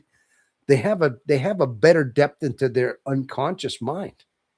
And she described it as a way, and it was so very the way she described it was most people have a wall between their conscious and unconscious, while INFJs have more of a jelly wall where we can pass through that wall between consciousness and unconsciousness, and we're able to tap into our unconsciousness much deeper.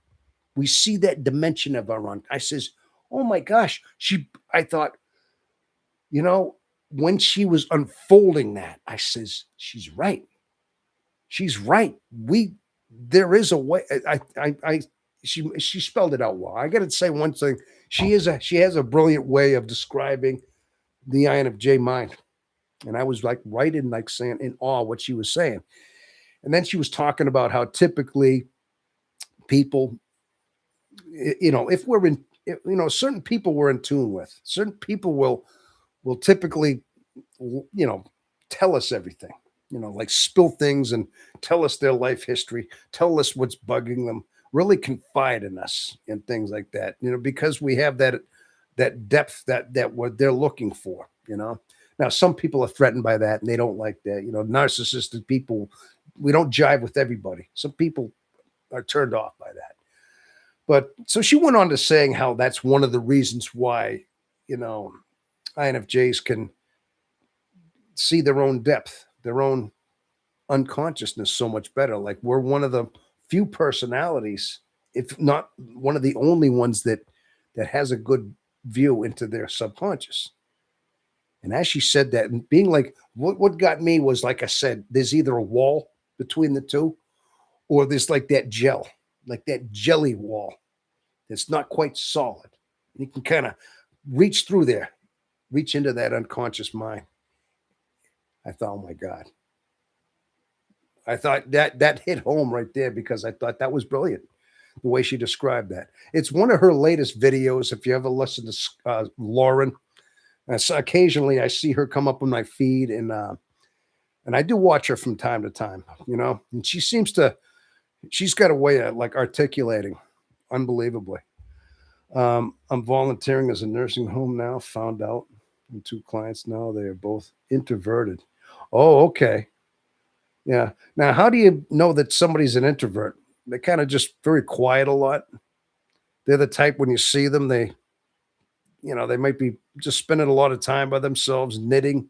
Like you see, it's in a nursing home. Are they the type to knit more? Maybe spend more time at home in their room, maybe watching TV. They don't mingle with the other, they don't have the bingo. Maybe they don't mingle with the other ones. I mean, somehow that would make sense, Hey, look, when yes, very introverted, and one stay in a room.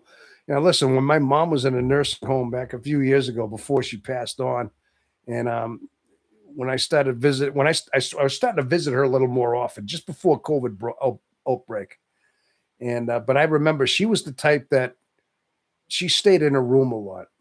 I knew she was introverted because that's one thing, is that she didn't like to have a tight knit group of friends. In fact, she always was like, she shied away from a lot of people sometimes. I mean, she had some friends that she could get along with, but again, usually at the nursing home, she'd stay in her room a lot. She had a chair there, and sometimes she'd watch TV, she'd watch her shows, do crossword puzzles. I mean, as she started getting older, I don't think she did it as much, but yeah, that's what I mean. I know my mom was more introverted. When I go like to the visitor, sometimes you go in these nursing homes and they'd be there like older, because it was always the women's wing, and then there was the men's wing, or the floor. One floor was a woman's floor, another floor was a men's floor. Obviously you got to kind of keep them separate. So she was obviously in the woman's floor, but you can always see the extroverted ones, and some it was sad though. I felt it was one of the saddest things I ever seen because I'd go to see my mom, but I'd have to pass these other ladies that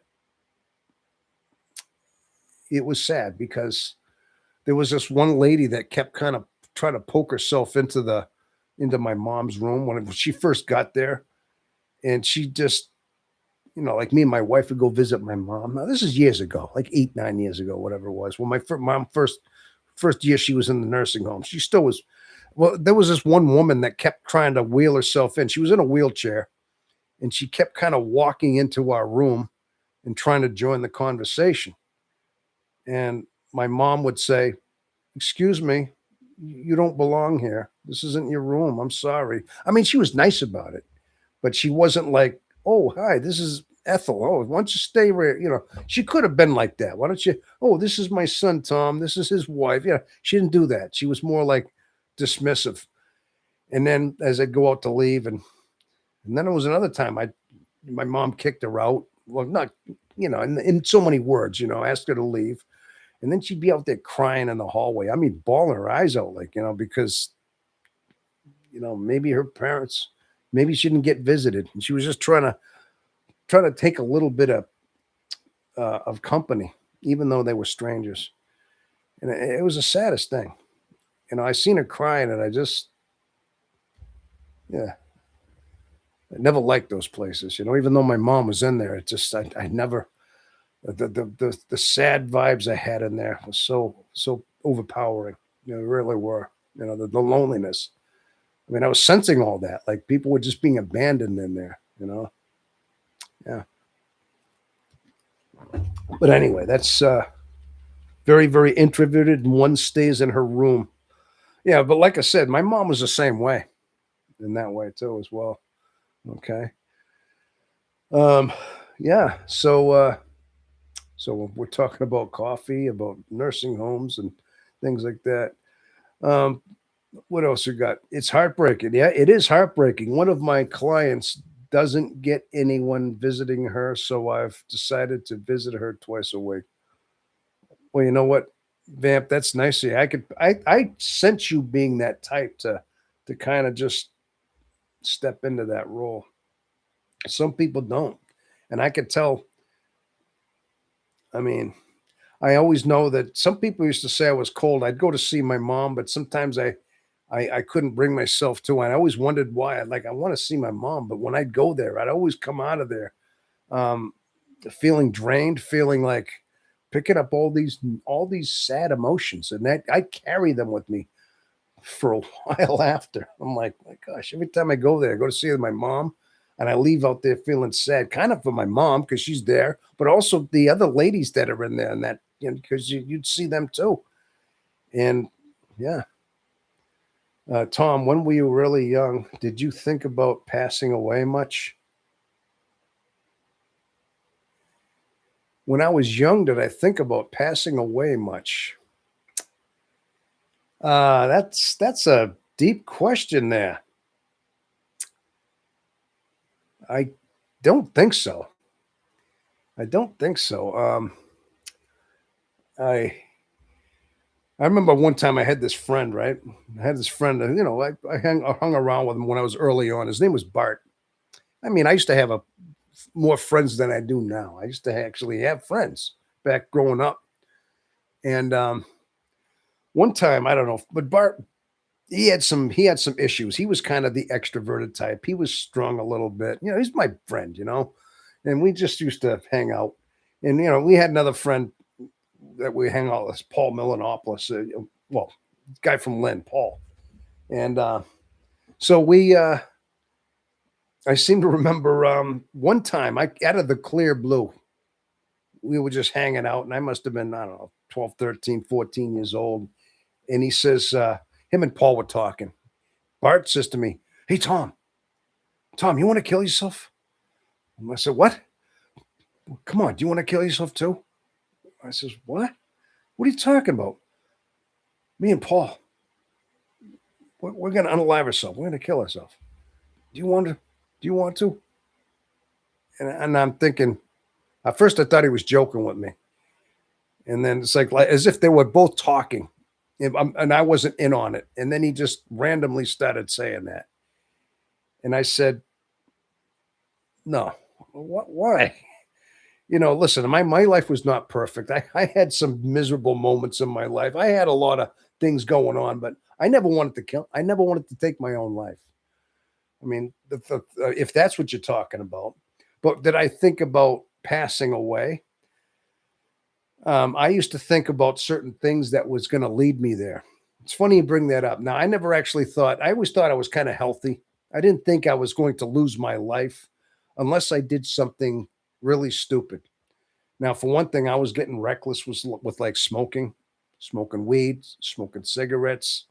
I mean, I got into a point where I was starting to drink a little bit, but I didn't get too much into it. I was getting into doing stupid, drugs, like street mescaline, which wasn't good. And I was going off the rails there for a while, but I saw myself almost like, seeing myself dying young if I didn't get off this path. I seen many times going down certain paths in my life where I was reckless and seeing a short life. Either I develop cancer or I do something crazy. I end up crashing my car, killing myself, or I do something. I'm so out of my mind that I end up just doing something that will kill me. I saw that. I didn't want to. It was more like I saw many glimpses of scenarios that will happen if I don't get off the path I'm on. So in that case, yeah, I might have thought about it. Okay. And of course, like I said, there was the one time my friend Bart's like, "Hey, Tom, me and Paul, we're gonna kill ourselves. You want to do it too?" I'm like, "What? Come on, Tom, let's kill ourselves." Well, I can't remember what he threw out there for an idea. I don't even think I asked him. I was like looking at him like he's got three heads. Like, no. I don't. Maybe he was testing me. I don't know if he was thinking I'd say yes. I could agree with it, and then they would be like, "See."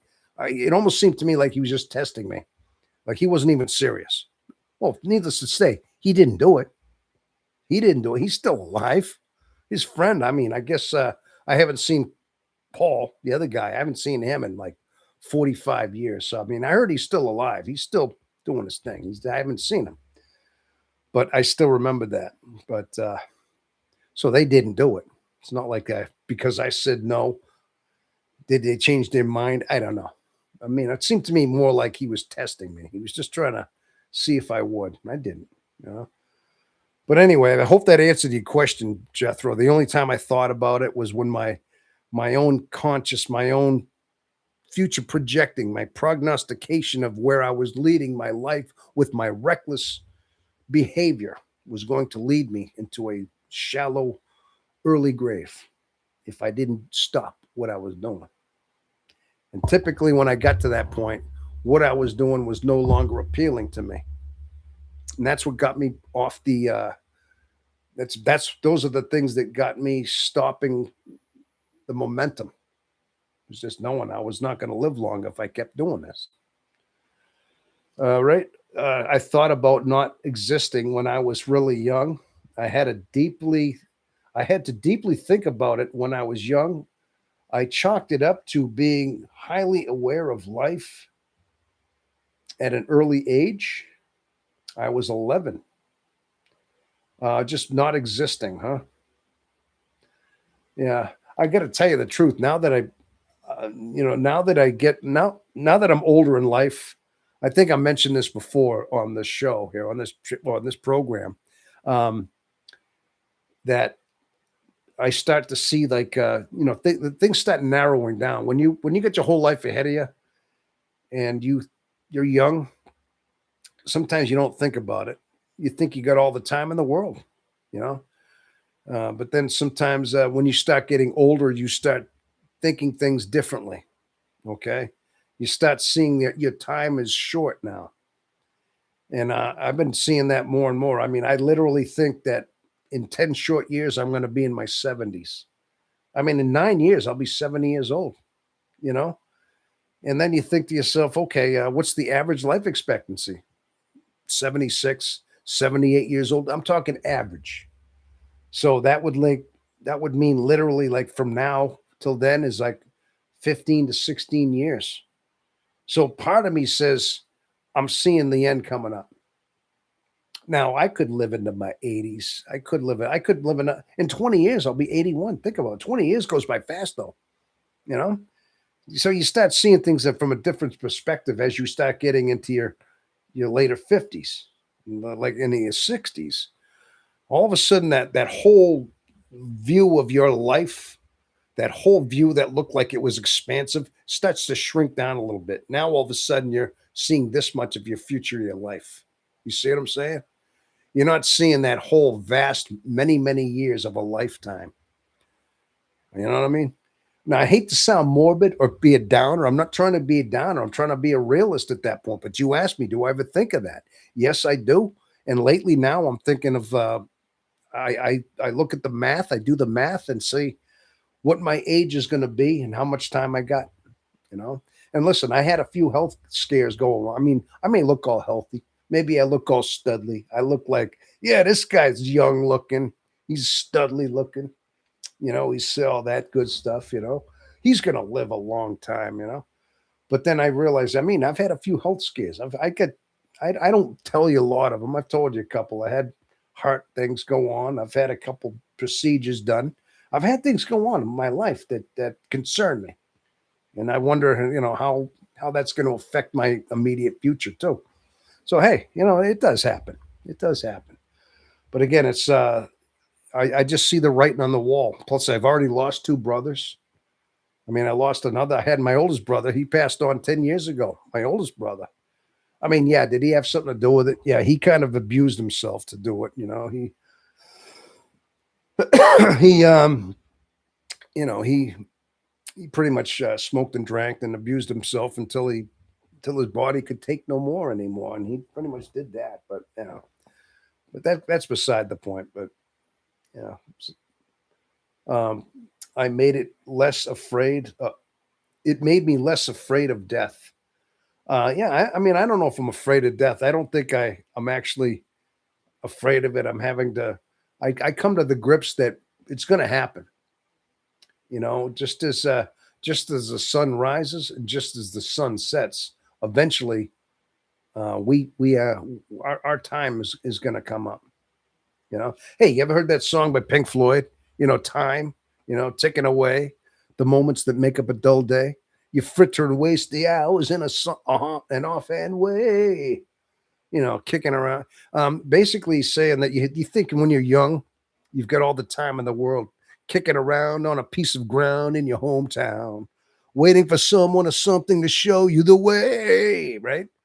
You know, it's basically saying you got all the time in the world when you're young. You think you got time to kill. And it's every day you just, you know, tired of lying in the sunshine, staying home to watch the rain. You're young. You are young and life is long. And there is time to kill today.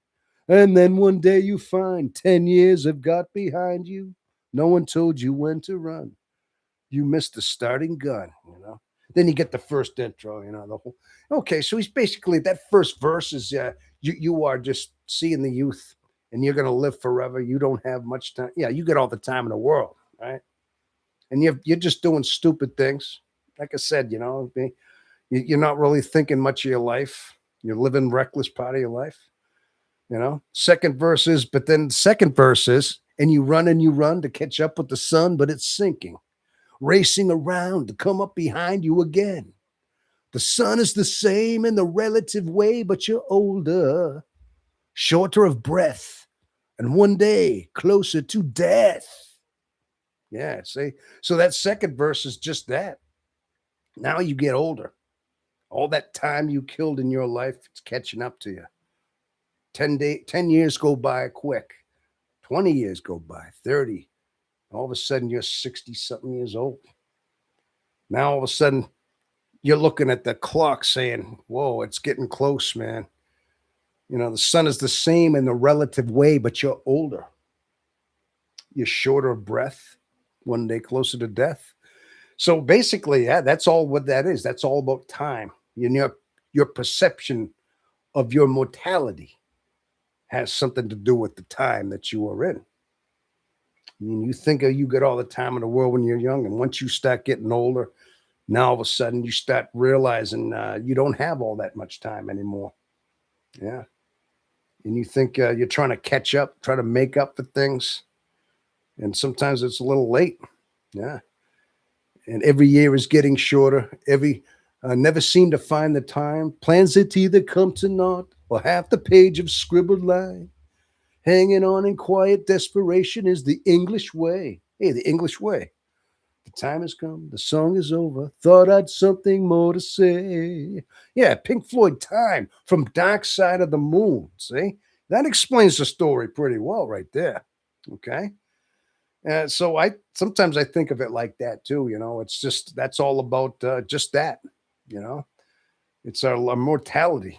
We all have a certain time limit. You know, I mean, gosh, it's like we're born, man. Our heartbeat, boom, boom, boom, boom, boom, beats, and that thing has a certain amount of beats to go. It might be a billion beats in the course of your lifetime, but gosh, it's like your ticker, man. It's like your time clock. That's your time clock is your heart, and you have a certain amount of time. And I guess it depends on what you do with that time. I'd like to say God. Okay, we got some things here. I like that song called "Birthday" from the. I like the song called "Birthday" from the Crush Shadows. Oh, Crux Shadows, huh? Billy the Goat. I like to say God put me here to achieve certain tasks, but I'm so far behind that I'll never die. Yeah. So if you purposely procrastinate things, you think that's just gonna buy you more time because you got more time to do it. Yeah, this is the way we. That's sometimes I think we try to like almost lie to ourselves to think we can alter our own mortality. Yeah, but I don't know. Sometimes I think too that sometimes I go into these weird timeless voids. I don't know if you do people do this. Sometimes I think as INFJs, I don't know if it's just us or if it's the fact of our deep introversion that the parts Carl Jung used to map out. These he talked about these synchronicities. Being like seeing things that happened before they did. Almost like a deja vu. Like deja vus. I'm sure we have these every so often. You feel like you've been somewhere or seen someplace. It's unexplainable how it almost seems like you've had a memory or a vision of something. You might just walk into a room and you look at something a certain way and you've seen this before, but you can't quite understand where or when you saw it. Whether or not that's a synchronicity, a deja vu, whether or not that's something in your subconscious that somehow we're interlinked in our whole mind has already been where it already is. Like we've already lived our life. Our life has already been lived in our own mind. And we sometimes tap into seeing where we were. I almost feel like sometimes I've lived my whole life. It's hard to put into words sometimes where the mind goes with how you think things. It's like almost like you wonder if anybody else ever thinks this way. Like almost like I said, I've talked about these interdimensional time warps where I know I've told you this before. Like I feel like I've already been at certain phases of my life. Like I've always been in my life has been one, like it's already been lived. And I've seen and at bits and pieces of it, I've seen myself in the future. I've seen myself reminiscing my past, and I've been everywhere. And like time was never, like time stood still, even though technically, yes, I've been constricted to the time of my heart beating, constricted to the time of me being on this earth, on the revolutions of the earth as it is. But somehow I've been timeless. I've always been here. It's hard to put into words. You know, that's NI running. It's Billy the Goat. That NI running its simulations. Listen, I figured Billy's going to come up with some brilliant. Listen, we talked. I mean, we talked on that, man. You're brilliant. You blew my mind. You blew on my mind with some of the stuff you said. I like to say, God, okay, the NI running its simulations. Is that what it is? I've always had these visions of like how somehow we're timeless in our spirit, in our soul, and occasionally I get glimpses into acknowledging the timelessness. We're only limited to subject to the mortality of our flesh. You know what I'm saying? There's no doubt about that. We are. But I mean, I'm thinking that sometimes being introspective and perspective, the way the mind works sometime, and that deep introversion, like you said, running simulations. Okay, that's an interesting way of putting it. But we're timeless. Think about this. Before you were born, before we were, before that egg and that sperm met in our mother, before that, but by that, before that happened, where were we? We didn't exist, did we? Were we dead? Or did we just not, were we just not alive yet? But where were we doing all that time? And do you have any recollection of any kind of memory of time before you started having any kind of consciousness? No, we really don't. But we didn't exist for millions of years, billions of years. Okay, maybe somebody believes in reincarnation. Maybe Buddhists believe in, maybe we were somebody one time. I don't really put a lot of emphasis into that. I'm going to just say that this is our first rodeo, first time we're born into our existence. Okay. Now, what I'm going to say is that we, being that we were timeless, there's no memory. We don't remember being still and timeless. There was nothing to be timeless as a comparison to, because we didn't exist. But we do know that once we started having a consciousness, whether it be the first month in our mother's womb, whether it be the second we developed the brain wave, but somehow that consciousness, that breath of consciousness that was breathed into us, acknowledged time. It acknowledged the time we were in. And all of a sudden we became subject to the time. Because in a sense, we were now literally we had an existence. But through the course of our entire life, we're subject to it. But I guess my point is that occasionally, I don't know, I sometimes I see the glimpses of timelessness within myself, like where everything had no beginning, no end. And I've already been where I was. Even the fact that I was probably days old, hours old in my mother's womb, to the point I am now, compared to where I am, even beyond me. I've always been, it's like something timeless, like it's already happened. My life has already happened. It's already predetermined. I just don't know the ending yet. And I can't know it. But somehow I'm aware of that. I'm aware of that whole timelessness. Like I'm infused with it in some ways. It's hard to put into words what it is exactly. SC being our inferior function is what is the present. SC is that's what I mean. That's your physical, that's your whole brain. That's everything that is your physical presence. Exactly. That's a good, now here's somebody that's going to actually talk through this and see how this works. We can troubleshoot this. Billy, I'm glad you showed up when you did. We're that's deep stuff right there. Yeah. So our SC, being our extroverted sense, is our presence. It's our physical, subject to the time that we're in. I mean, every day we grow older, our heart beats, it's limited a certain amount, and that time keeps ticking, and we get older. I know that. Yeah. But in some strange way, though, we're timeless. There's an infinity within ourself. I mean, in other words, I think that our spirit was always there. It just wasn't ignited yet, because we were in a sense always part of our creator. See, our creator himself, I mean, even though we are all individual souls and individual entities in a sense. We're still a piece of God.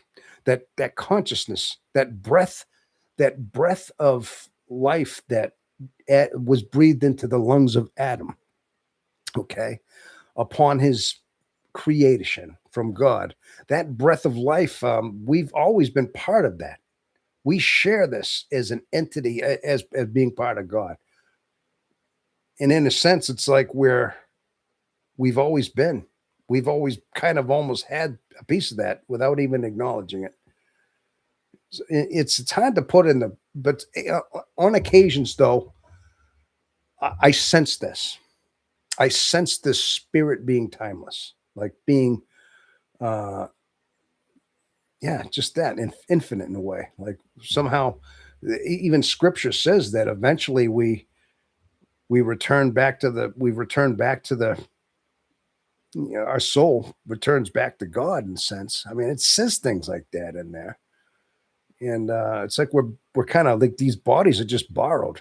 We're kind of thrown into these bodies in a sense, almost like an obstacle course to see how well we do, how well we survive the world, what we can learn from it, what do we attain from it, you know? I don't know. See, I just know that I sense this every so often, and it's even hard to put into words what it is exactly. Okay, you want to talk deep conversation? This is, I think this is what we're all talking about right now, Now, listen, as being that we're this personality type, I mean, I don't know if we all think have a piece of this sometime. Do you actually ever see what I'm talking about? Even like little glimpses, like just not seeing it all the time, but every so often in a certain epiphany, a certain uh, insight comes into you, and you feel it, you sense it for just a. You don't know where and what it happens, but you sense these things, these little bits of timelessness, like you're here but not here. Emotional photographic memory. I've heard that term by you once or twice, Jethro. I think you ought to coin that. That is your phrase. Emotional photographic memory. That's kind of like what I'm talking about. I'm talking about also that glimpse that I'm talking about, that awareness that I'm timeless, that I'm awareness of a timeless spirit within me. Billy the Goat. Hence, we see how things relate and generate snapshots. Hmm. Yeah, I could see that. Generate snapshots. Okay. I was responding to Billy. Oh, okay. All right. No, I see it now. Now that I read that second quote there, I do see that. The harder the work, the more timeless you can be. Timeless you can be. Yeah, like I said, I think a lot of it, it's just again, I think it's just the way the brain works. It's that deeper dimension into other things, and especially the. I think we have to strive for some kind of spiritual uh, kind of. A lot of it has to do with our spiritual journey, which I think we have. And the closer we get to, like when we ask, blessed are those who hunger and thirst for righteousness, for they shall be fulfilled. I mean, when you long for this, you're going to be filled. You're going to be shown the answer, as the Lord said on the Sermon on the Mount. Blessed are those who mourn, for they shall be comforted. The more you suffer, the more you go through your bouts of sadness, your mourn. You know, the more you're going to be comforted. Eventually, it transfers into your awakening, your comfort, your peace within you. This is what he meant by that. Yeah.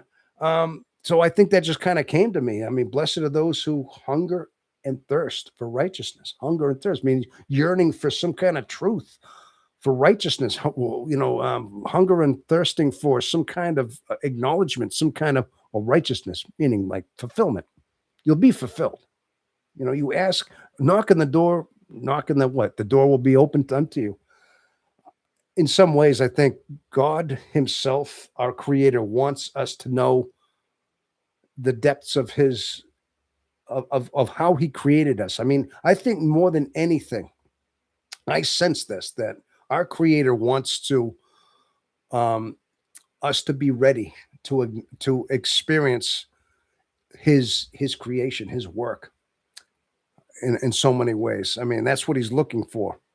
I mean, he's eager for us to grow up, for us to tell, because he'll unveil these things. And I think, like I said, this whole idea of like acknowledging a timelessness, it's an acknowledgement of a spirit. It's seeing that God Himself is timeless. He has to be. I mean, He has no time clock. I mean, He's always been there, and somehow we're a piece of that. So we're a piece of that timelessness. After all, we're the reflection of. So at times we glimpse and we can separate our physical manifestation from our spiritual manifestation and see these glimpses of where it is. Okay. I don't know. Okay, well, I got four watching now, people. Oh my gosh, people, it is 2:15 in the morning. Listen, I've been saying a couple of times. Let me say, I want to so you got me so enthralled with these conversations. It's hard to go to bed, even though I know I got to work in the morning. I got to work tomorrow afternoon, actually. Let me see. What do we got? Personnel. Let's see. If our sensory, if our sensory was stronger, we would put things more in chronicle order. If our sensory was stronger, we would put things more in chronicle order. Okay. Yeah. So you think it's our weak sensory perception that keeps us kind of, yeah, not seeing it. Yeah. Meaning the more consciousness you are shown, you are shows is how hard you will work on yourself. Uh, you are shows how consciousness on yourself. Um, well, I mean, I think yeah, what you're saying is you have to things have to be revealed sometimes to you, and sometimes they happen in just random times. Sometimes I don't even know where or when I'm seeing them. I mean, I can't say, okay, I was standing in this doorway and it was a Thursday morning just before I went to work, and that's where I felt it. I can't point a finger on when it happened. It's just it happened. I don't even know what time it did. It's just like somehow deep in there it happened. You sense it every so often. That's all I mean. You know, and sometimes the deeper I get into meditation. Now I got to be honest with you. Like I haven't talked much about meditation lately. I still try to, but you know, I mean, I try to settle down, close my eyes, but sometimes it's hard to focus. I mean, I should be more focused than it is. Sometimes I get heavily into the meditation. Sometimes I don't get as heavily into it. Like right now, I've kind of tapered off a little bit. Like I don't structure it around too much, you know. But somehow that's just a thing with me. I mean, I try to settle down a little bit before nighttime, but I think a lot of times when I get heavily into like meditating and like finding that center within the consciousness, I notice a lot of times these things start happening a little more often because I'm kind of quieting the mind, finding that stillness within, that timelessness in a sense, tapping into that timelessness. And then all of a sudden you start seeing these glimpses of what I'm talking about. That's okay. The price of higher consciousness is hard work. Well, it's not that it's I wouldn't I don't know if hard work is the right thing. It's more like perseverance. I mean, work, when I think of hard work, I mean, if it's mental work, yes.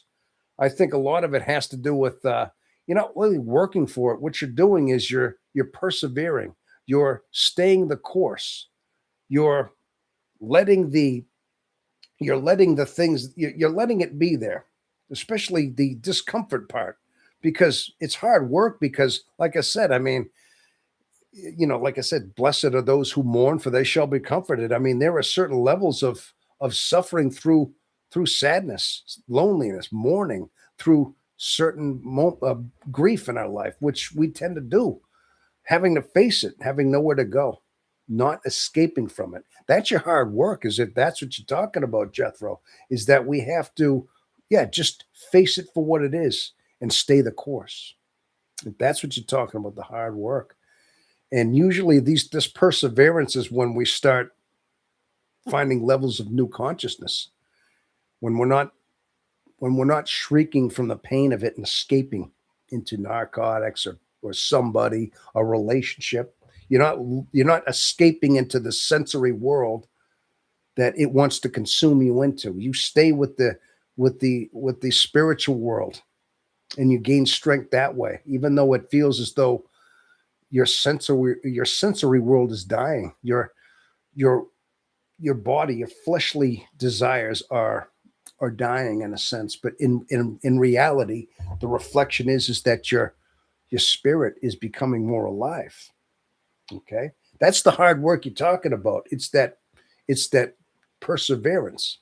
Yeah. So, but very good point though. Either way. So I've talked about that before. That's part of our whole journey, is that perseverance. Um, I It's because we have emotional photographic memory, not photographic, emotional photographic memory. I knew that, emotional, not photographic memory. If we worked hard on our extroverted sensing, we have more photographic memory as INFJs. Yeah, yeah, that would be. Oh, those are extroverted sensing memories. That's actually see, these are memories that are from the extroverted sensing worlds. I mean, images, memories that we experience, and especially say the emotional um, photographic memory. Like in a sense, when I describe that memory, for instance, of going into the nursing home, visiting my mom, when I told you that, didn't I say that sometimes it feels I felt like I felt sad because I absorbed those memories. So, but telling that story, I actually was reliving that emotion. I don't know if you caught that, but I just thought about that as you're talking about that. In a way, I was thinking about that in a way, like it was jarring that because I wasn't so much for my mom. Yeah, my mom. It was kind of sad seeing my mom there, but it was especially the woman that was trying to come into the room, and my mom was saying, "Oh no, you can't. This isn't your family. You got to leave." And then she's crying out there, and that really bugged me. But again, like I said, as I was thinking about that, even though it was years later, I was starting to have a memory of that, absorbing that. I felt sad, and after leaving there, you know, like there wasn't much I could do about that, you know. But what you're saying is if you have an heightened extroverted sense, a heightened one, then you're able to have more memories about you have to retain more memories about what is it? Photographic memories is INFJs. I said photographic memories because of you talking about going through the door and remembering the moment. That would be photographic memory, not the emotional photographic memory. Oh, oh, I see what you're saying. In other words, when I was just using that as an example, like I couldn't quite remember what exactly or how. I mean, where I was, I can't remember the time. I just know what happened. It was almost like it wasn't even an extroverted sensory acknowledgement. It was more like a introverted, intuitive, spiritual realization that had nothing to do with without anything to do with a extroverted sense. It seemed like it was separate from it. Finding that's like almost acknowledging a stillness, like a timelessness. Good example. Oh, you're talking about the one I said about the emotional photo about, yeah, about remembering the nursing home. If you're talking about that, yeah, because when I thought about it, I was like, and I kind of was starting to remember all over again, even sitting here, like, wow, I remember the how sad I was, how I absorbed that. It bugged me. I still remember that. Maybe that's what you're talking about, but that was a good point that you brought up before. Both. Okay, got it. I get that. I get that. Gosh, we're getting we're getting to some deep territories around here, though, huh? Look, so we have four watching. So we went from three to four. So all right. Oh my gosh. I keep telling myself I'm going to shut this down, but I can't bring myself to do so. You know, you people enthrall me so much, you know, that means something that, you know, because I kept looking at it saying I'm going to leave, and then some conversation starts, and I keep going, you know. I feel the same way. Oh, vamp. I feel the same way with hospitals when someone is sick. Yeah. Yeah. Oh, I definitely understand that. Yeah. Now listen, I told a story not long ago. I think I told you, Jethro. We had a conversation about a month ago, and I still remember this happened. This happened probably last year, about a year ago, maybe last summer. Now I'm driving at night, okay, and I still remember this happened. I'm just driving at night, and I told you I drive around Manchester and New Hampshire, and sometimes I go and make deliveries. Well, at one point, I was just driving down a street in New Hampshire. Yeah, I mean Manchester, and I told you there's wild rabbits all through this. There's wild rabbits everywhere. Bunnies, you know, little bunnies, little brown ones, you know, like they're everywhere. They've been in the city, you know. And well, one time I drove through and I saw a rabbit in the road, and looked like it had been run over by just its hind legs, or maybe just the rear quarter of it was run over by a car. And now it must have happened maybe just within seconds after I started. Like the car that went by that I was approaching must have hit it. All right. Now this thing was still alive and it was still functioning from like the front. Now it was trying to drag itself into, like, it was dragging itself as if it was that was its only way of moving now. Like it couldn't use its back hind legs. But immediately I saw it and I immediately got almost ill. I felt myself get almost nauseous, and I felt myself almost quivering and like feeling the pain of this thing. And this is a rabbit in the road, just driving past it. And I remember thinking, like, I kept thinking of that rabbit struggling like that. And I mean, I know nothing, can't do anything about it. It's an animal, and I see things like that happen all the time. I see things. I've hit things myself. I mean, I don't want to, but this bugged me. Now, for about a good half hour, 20 minutes, 20 minutes or so, I kept driving, and I remember just kept going, and I still felt that almost nauseous feeling in my gut, thinking about that rabbit, the pain it was in, what it was going. It was like now this is an animal. I think I had a conversation about that. But then I remember thinking to myself, is that what this is? Is that empathic? Now, and now I'm like questioning, like, now I know, you know, I know myself a little bit, but this was an indication to say, wow, is that what that means? I'm absorbing this. I'm absorbing the pain of this thing, an animal, and I mean a random animal, you know. Um, so you're getting ill hearing about that. I'm sorry to listen. If I'm doing that, I apologize. But okay, but you know what I'm talking about. But it made me realize what that is. It's like sometimes I have to see something and not even be like, just react to it in such a way where just to visualize that everything, it made me ill. Now you're saying it's making you ill, me talking about that. Now, I didn't stop to help it. I couldn't. I was working, and I can't really do that stuff. I can't. I just kept going. Um, yeah, we were talking about killing bugs. Oh, that's right. I remember I told you that story, right? But yeah, but we were talking about how I'm sensitive to that too. I could never be, yeah. I couldn't kill bugs either. Yeah, I remember something like that. I was always sensitive about, unless they were biting me, unless they were the mosquitoes, ticks, things that bite you, I'm okay with. No mercy there.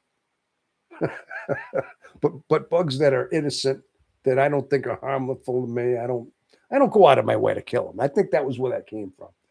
But I guess the point was is that yeah, I think that that's what we were talking about, that whole empathy. We're talking about the whole feeling, picking up vibes, picking up emotions. Yeah, it can be very, very sensitive, even to the point where little animals like that.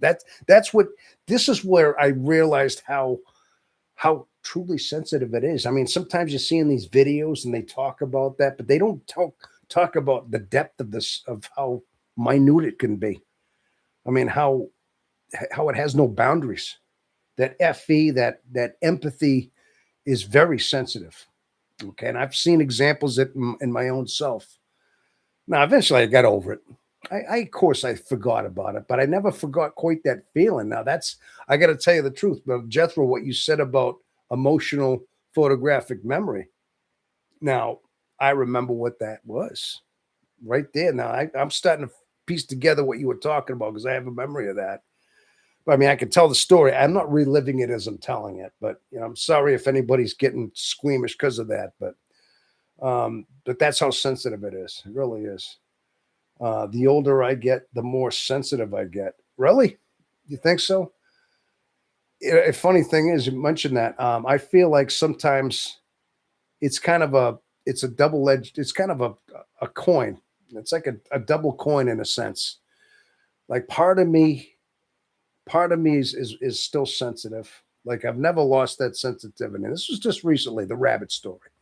Okay, but part of me is actually gotten more um, chiseled. Like I gotten a little bit more harsh, but at the same time, there's parts of me that are just as sensitive. I don't know about more sensitive, maybe. Is it more so? I mean, I try to remember how sensitive I was as a kid. I mean, I try to get back little things, but I mean, it's hard to put myself back into some situations. I tried to come back into my past somewhere, and I had some memories of that, but in some ways, I've gotten more heartless in certain situations, depending on the situation, more detachable, you know. So again, there's that double-edged sword. Like we're able to detach, be cold as ice, but at some places, very, very like sensitive and like overly empathic and well as well. Okay. So I think with me, it's almost like splitting hairs in a sense, you know. So wow. Well, we're getting into some deep stuff here. We always do, don't we? All right. Well, we have three watching here. Okay. So anyway, hopefully there are three still watching out there. I'm gonna say it's kind of narrowing down quite a bit.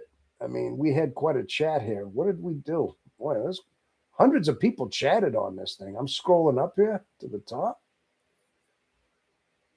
We had a pretty good night here tonight as far as that goes.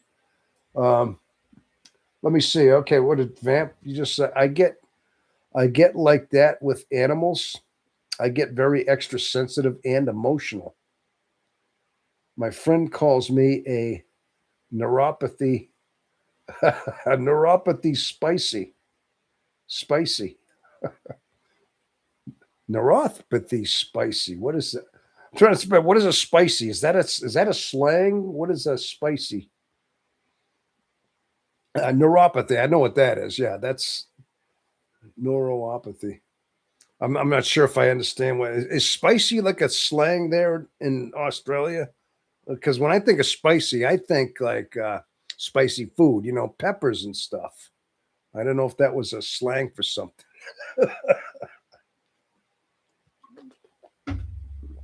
No, but see, that's what I mean. I right away I say that, and you all understand exactly what that is.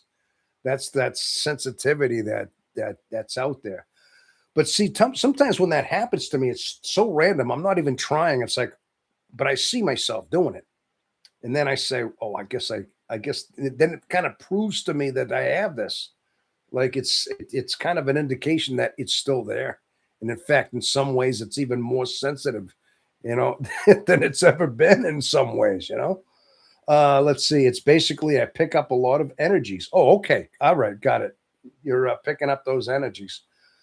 Um, yeah, I can. I think that's that's what. Hey, like I said, it's this is all part of like just us understanding that we have this, we're aware of this, and this is who we are.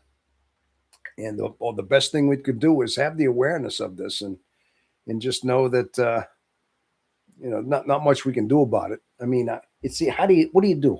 What do you do? What can you do about it? Get yourself so calloused in your heart that you feel nothing for anybody. Do you really want to be like that? I mean, I think just to stop it, or just know that that's part of the way you're built. You are built like that, and when we just happen to have an extra dose of compassion and empathy, and sometimes there's not much we can do about it, but just see it for what it is, really. You know. All right. Well, we have three watching now, people, and I've been here for quite a few hours. When I start this about 9 o'clock, I went for quite a few hours tonight, people. Um, well, I'm going to start. It's 2:35, and I know I keep telling myself I'm going to wrap this up, but I really got to get this going because I got to look at the logic behind it and know that I got to work tomorrow morning. So I'm really going to have to wrap this thing up here and get going. But for the three that are still remaining, I want to thank everybody for hanging out with me again. Okay, and I do want to thank you for supporting the channel, for supporting the this me and what we got going on here. Billy the Goat, thanks, Tom and chat, and I've had one of the chats up there above Vamp. Oh, okay. Oh, you want me to read that? I remember we talked about you armoring your intuitive intuition early and opposite. For me, that's what we think. We get more sensitive, and you got more chiseled, as you said. LOL. Oh, yes, I remember that comment too. Yeah, I like worked more on my. I tried to armor more of my compassion. I felt like I always felt that sensitivity. I always just thought it was a such a um like a bad thing for me. Like I always thought it was so I was very easy to cry. As a kid, I was very easy to cry. And it was embarrassing. It was embarrassing, especially in a teenage year when things would happen at school. I'd start talking to teachers and I'd cry about stupid things I shouldn't. And then kids would see me cry and they right away I was stigmatized. Oh, he's a sissy. He's an F. He's an F word. He's a you know what I mean. Especially a boy do that, and you're marked for the rest of your school life. And I had that happen, so I felt like I told Jethro that I felt like I overcompensated my sensitivity by being overly logical. Like I tried to cover that part of me up. I had to chisel myself. I had to get yeah, I did. I had to get kind of calloused so I wouldn't be so sensitive. I think it worked. I mean, I did, but I mean, it never quite went away. I mean, there's times in my life like that rabbit story that it is what it is. But early on, yeah, it was definitely a problem for me, and I had to work on that. And so I think I kind of overdid it sometimes. But then Jethro said on his point though, he I think he said something about he put more emphasis into his introverted intuition. He wasn't really he just worked on his intuition somehow, that he overcompensated for his TI. He went or something. I can't remember how you worded it, Jethro, but that's what I think happened. Uh, Introverted intuition, early opposite. That's why I got more sensitive, and you got more chiseled. As you, oh, but you got more sensitive. You think you got more sensitive because of it, but because you lacked your introverted intuition, you think you went more like that. You think that was tied in with your FE, and that made you more sensitive. While I was trying to be more the logician, I was trying to focus. I guess I was trying to be more an INTJ, I guess. But how can I do that? But I still have that. My heart still is soft as it's ever been. I just have a way of covering it up a little bit. That's all. Yeah, the pill. Yep, you got it. Yes. Okay. I remember that now. That was good. We had one chat up there. Okay, the van. Okay. Well, anyway, tell you people, we had a wonderful discussion here, as it goes. Now we have five watching here. So, but we've been here for quite a few hours. It says here I have been here for 5 hours and 43 minutes, almost 6 hours. I can't believe I do these marathons, but I actually do. Um, You know, something about them just enriches things. It just gives me a lot of, gives me something to shoot for, something to live for, and a purpose in life.